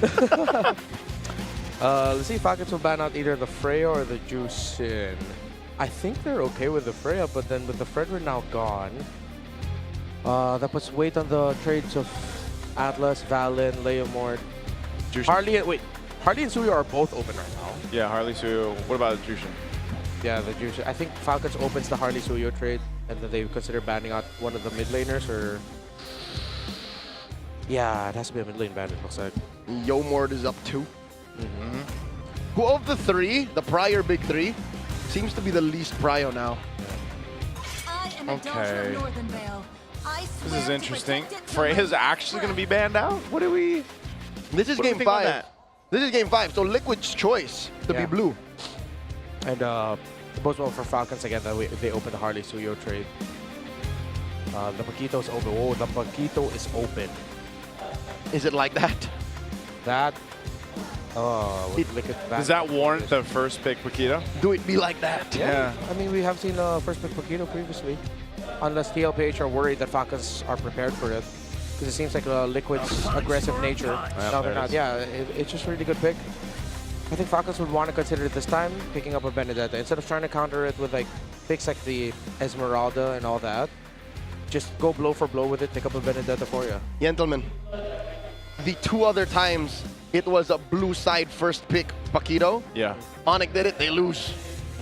Oh. That was game 2 and 4. 2 and 4. And then what was the response on the other side for that when they lost? Esmeralda Suyo. Esmeralda Suyo, and Kufra Eve. Yeah, the Kufra was just out of like left field. That was kind of weird, but it ended up working. This answer right now is going to be the Guinevere. So the Falcons will go Guinevere. Next pick, Eve. So this is solid though. Solid choices for Team Falcons. It's very good. I think Liquid needs to consider just defaulting into the Claude. They most likely get the Claude, but I'd want to see them consider a Moskov. Even, yes, this early in the phase, and then you pick up your jungler alongside with it. So you're going to have to show. I think Leomord would be okay. Harley's fine too, but then you're already very offensive with the Harley Paquito. Yeah. I think Liquid have realized that they can't just go blow for blow. Claude, okay, Claude, fine. Maybe I'm just bored of Claude. Get the Leomord. I think that's a sentiment for a lot of people that have been watching throughout the playoffs. Or Claude Harley. So you're just so much more mobile. Yeah. If something goes sideways, you just get out of there. Yeah. Yeah, but then again, as I was saying, it's like so greedy. So they hold off on their jungle pick. They pick up the juice in. Marco pick, for sure. Oh, doesn't need to be. It can be a flap pick, so that they don't run out of options for it. Are they just gonna Benedetta this early? Benedetta, or what? Do they want an Esmeralda? I mean, it's only the Paquito right now you have to worry about are the shields. You're not really getting shields. There's a Claude on the other side. I think the Esmeralda might be too much of an overcook. Let's go Bene. Or Hilda. Yeah, Hilda. Yeah, Bene or safe. Hilda would be good, yeah. Hilda might be the safe choice. Just go ahead, pick that up. You could still flex it if you needed to. Not sure if that'll happen, but find out what Team Falcons want to do. They're going to go with the Esmeralda. Which is likely a Purify Esmeralda. Yeah. Purify, yeah. Without even seeing what's on 4-5 blue for Liquid. 4 sources of magic damage, so you need a physical roamer unless it's either just gonna be... No, I think they still get the Hilda as their roam, and then they pick Esmeralda and the EXP. They take away heroes such as like Hylos and Gatot from Team Liquid Philippines. It's been interesting to see the Khalid kind of slept on too, you know. Has been picked up throughout the series just yet. Could be something that we see here throughout this, and I wonder what Ben Things is thinking. Is that former coach Tic Tac? Yeah. Is that Tic Tac right there? Yeah. From the corner of my eye. I believe he was also here. Was it day 3? Day 3. I think I remember seeing Coach Tic Tac here. What is Mima Dars right now? Who is Mima Dars? It's just outfit change after outfit change. Every game? Yeah, I don't know if it's every game, but it's definitely a different outfit. It looks like the red thing was like a cover. Okay. So maybe she just took that off. Took that. Oh, good band right here, by the way. Respect, respect. Super Mars, though. Look at that smile. Super Mars. All right, Super Marco's pick going to be banned out. He's had twice now where this carry has been a problem for Team Liquid. So we've got the glimpses of respect and target bans going on both sides. But Liquid can't take everything. They can't. They choose if they give him the Moskov or the Harith. Harith, yeah. But they're gonna want to give him the Harith because it's gonna be magic overload. Which is why I'm leaning a little bit more towards the Moskov. If they want to play the really close, tight game, yeah, I think it's warranted to consider a Bruno. Because you don't have burst outside of the Paquito. The Jushin will be forced to Crimson Beacon forward to try and take the Bruno out. You're gonna need an assassin for Carl. And I think we might want to consider a Lancelot for Carl. Man, they got a dance party going on. They got a dance party going on over there on Team Liquid side. Right here on the caster's desk too. On the caster's desk too. They got it going, man. They're hyped up. I don't know how it started. I don't know if there is someone. Oh, they are dancing on Team Falcons too. Yeah, they are. It's just a dance-off. We're having a dance-off in the crowd. Yeah, over the crowd. They got the mega horn over there. Yeah, Moskov, they knew that they're willing to give the Harith because of the magic overload. Falcons needs to consider something like a Bruno. Maybe a Clint even. Yeah. I think they get the Roamer first though. Just get a solid front. Either pick up the Gatot or Hylos. Unless they go for fast. No, they don't need to go pick off. You need a solid front. It just can't be the Esmeralda. Solid front. Some of the options here are narrowed down. Gatakacha still up in the choices here. A Hilda. What is it going to be right now? The Suyo. Whoa. So Rome Gwyn. Rome Gwyn. They swerve it. I'm not even mad. Yeah. Because we're in dangerous grass. Yeah, you get so many more vantage points to utilize the Gwyn. Points of entry. Yeah. Easier. You're not as vulnerable. Yeah. Even if it is a full dive, you can kind of just disappear. Not gonna go kill the Hylos is too slow. Gatot so slow. Liquid might want to consider. And there's Paquito, so they need a solid front. Oh, Falcons, what a move. Gentlemen, how crazy would it be if Marco went on a fighter? If Marco did? And they just bomb rushed Liquid. Because look at this lineup. Laymord. Okay, they get the two horses. Mess with the Laymord and Hylos. What's your goal? No, yeah, you can't go Bruno anymore. You can't go. Clint might be okay. Harith is too much. Yeah. What if they go? What if they go YSS? They go the YSS for gold, or the Bruno. Does the Bruno still work in this? Tough, too tough. Too tough. I wouldn't gold Esmeralda. That would be overcooking. Don't do it, please. Please don't throw it onto Marco. No, they don't have basic attack. They can't go fighter gold. Oh, they just go the Harith. They just double down on the Harith. Oof. And then, I reckon they just throw us Piercer on a Kyle and then just go from there. Yeah, it has to be a Sky Piercer Suyo. But what if all this magic damage is going to be too much for Liquid to handle? But we're dealing with a what if. The absolutes show Liquid, it looks good for them. And because it feels like a 50-50, San Juan Arena is erupting. Oh, man. Whoever wins is at match point. That is momentum through the roof. Yeah. You don't even understand how important it is to go to 3 points in the Clash of Titans. It's down to a very pivotal game in this series. In the grand finals of this best of 7, the next team that wins this will be up to championship point. Will it be Team Liquid, who has lost 2 games now, against Team Falcons, who seem to have figured out the stampede? Gentlemen, recall the last time that they did this, we literally extended the mall hours of Quill City Mall in Kuala Lumpur. All right. That went all the way and people could not leave their seats. They turned the AC off on them and they just said, no, let them finish. When was this? SBS season This was 5? 2024. 2024 SBS. Oh. Yeah, in Malaysia. We stayed up till about 1 a.m. 1 a.m. Dang, man. This is a tense one. It looks like we are figuring things out on the side of Team Liquid, it looks like. So we're going to have to wait a few minutes here before we jump into the game. It's been pretty smooth throughout the evening, but it looks like we are, yeah, okay, we're taking some time here. Scuba.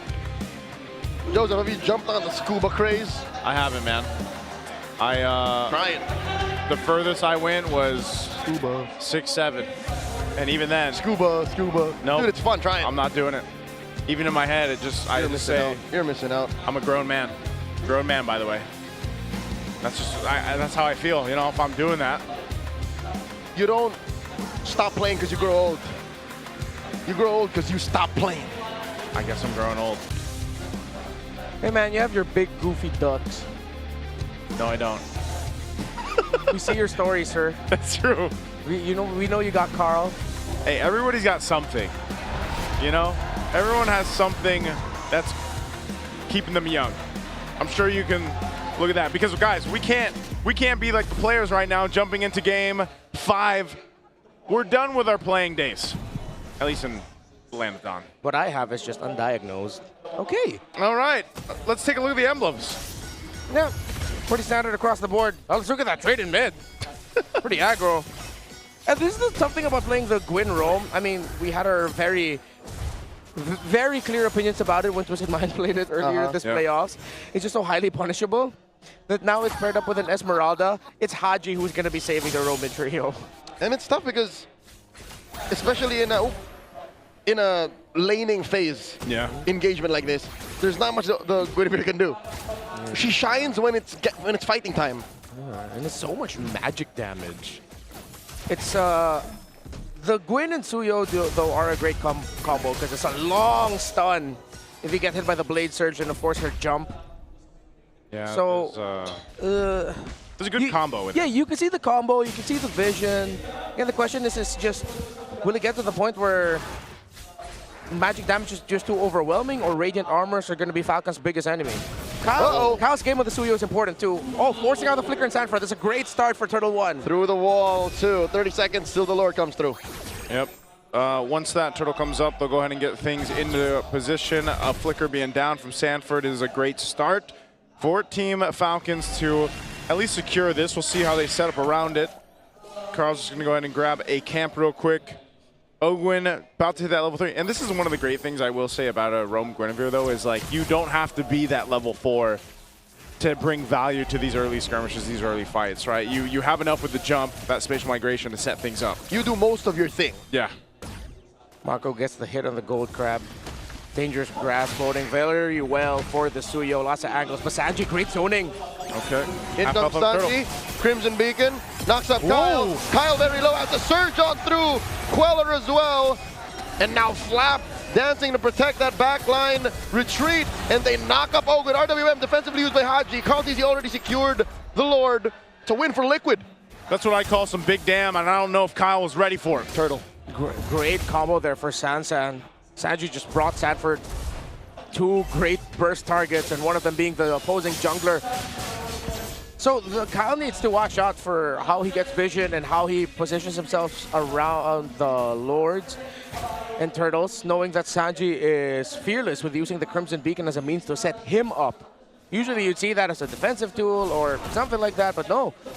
Sanji is on set you up, kill you mode, and he needs to play more through Ogwyn and Flap. Yeah, for those of y'all who don't know, when Zushin pops a Crimson Beacon, you get instant stacks. Yeah. So people just all the more easily fly around. Instantly thrown around. Yeah, that's one of the strengths here, especially when you hit that level 4. But so far, this has been the course. I would say the pace that we've seen set up in the past previous games where it's a little bit slower, you know, early on. Instead of like game 1, game 2, where it would just come out swinging right away for TL. So they maintain a bit of a lead off of these little interactions across the map. But Team Falcons, now that you have a level 4 on Ogwyn, maybe they can look for setup potential. Oh, still a very slow-paced game. You see the effects of game 3 and 4 in this. They're really just playing around for the objectives. No one's... Oh, wait. Flappy hit with the Law and Order.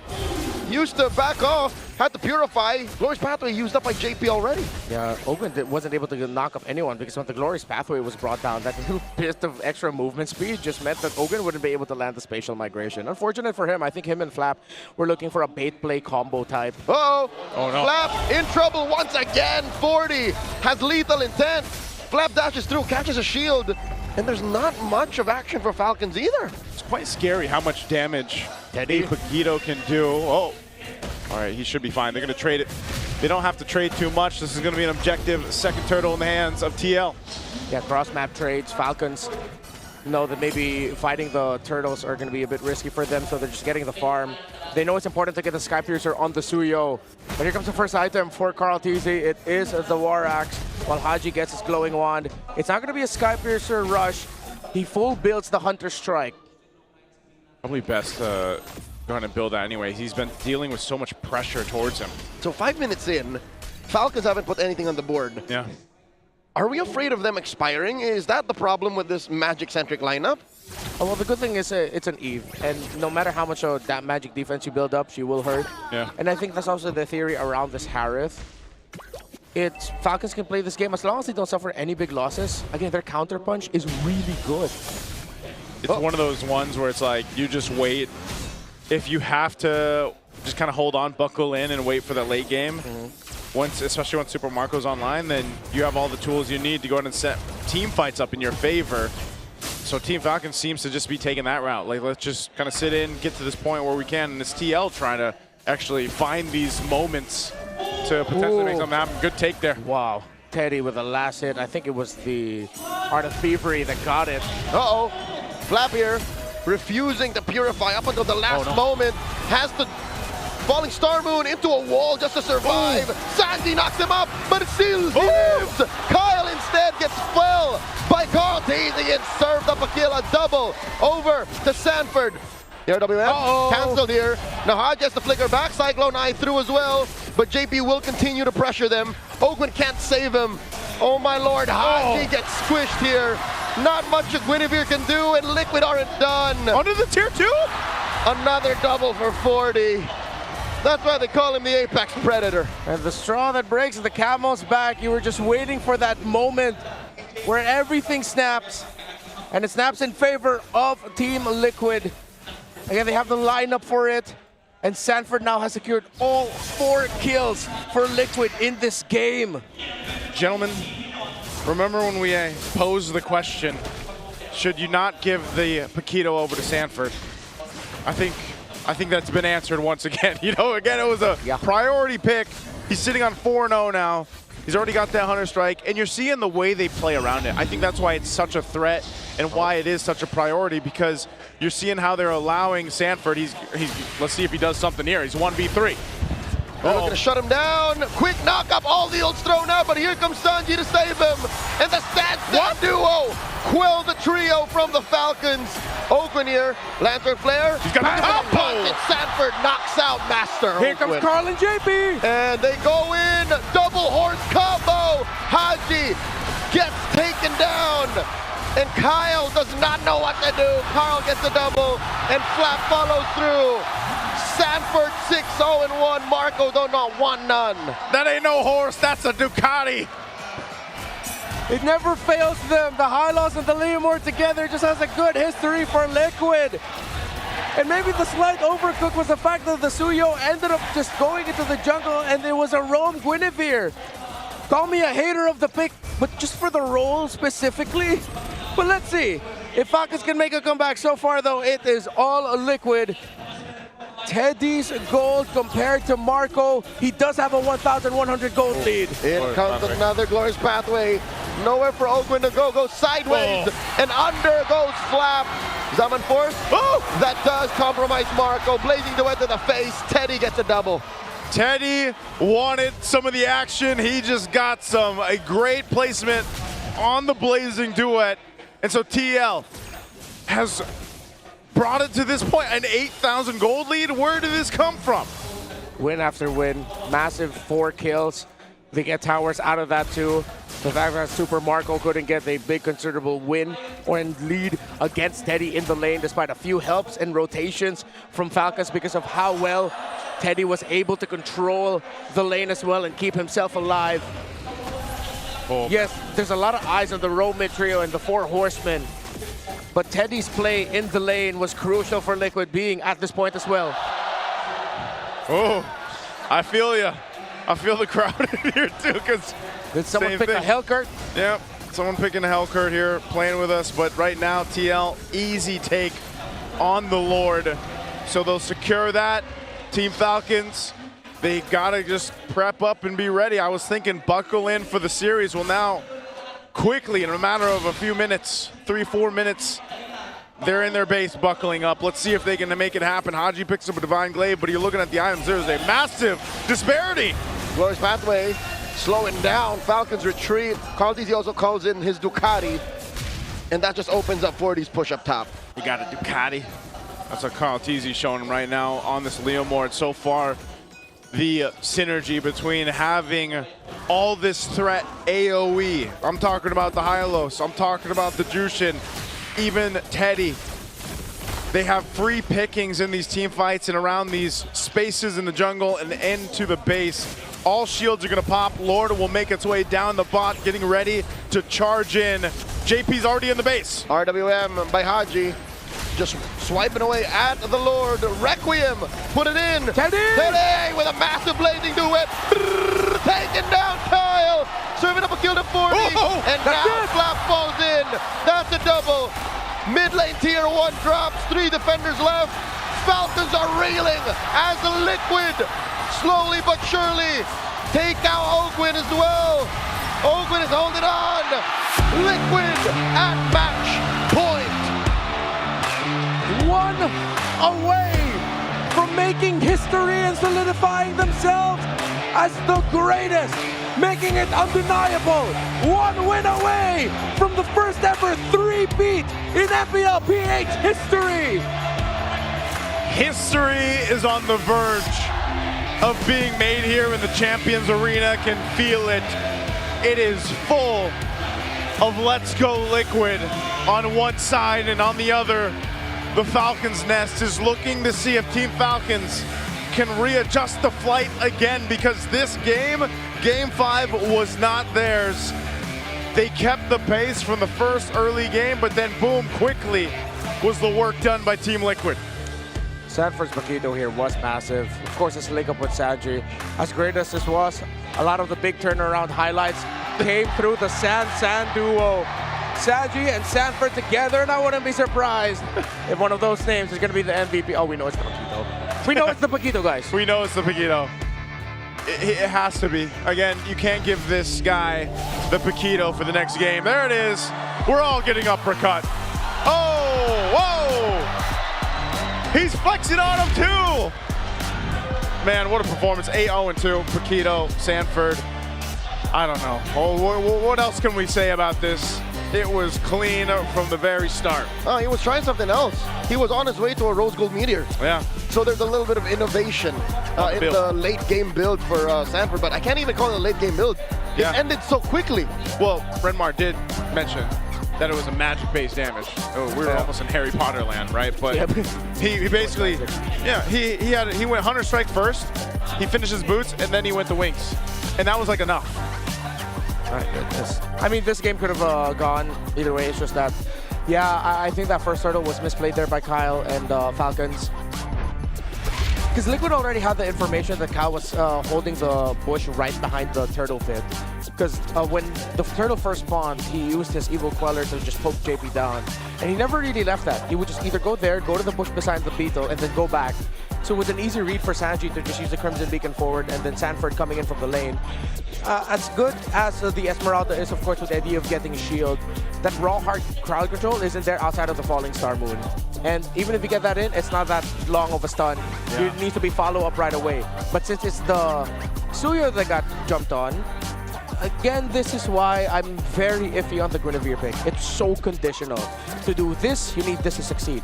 For that to succeed, though, there needs to have been a step that you took beforehand, which is either getting vision or getting into the place first.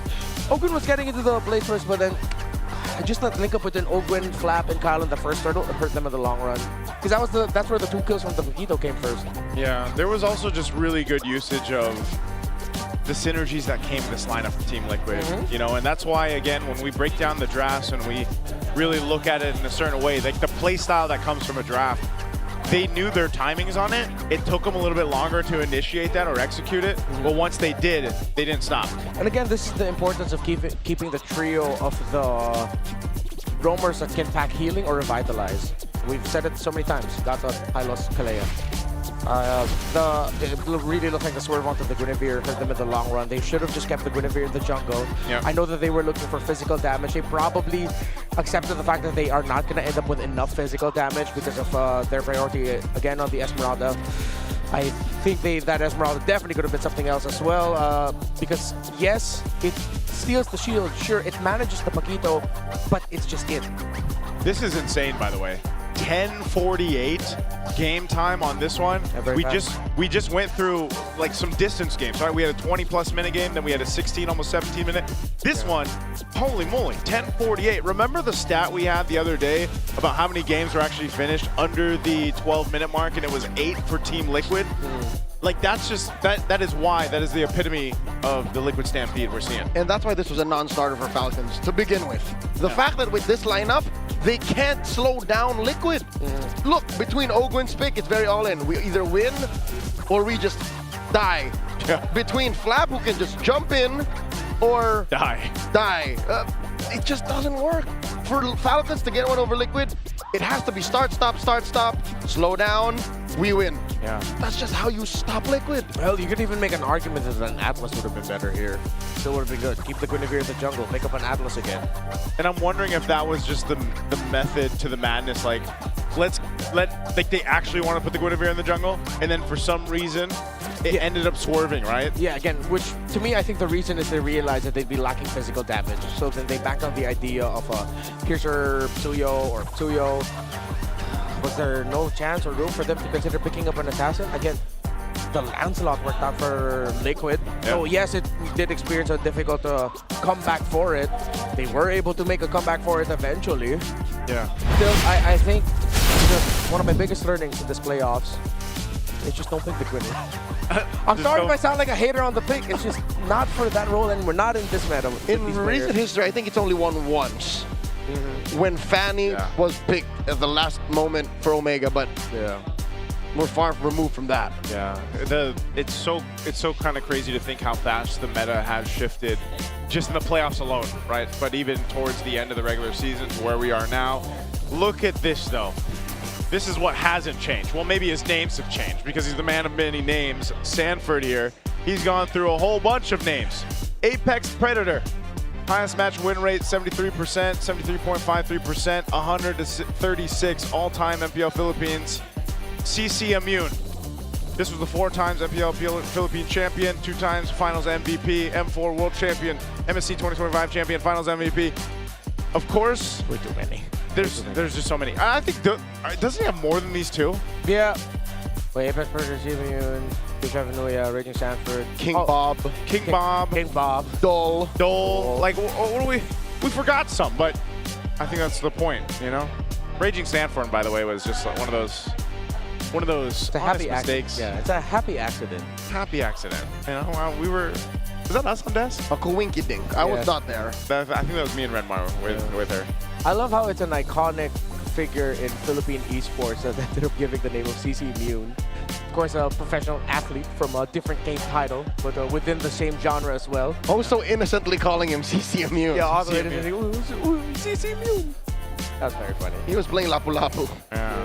It's just one of those things, again, where the impact of Sanford, of course, throughout the history of Team Liquid, throughout his own career, you know, and if you really go into this like introduction of Sanford into the league and where he's been and everything he's accomplished with Team Liquid, it's amazing to look back and see all that, right? And it's very deserving that he has all these monikers, all these names, because he's just so damn good. And it's a big problem for Team Falcons. And right now we have to look at the COA, the consequences of actions. I think we've got Flap here at Team Falcons.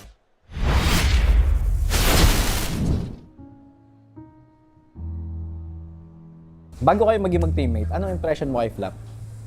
Impression ko sa kanya, masayahin. Tapos, at the same time, din siya. Parang mabilis lang din siyang ma-down.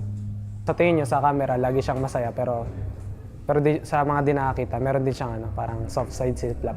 May mga times na malungkot rin siya, ganun. Tapos may mga times din talaga na, ayun, down yung tao. So parang kami naman yung take turn para i-lift up siya. Yun. After nung M2, parang sobrang down eh.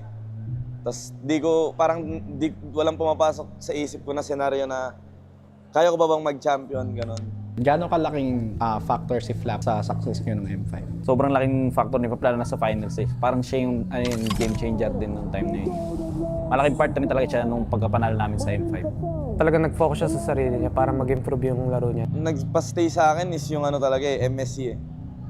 Kasi gusto ko talaga makuha yun eh. Kasi yun na lang talaga yung kulang ko. Kaya yun yung nag-motivate sa akin. And at the same time, nung last season, kasi sobrang miracle na nun eh. Nung nakapasok kami, kumbaga, sa sobrang liit na chance na yun, kaya namin makapasok. Kaya yun din yung nag-drive sa akin kasi kahit anong porsyento talaga tinitake ko and tinitake namin na sa team. Kaya parang sobrang proud din ako sa kanila. Paano ka natulungan ni Flap na mabuo yung decision na pumalag pa rin this season? Kailangan namin bumawi this season kasi lalo na MSC.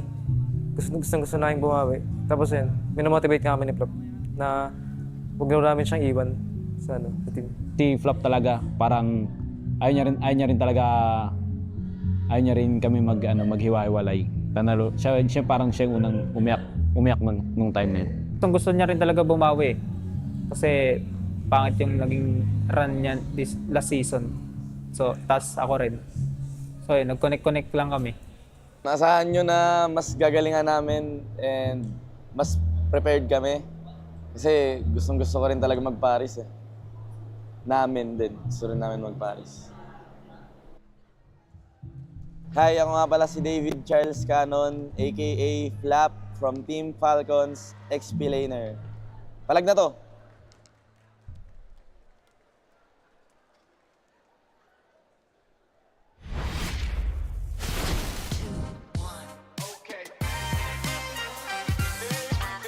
Hindi ko talaga alam bakit pinagawa sa akin yun ni Direk. Gusto ko lang po sabihin. Pero mukhang ang facial expression po na ito ay Pag may pinauso naka-outplay. ni Hans. Ha? Pag may naka-outplay. Oo.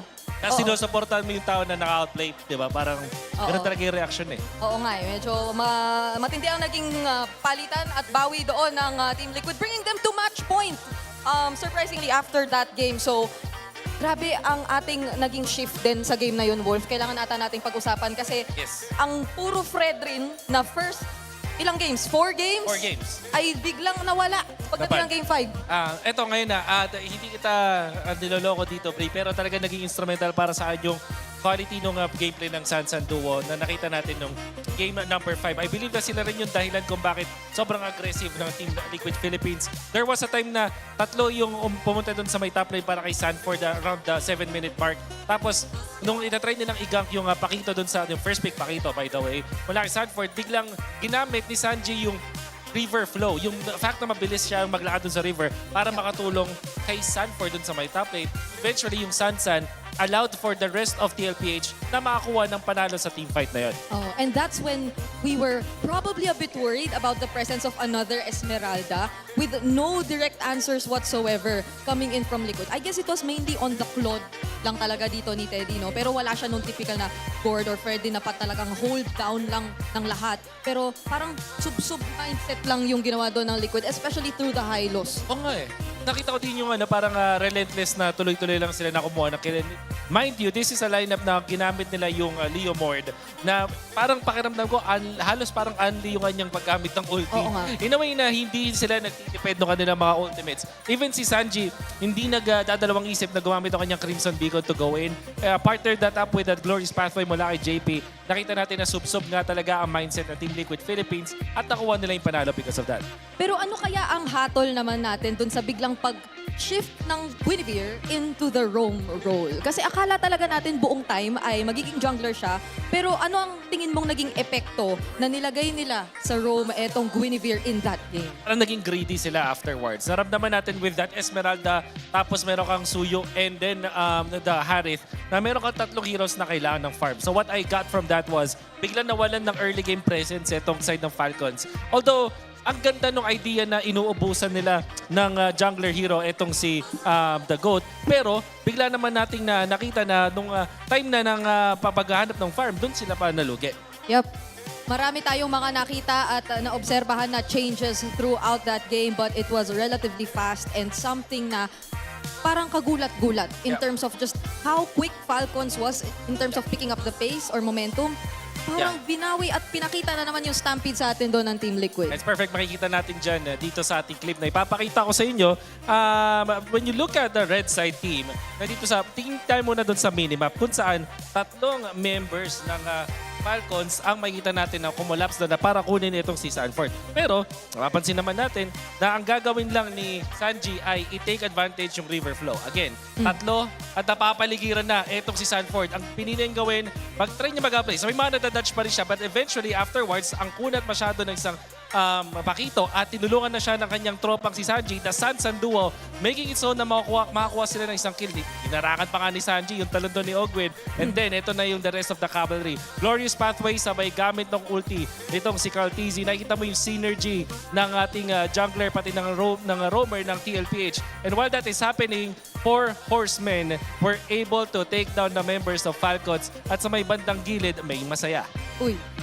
Ang nakita na naman talaga natin dito rin sa palagay ko ay ang dalawang kabayo na na-maximize Yun nga ng Team Liquid. Kasi Hylos, Leomord, parang sila ang nag-combo doon aside from Sansan. Tapos Steady, Farm na sa gilid.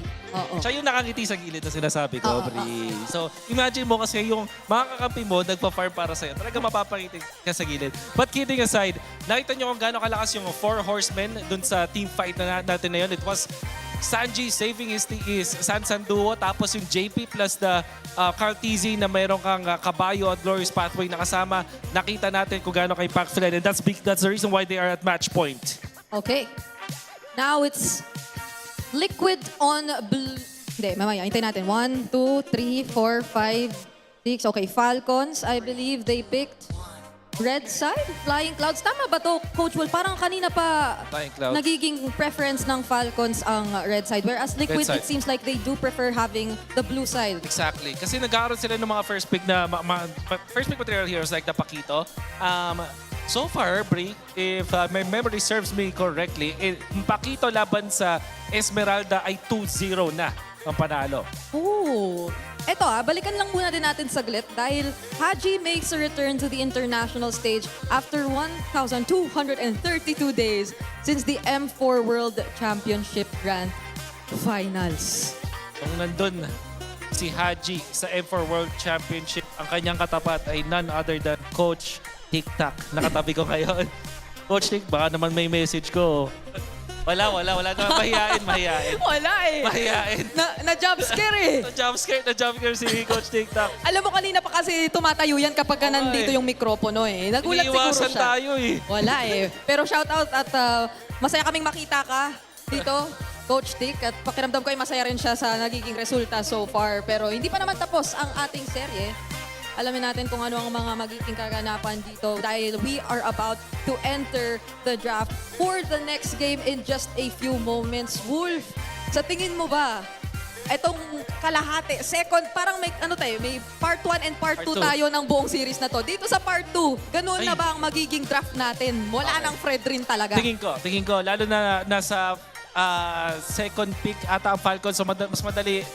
Tsaka parang hindi ka na worried dun sa Zushin. Parang sinasagot na to ng side ng Team Falcons. They have the Eve for that. Alrighty. Ladies and gentlemen, here we are. We're going to be jumping into this next draft. And I'll tell you what, it is now a championship point. If for some reason you've missed things, this is what we're at now. Championship point. We're going to Flying Clouds. Mind you, TL has not lost on Flying Clouds. What is that, 17-0 now? They're Yep. 17-0. They're 17-0. They've got a 68% win rate on the red side, but I think this is, I don't know. Team Falcons has to figure something out for this draft. Joseph, it's a fighting map. It's a fighting And map. Liquid are fighting champions. They are, man.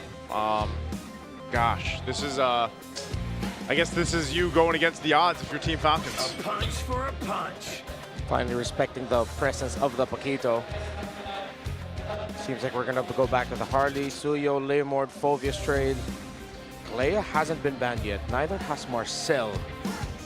It's up to Liquid to take out the Marcel. Potentially maybe take out the Freya. Unless they open it, then they just go full Ooga Booga. Yes, that is actual analysis, folks. Full damage, full speed, end the game in under 12. Potentially, I don't know, man. As much as we just witnessed a stampede, a very quick game, I'm hoping Game 6 doesn't go that way. I'm hoping that when we start to see the picture painted here for Team Falcons, they lock in a couple of these heroes. We know the game plan they want to go for. They can't contest the Fredrin anymore. The utility bans are being out. They respect ban the Paquito. It's done too much to stop Team Falcons from getting the full flight they're looking for. And the last one is also that Freya ban that Teddy picked up. Okay, this being game 6, it just dawned on me. Falcons chose to be blue. Last night, they had all of the momentum. Even in this game, even in this match rather, they had all the momentum from red. Is this a clear sign of them saying something's got to change, something massive has to change now? Yeah, it seems like a tailored draft is underway. 2 or 3 potential sets of them. They banned out the Freya, again, talking about the Freya and Marcel trade. So they banned the Marcel Liquid as expected. And so Liquid still has an avenue to go for the fast rush. Liquid can go Leomord High Loss again if it's available for them. If it's going to be Harley, we could see a long game. It is an Eve Rush. An Eve Rush. Okay, Eve Rush. This is this worth the rush then? Like to go ahead and grab the blue side Eve? Well, they'll get their combo. I think they're going to end up getting the Harith on the swing back. Liquid are probably eyeing just getting their Claude now. If it's not going to be the Claude, then they'll get the Moskov later. And then jungle picks all still active. Wouldn't be surprised if they leave their jungle pick just for a little bit later, pick up a strong EXP. We mentioned the Phovius. But it could also be one of those scenarios where getting a Yuzhong later would be good. But it is a Phovius and Claude, 2 of the picks that we expected. With the Harith, it'll be tough to get it now. I think they just double down on what worked for them in the past. Get the carry onto Super Marco. Consider the Suyo or maybe even the Leomord for Team Falcons. There's no Sora that you have to worry about. Now, the next big picks you have to worry about might actually have to be the mid laner for Sanji. If Falcons show the Leomord, that's an easy Valentina pick for Team Liquid Philippines. You get to steal not only the RWM, but even the Phantom Steed. Okay, next up, Guinevere. Oh, they're going with the Guinevere again. For the love of all that is green and Falcons, I hope this is exactly what we think it is. Yes. Gwyn jungle only. Gwyn jungle. It can't be the Gwyn roam. Joseph. I'm not feeling it if it is, man. That's what we thought in game 5. Yes. So keep it in the no, Team Falcons is going to come up with the best game plan depending on what these choices for Team Liquid are. And right now, the Harley comes through, at least for Carl Tizzi. Phovius is going to be one of their big stoppers. I think Falcons needs to commit a ban onto the Gord and the Valentina. If not both, then one of those, and you take away a JP hero. But if you take away a JP hero, actually no, don't take away either the Hylos or Gatot, because Liquid will end up with one of those 2. And there was a lack of heal, which is what hurt Falcons earlier. Keep the Hylos Gatot Gacha trade open. But the tough thing about that, Liquid might just also ban out one of the options. The more I speak about it, the more it seems like Liquid are getting closer and closer to just etching their names to the greatest. Still, Falcons are respecting the other picks. The Loyi, the macro would have been big for Liquid. Yeah. So many avenues they could still go through. I'm get quite overwhelmed with all the options they could go for. Yeah, a whole lot of choices here throughout the draft, but right now, as long as Team Falcons fixes what really messed them up in the previous game and ended up being such a stampede for Team Liquid, would be to solidify having one of the more beefy roams, maybe the ones that have a revitalize that you can run with, since you still have those options available to you. Maybe it's going to be a Khalid in the hands of Ogwin. Maybe you get the Gatakacha. This Hilda is going to be banned out by TL just to due diligence, make sure that's not messing up the Claude, as we've seen for Teddy. So a good quality ban coming out from TL. Team Falcons, on the other hand, they still have one more option. They might continue to hone in on the mid lane options. Yeah. They can't take away one of the roamers. So they have to make the choice whether it's the Valentine or Gord that's going away. Very honest, EXP jungle gold already. It's Roman mid that we're waiting for, Roman EXP.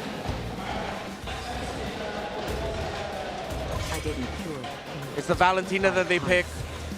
Gord available for Sanji if everyone wants to go for it. Oh, Gord Harley combo, man. Gord We've Harley. seen it. Wait, if they Gord Harley, Flap gets the Sora. Yeah. Yeah. So that's why they banned the Val. Yeah, that's what TLPH is waiting for. They probably pick JP's pick first and then wait to see what Flap's gonna go for. If they show the Gord, it's a very easy Sora. But there is a Phobius. Again, it's not always an automatic counter, but it does not make it so easy to play it. It's more demanding of the execution for a team when Sora goes up against a team with a Phobius. With how long a Phobius can buy time for the rest of the team, Sora might not get the help it needs. A Cho for JP. The Cho? Man, this combination, having the Cho and the Phobius, were big components of their win against Onyx. If they want a big box and a lot of crowd control, you consider either Badang or Atlas. And then for Flap, you have to get Burst. Get the Lapu or maybe even consider something like a Yuzhong. So my recommendation is Yuzhong Atlas, Yuzhong Badang. Getting a Khalid to try and match the rotational speed of the Cho might not be enough for your team. And for the love of all that is good, put that Guinevere in the jungle. Yeah, this is where we find out. Yeah. This is where it happens. A couple seconds will tell us what they're going. You get the thumbs up from Ogwin. It is. So Hylos will be the roam for Ogwin. Flap will get the Lapu Lapu. And we've got the Guinevere in the jungle. So it's very similar to combo and execution to when they went to 2-2. Yeah. So a little more hope for Falcons here. I definitely like this a lot more. What's the answer going to be in the mid lane for Team Liquid? They could simply just go the Gord, but they're going to go the Jushin instead, providing them with one of the strongest mid lane picks, if not the strongest hero for that role. Cho and Jushin don't get the combo, but the Cho and Harley does. It's up in the air, and it'll all boil down to the first two turtles. Whoever gets those and how it looks after will be the winner.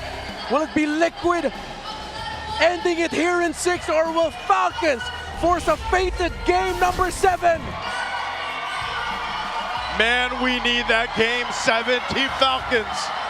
I feel like this draft was the one that they needed. Let's see if we can make it to the full series. It all starts here because right now, after the stomp that Team Liquid had in the previous game, they are riding into the Land of Dawn on momentum for this one.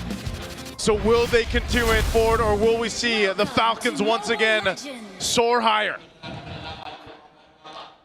Marco and Teddy, they go back into the last two players that made the walkouts for their teams, how they'll manage the laning, and how they'll manage the eventual mid-game power spike.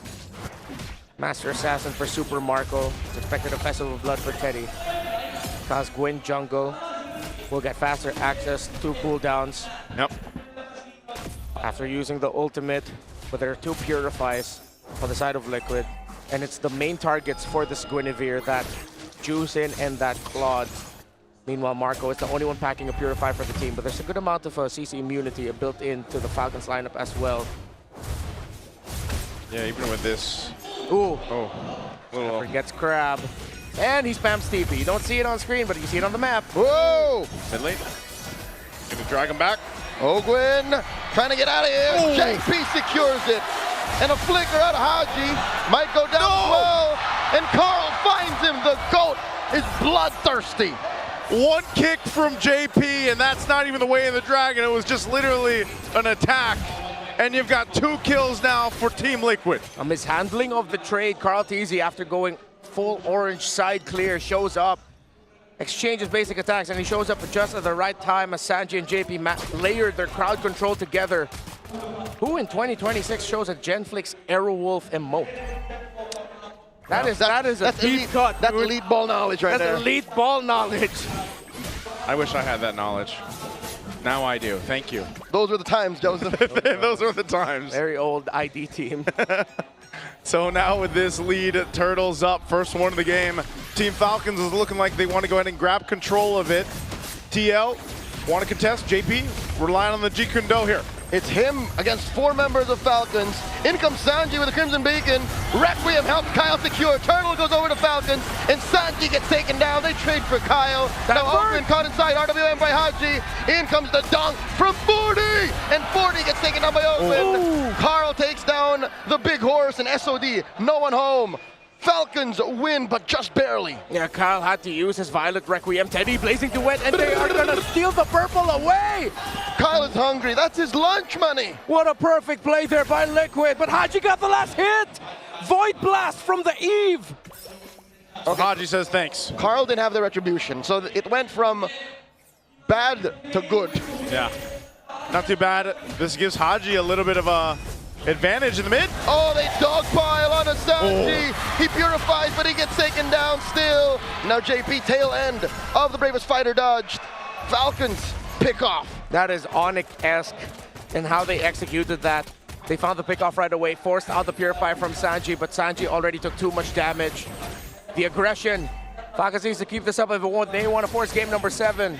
Yeah, just when you thought, Team Liquid was pressing on that same pedal that they've seen in game 1, 2, and even the previous game 5, they get to this point where Team Falcons has responded. That's great for them. They made the adjustments they needed. Super Marco's been able to go ahead and just farm up in his lane.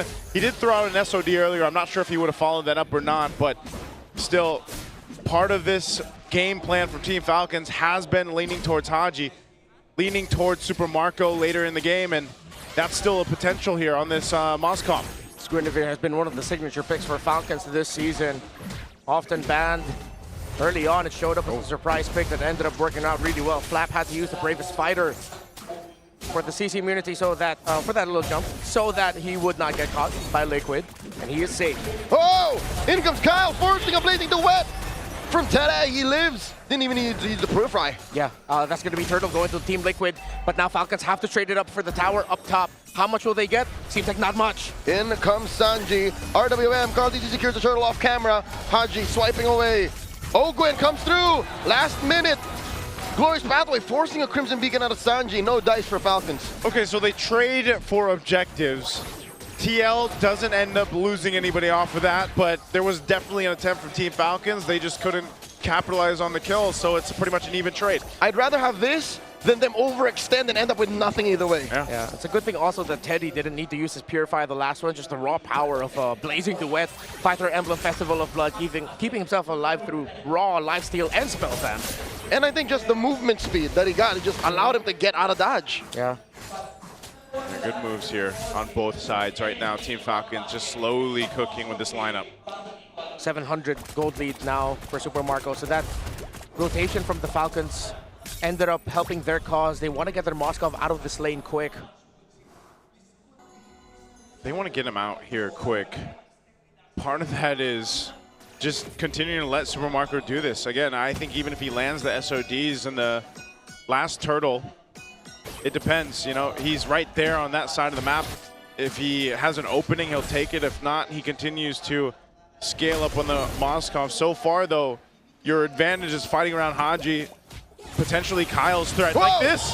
Requiem finds JP. But JP does live. Oh, Haji with the RWM clutch today. Defensive use of the BMI. A pickoff is a pickoff. Carl Teasy almost got taken down. If Falcons got that, that would be a snowball start. But they did get JP. They use a lot of abilities for that, though. And again, the Gwyn, so fearsome in the jungle. Yeah, that's the threat that we're looking for here. The real deal. TG. Oh, wow, nice Spear of Misery. Massive by Marco, and they didn't even overcommit. They just wanted the turret. Now Carl Teasy coming in. Teddy and JP looking for targets. Ogwyn holding it down. Ogwyn gets taken down here. Carl secures. So that gives them a clear sign to go ahead and secure the last turtle of the game. Yeah, a bit of a misplay there by Falcons. Liquid knew that Ogwyn didn't have his Revitalize yet. They were counting, they marked it, and they got turtle number 2. Turtle 3. 3. Their second. Their second turtle. Oh, their second. Is what I meant. He was right. You were right. But also, I am right. So we're all right. Yeah. We were talking. We were talking about the first 2 turtles, but it ended up becoming dead even because no one got a clear lead. But now this turtle 3, Falcons needs to start getting towers off the sides. That's how Teddy and Liquid were able to get one up top. So now it's going to be Kyle helping out Super Marco to break this. Just a trade, yet again, across the map. Oh yeah, they're going to trade it. Teddy just does a bit of damage that one, but that will be the tier 1 falling. That's a lot of minions, man. Even with the damage reduction of the turret, it still took out way too much health. Oh, and Flap is taking his time. He doesn't trust the map. He doesn't know where JP is. Nor Carl, so he's not sure if he wants to overcommit to the defense. Look at JP right now, man. He's just behind enemy lines, just taking a gander around. One might say light-like. Yeah, looks very light-like at this point. They want to go for this tier 1. Oh my lord! Deadly Magic, it's Hanjo catches it. Yep, he'll be alive though. A bit of a body block there by Ogwyn. Kyle thinking about recalling back to base or staying in the pixel. And he makes the right call and goes back. As Liquid now have control of the river and the map, Falcons' time is running out for their mid-game. But their time comes back online for the late game through their Moskov and their Eve. Yeah, that's what they're playing here for. Tier 1 going to be worked on again. TL playing around this advantage of mobility where Team Falcons is centered up. Kyle won't land that. Whoa! Dear Lord! Marco put within an inch of his health. He stays. Ballsy. The same area where Marco spotted out Carl Teasy when it was the carry versus the YSS. There was it. Carry versus Harley. Harley, there, thank you. Look at Teddy again. Opening up the map. Marco's getting there. Yeah, Flying clouds. Falcons are lost in their own jungle and in their own side of the river. Because of the threat of the Cho and how fast it can rotate, they really cannot read the rotations of Liquid. They don't trust it. Bravest Fighter from Flap, forcing one from Sanji. And now in comes the Bravest Fighter, blazing the wet inside the RWM. Teddy trying to deal some damage. Sanford caught through. Does flicker out. That's a great pick. This is the Lord up. Carl Teasy's still up though, so Team Falcons, even with taking out Sanji, they still have to be cautious. They see Harley. Just like against Onyx, as long as they pick off the Zushin, they are ready to go. Lord here, within a tenth of its health, and Kyle secures. Ogwyn will get picked off though. JP taken down. Flap is wailing away. Will get taken down here. And now Carl and Teddy. Kyle with the setup and the freeze. Oh, he gets taken down here. Pyrrhic victory for Falcons. They get the Lord, but they lost too much. Liquid with the pedal on the gas. Falcons tried to get some kills, but Liquid were able to sidestep and survive. The Lord, though, will still be able to get out of the Falcons base. It spawns now. While Flap is back in 5, Kyle is back in 11. Falcons will be able to push out. 6 games in, one thing is true. Yeah. RWM plus the SOD and the SOM. Haji with a shutdown. Carl falls. Traded out for. Looking for more. Super Marco here. That's too much pressure. He flickers back. Dodges back rather, but it's too much. And there's not much of a punish from Falcons as they get run through by Liquid. Sanji with a Crimson Beacon. Infernal Pursuit by Sanford. They both just live. And the Lantern Flare from the Chef. One thing is true, that might have been an overstep. They got the Harley, but it cost them too much. Still, the members of Falcons will return, and this Lord will get the charge and pop the passive. In the big picture of the macro, it works out for Falcons. In the small picture of the gold, in terms of the outplays, Carl Teasy is 3 levels ahead of Kyle. But that never stopped Falcons. Yeah. More than once in this series, Kyle stepped up and knew that it was all about utility. And if there's a way for Falcons to slow this down, that's what they gotta do. Time and again in this series alone, you've seen as long as it's slow and steady, Falcons win. But if it happens in the blink of an eye, even if it's Falcons who engages, initiates, Liquid wins. Oh, look at this. Brings them into this. That's a kick onto Ogwin, RWM, plus the Glorious Path they use defensively. SOM into the wall. A lot of damage coming in from Marco. Now he takes down JP. Sanji with the Crimson Beacon, compromising Super Marco. Teddy with a blazing duet, taking down Flap. Taking down Ogwin as well. 2 for none. Make it a 3 for 1. Tane with a triple. Sanji finds Marco. 4 for 1. And that's a wipeout. Tane is a maniac. The minion waves are far, but does Liquid have the damage? Does Liquid have the speed to march through the mid and into immortality? They're taking it down the tier 2 turret. You have a couple seconds for Team Falcons to come up. JP will immortality tank this turret. They'll just get that and go reset. Slow it down. Liquid have demolished that mid lane inhibitor. Now in comes the rest of Falcons. JP dashes on through, flickers out. Glorious Path by SOD. Sanji does use the Crimson Beacon to survive. Super Marco into Tane. Blazing duet. BMI through, and Haji punishes him. There's a shutdown. Ogwin gets taken out here. 2 for 1 the trade. Teddy makes it happen! From steady Teddy to deadly Teddy! It cost him his life, but it's 2 members of Falcons who fall. But Falcons also made the right call. But Liquid got the counter. It's not over yet. They're still fighting. This is why they're the Titans. Oh man, this spear and a great beacon from Sanji. But look at that, Teddy there for the team and comes out swinging. Still could be anyone's game, folks. But the map is blue. And I'm not talking about the color of the Falcons towers. I'm talking about Liquid. Still in control, but Falcons, they're not going down without a fight. They keep on fighting. Marco has SOD. Oh, this is a deadly dance. Lord here at a tenth of its health. Kyle comes in. Teddy secures. Glorious Pathway. In comes Teddy. And there's a Requiem, but no follow through. Ogwin here is going to get taken down. Sanji gets in. Kyle taken out. Teddy finds another. What's Marco thinking? Chubby wave down bottom. Oh, they send Sanford back to defend. Falcons needs to withstand this. Haji didn't use his real-world manipulation, so he'll have it with him. But Kyle and Ogwin are down for too long. And it's 5 against 3. The 4 horsemen and their Teddy. Liquid and the cavalry are feeling it. It's possible that they turn into the 4 horsemen and the GOAT. There's the RWM. Lord still standing. Sanji taking a lot of damage with hoof stomps. Heard through history. A stampede by the cavalry. Going back to back to back. Team Liquid Philippines are your FPL Philippines Season 17 champions. We are all witness to a legacy that will withstand the test of ages. Emulated, never to be replicated. Their fierce gallop into immortality will echo forever. Team Liquid PH are the greatest of all time. One hell of a grand finals we had here in San Juan Arena as all sides erupt with the ending we had here. 6 games of distinct action on both sides.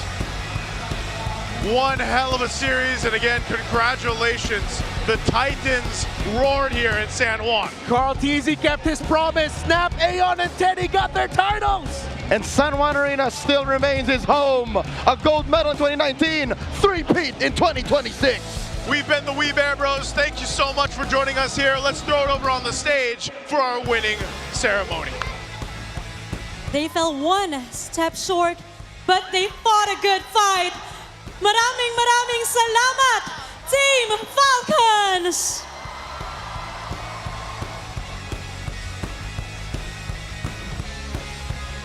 And now, MPL Superfans, make some noise for your Season 17 champion, Team Liquid Philippines!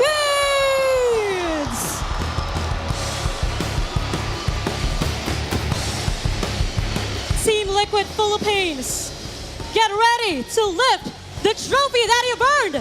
3, 2, 1. Weeks of grinding and sacrifice, all leading to the single moment of immortality. Welcome, your MPL Philippines Season 17 champions!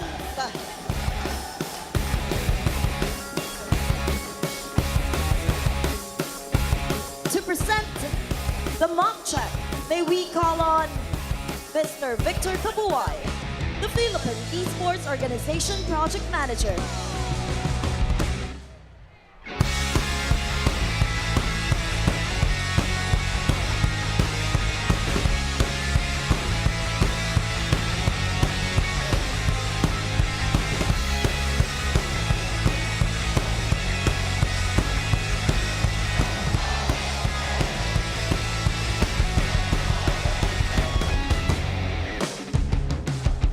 To present the medals and rings, please welcome on stage Mr. Julius C., the Chief Executive Office of Ferry.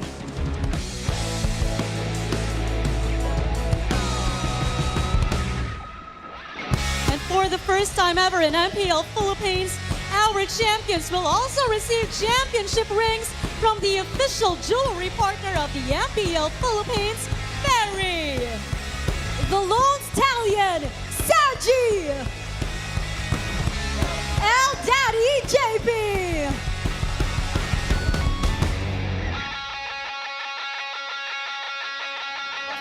Steady Teddy!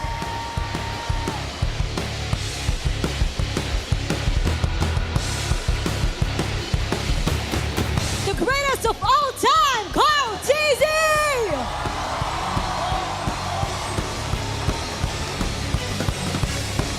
The Apex Predator, Sanford!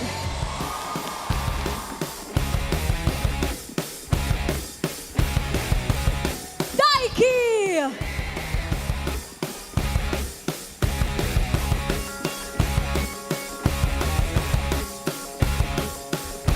Coach Snap!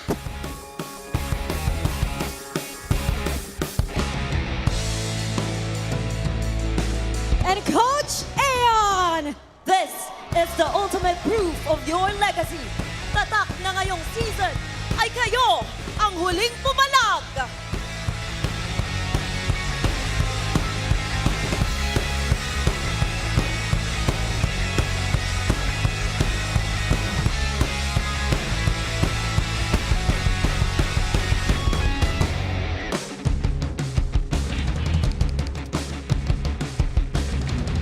And finally, we award our finals MVP! The player that significantly contributed to their team's road to immortality. Presenting this award is attorney Francisco J. Rivera, the Games and Amusement Board Chairman. Super fans, let me hear it from you! Who is your finals MVP?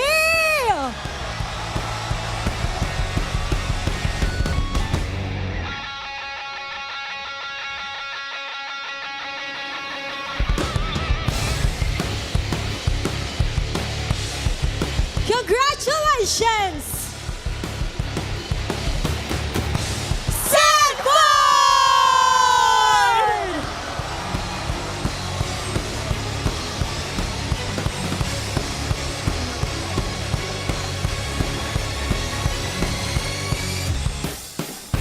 Sanford, congratulations for being the finals MVP.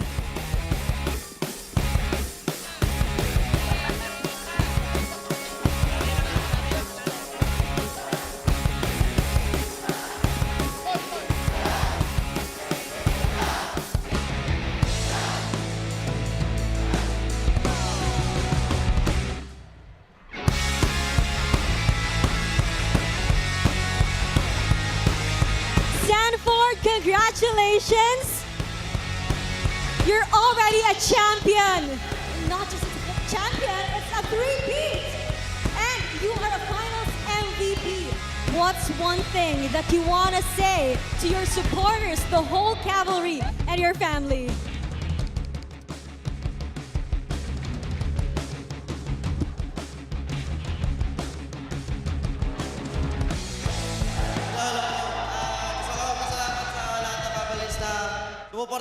Thank you to all the cavalry who showed up here today and supported us throughout the season. Shout out for all your support. Thank you. And this season is for you, cavalry. To our finals MVP, Sanford! And one more time, champions, please step towards your trophy.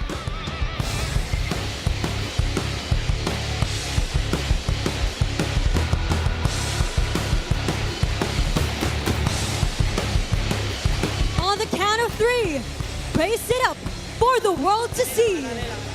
In 3, 2, 1! Isang malamat na season na naman ang nagtapos at nakita natin kung sino ang tunay na pumalag! At ngayon, oras namang ipakita at subukan ang palag ng buong mundo at ipakita ang lakas ng Pinas sa Paris as we head to the mid-season cap at the Esports World Cup. Congratulations once more to Team Liquid Philippines! At muli, super fans, maraming salamat sa pagsama sa amin this season 17. This is your very own Odin together with Thea and Denise. And for one last time, ito ang MPL Philippines Season 17! Palag na to!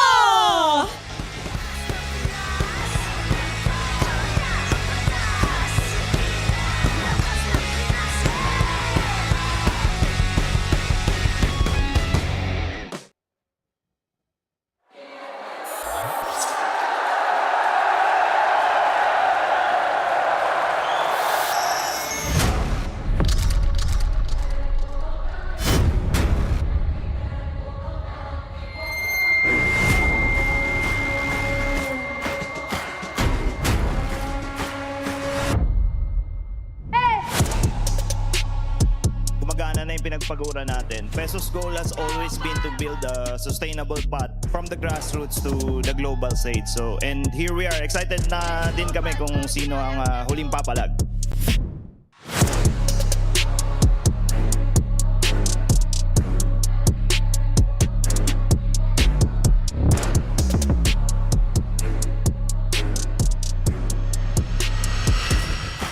Grabe ang makikita nating bakbakan ngayong gabi dahil ito na ang pinakahuling set ng Team Liquid Philippines and Team Falcons. Let's go, Liquid! Palag na to!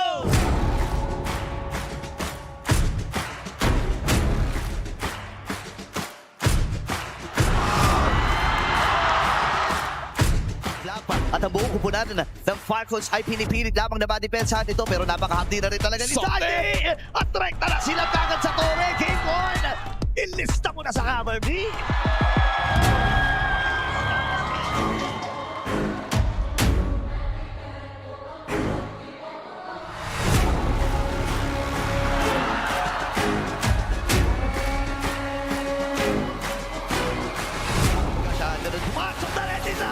Mamamatay ito si Haji. Pero may nagamit din yung Winter Crown. Sa Miami ko lang lamang ito. Kaya si Lapa pinipilit na proteksyonan ang kanilang base. Amahalan din si Carlito. At tuwa na ang score.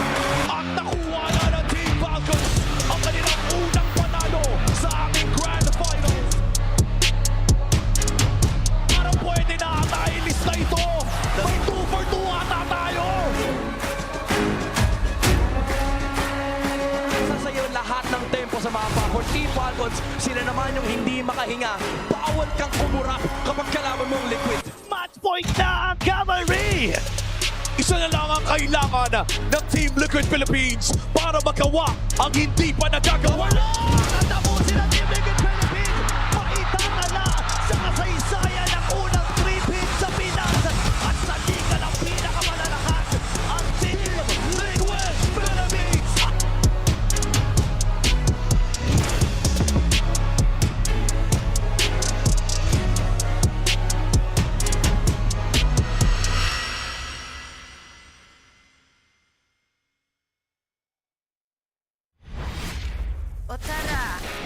Pala ka ba?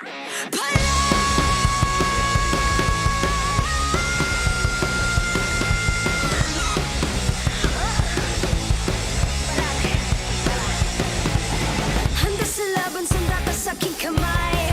Watch me click, might be fire in the eyes. Yeah, I walk with my head held high. Ano ba yung takot kong tere ang aking gabay? Di alam if I'm young, I hold down the lane. Ako ang kabuuan, when we bring our name to the game. Eyes on the prize, do not, 'cause it's our time. Palag na to, me again, you already know. Automatic ka lang na Pilipino. Work is what we steal the show. Automatic ka lang na Pilipino. Lakas ng Pinas. Palag na to, kami na ang batas. Pilipino. Lakas ng Pinas. Palag na to, automatic ka lang na Pilipino. Taka, wait. Remind you kung anong na-obtain. Palaging first place, lakayo sa PH. I know Superman. I'm here 'cause I got God, my team is super fan. Eyes on the prize, Pinas, 'cause it's our time. Palag na to, me again, you already know. Automatic ka lang na Pilipino. Work is what we steal the show. Automatic ka lang na Pilipino. Lakas ng Pinas. Palag na to, kami na ang batas. Pilipino. Lakas ng Pinas. Palag na to, automatic ka lang na Pilipino.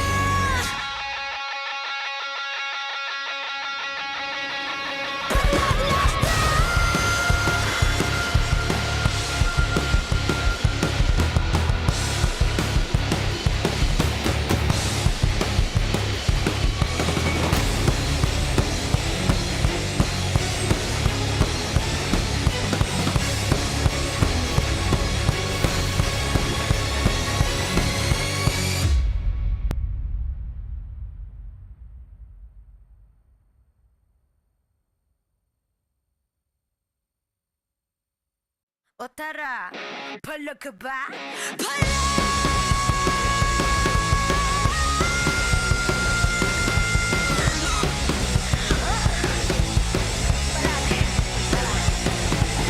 Handa sa laban, sanda ka sa aking kamay. Watch me click, might be fire in the eyes. Yeah, I walk with my head held high. Ano ba yung takot kong tere ang aking gabay? Di alam if I'm young, I hold down the lane. Ako ang kabuuan, when we bring our name to the game. Eyes on the prize, do not, 'cause it's our time. Palag na to, me again, you already know. Automatic ka lang na Pilipino. Work is what we steal the show. Automatic ka lang na Pilipino. Lakas ng Pinas. Palag na to, kami na ang batas. Pilipino. Lakas ng Pinas. Palag na to, automatic ka lang na Pilipino. Taka, wait. Remind you kung anong na-obtain. Palaging first place, lakayo sa PH. I know Superman. I'm here 'cause I got God, my team is super fan. Eyes on the prize, Pinas, 'cause it's our time. Palag na to, me again, you already know. Automatic ka lang na Pilipino. Work is what we steal the show. Automatic ka lang na Pilipino. Lakas ng Pinas. Palag na to, kami na ang batas. Pilipino. Lakas ng Pinas. Palag na to, automatic ka lang na Pilipino.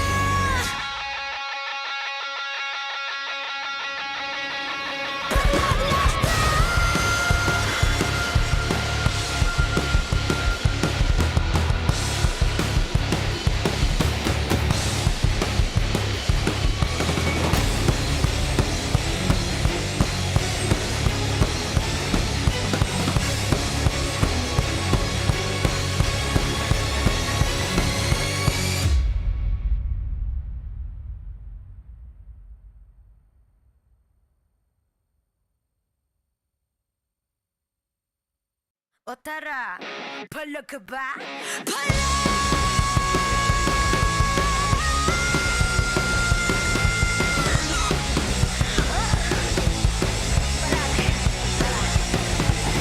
Handa sa laban, sanda ka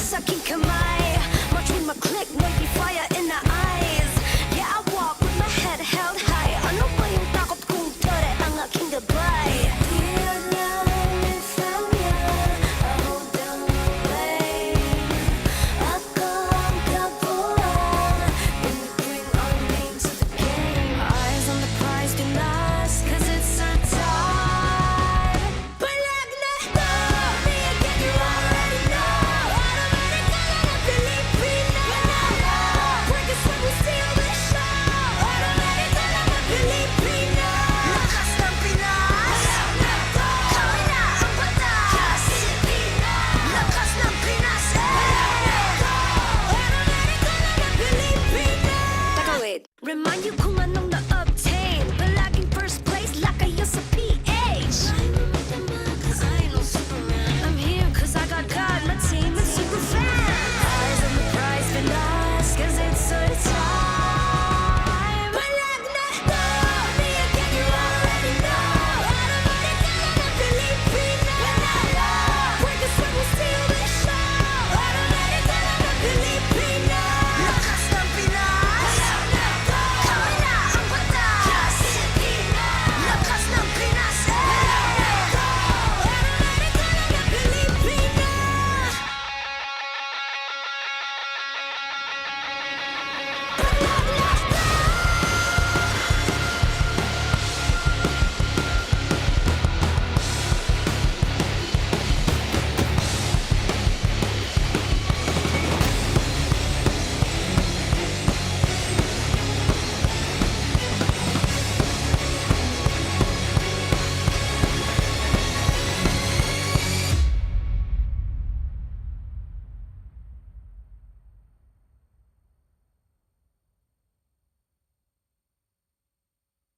O tara, palag ka ba?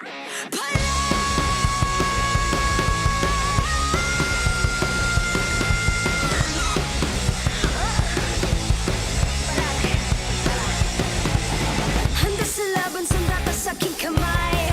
Watch with my click, may be fire in the eyes. Yeah, I walk with my head held high. Ano ba yung takot kung tore ang aking gabay? Di lang ifam niya, I hold down the way. Ako ang kabuuan, when we bring our name to the game. Eyes on the prize, be lost, cause it's our time. Palag na to, me again you already know. Automatic ka na Pilipino. Panalo, porque somos still the show. Automatic ka na Pilipino. Lakas ng Pinas. Kami na ang batas. Lakas ng Pinas. Automatic ka na Pilipino. Teka, wait. Remind you kung anong na-obtain. Palaging first place like kayo sa PH. I'm here cause I got God, my team is super fast. Eyes on the prize, been lost cause it's our time. Palag na to, me again you already know. Automatic ka na Pilipino. Panalo, porque somos still the show. Automatic ka na Pilipino. Lakas ng Pinas. Kami na ang batas. Lakas ng Pinas. Automatic ka na Pilipino.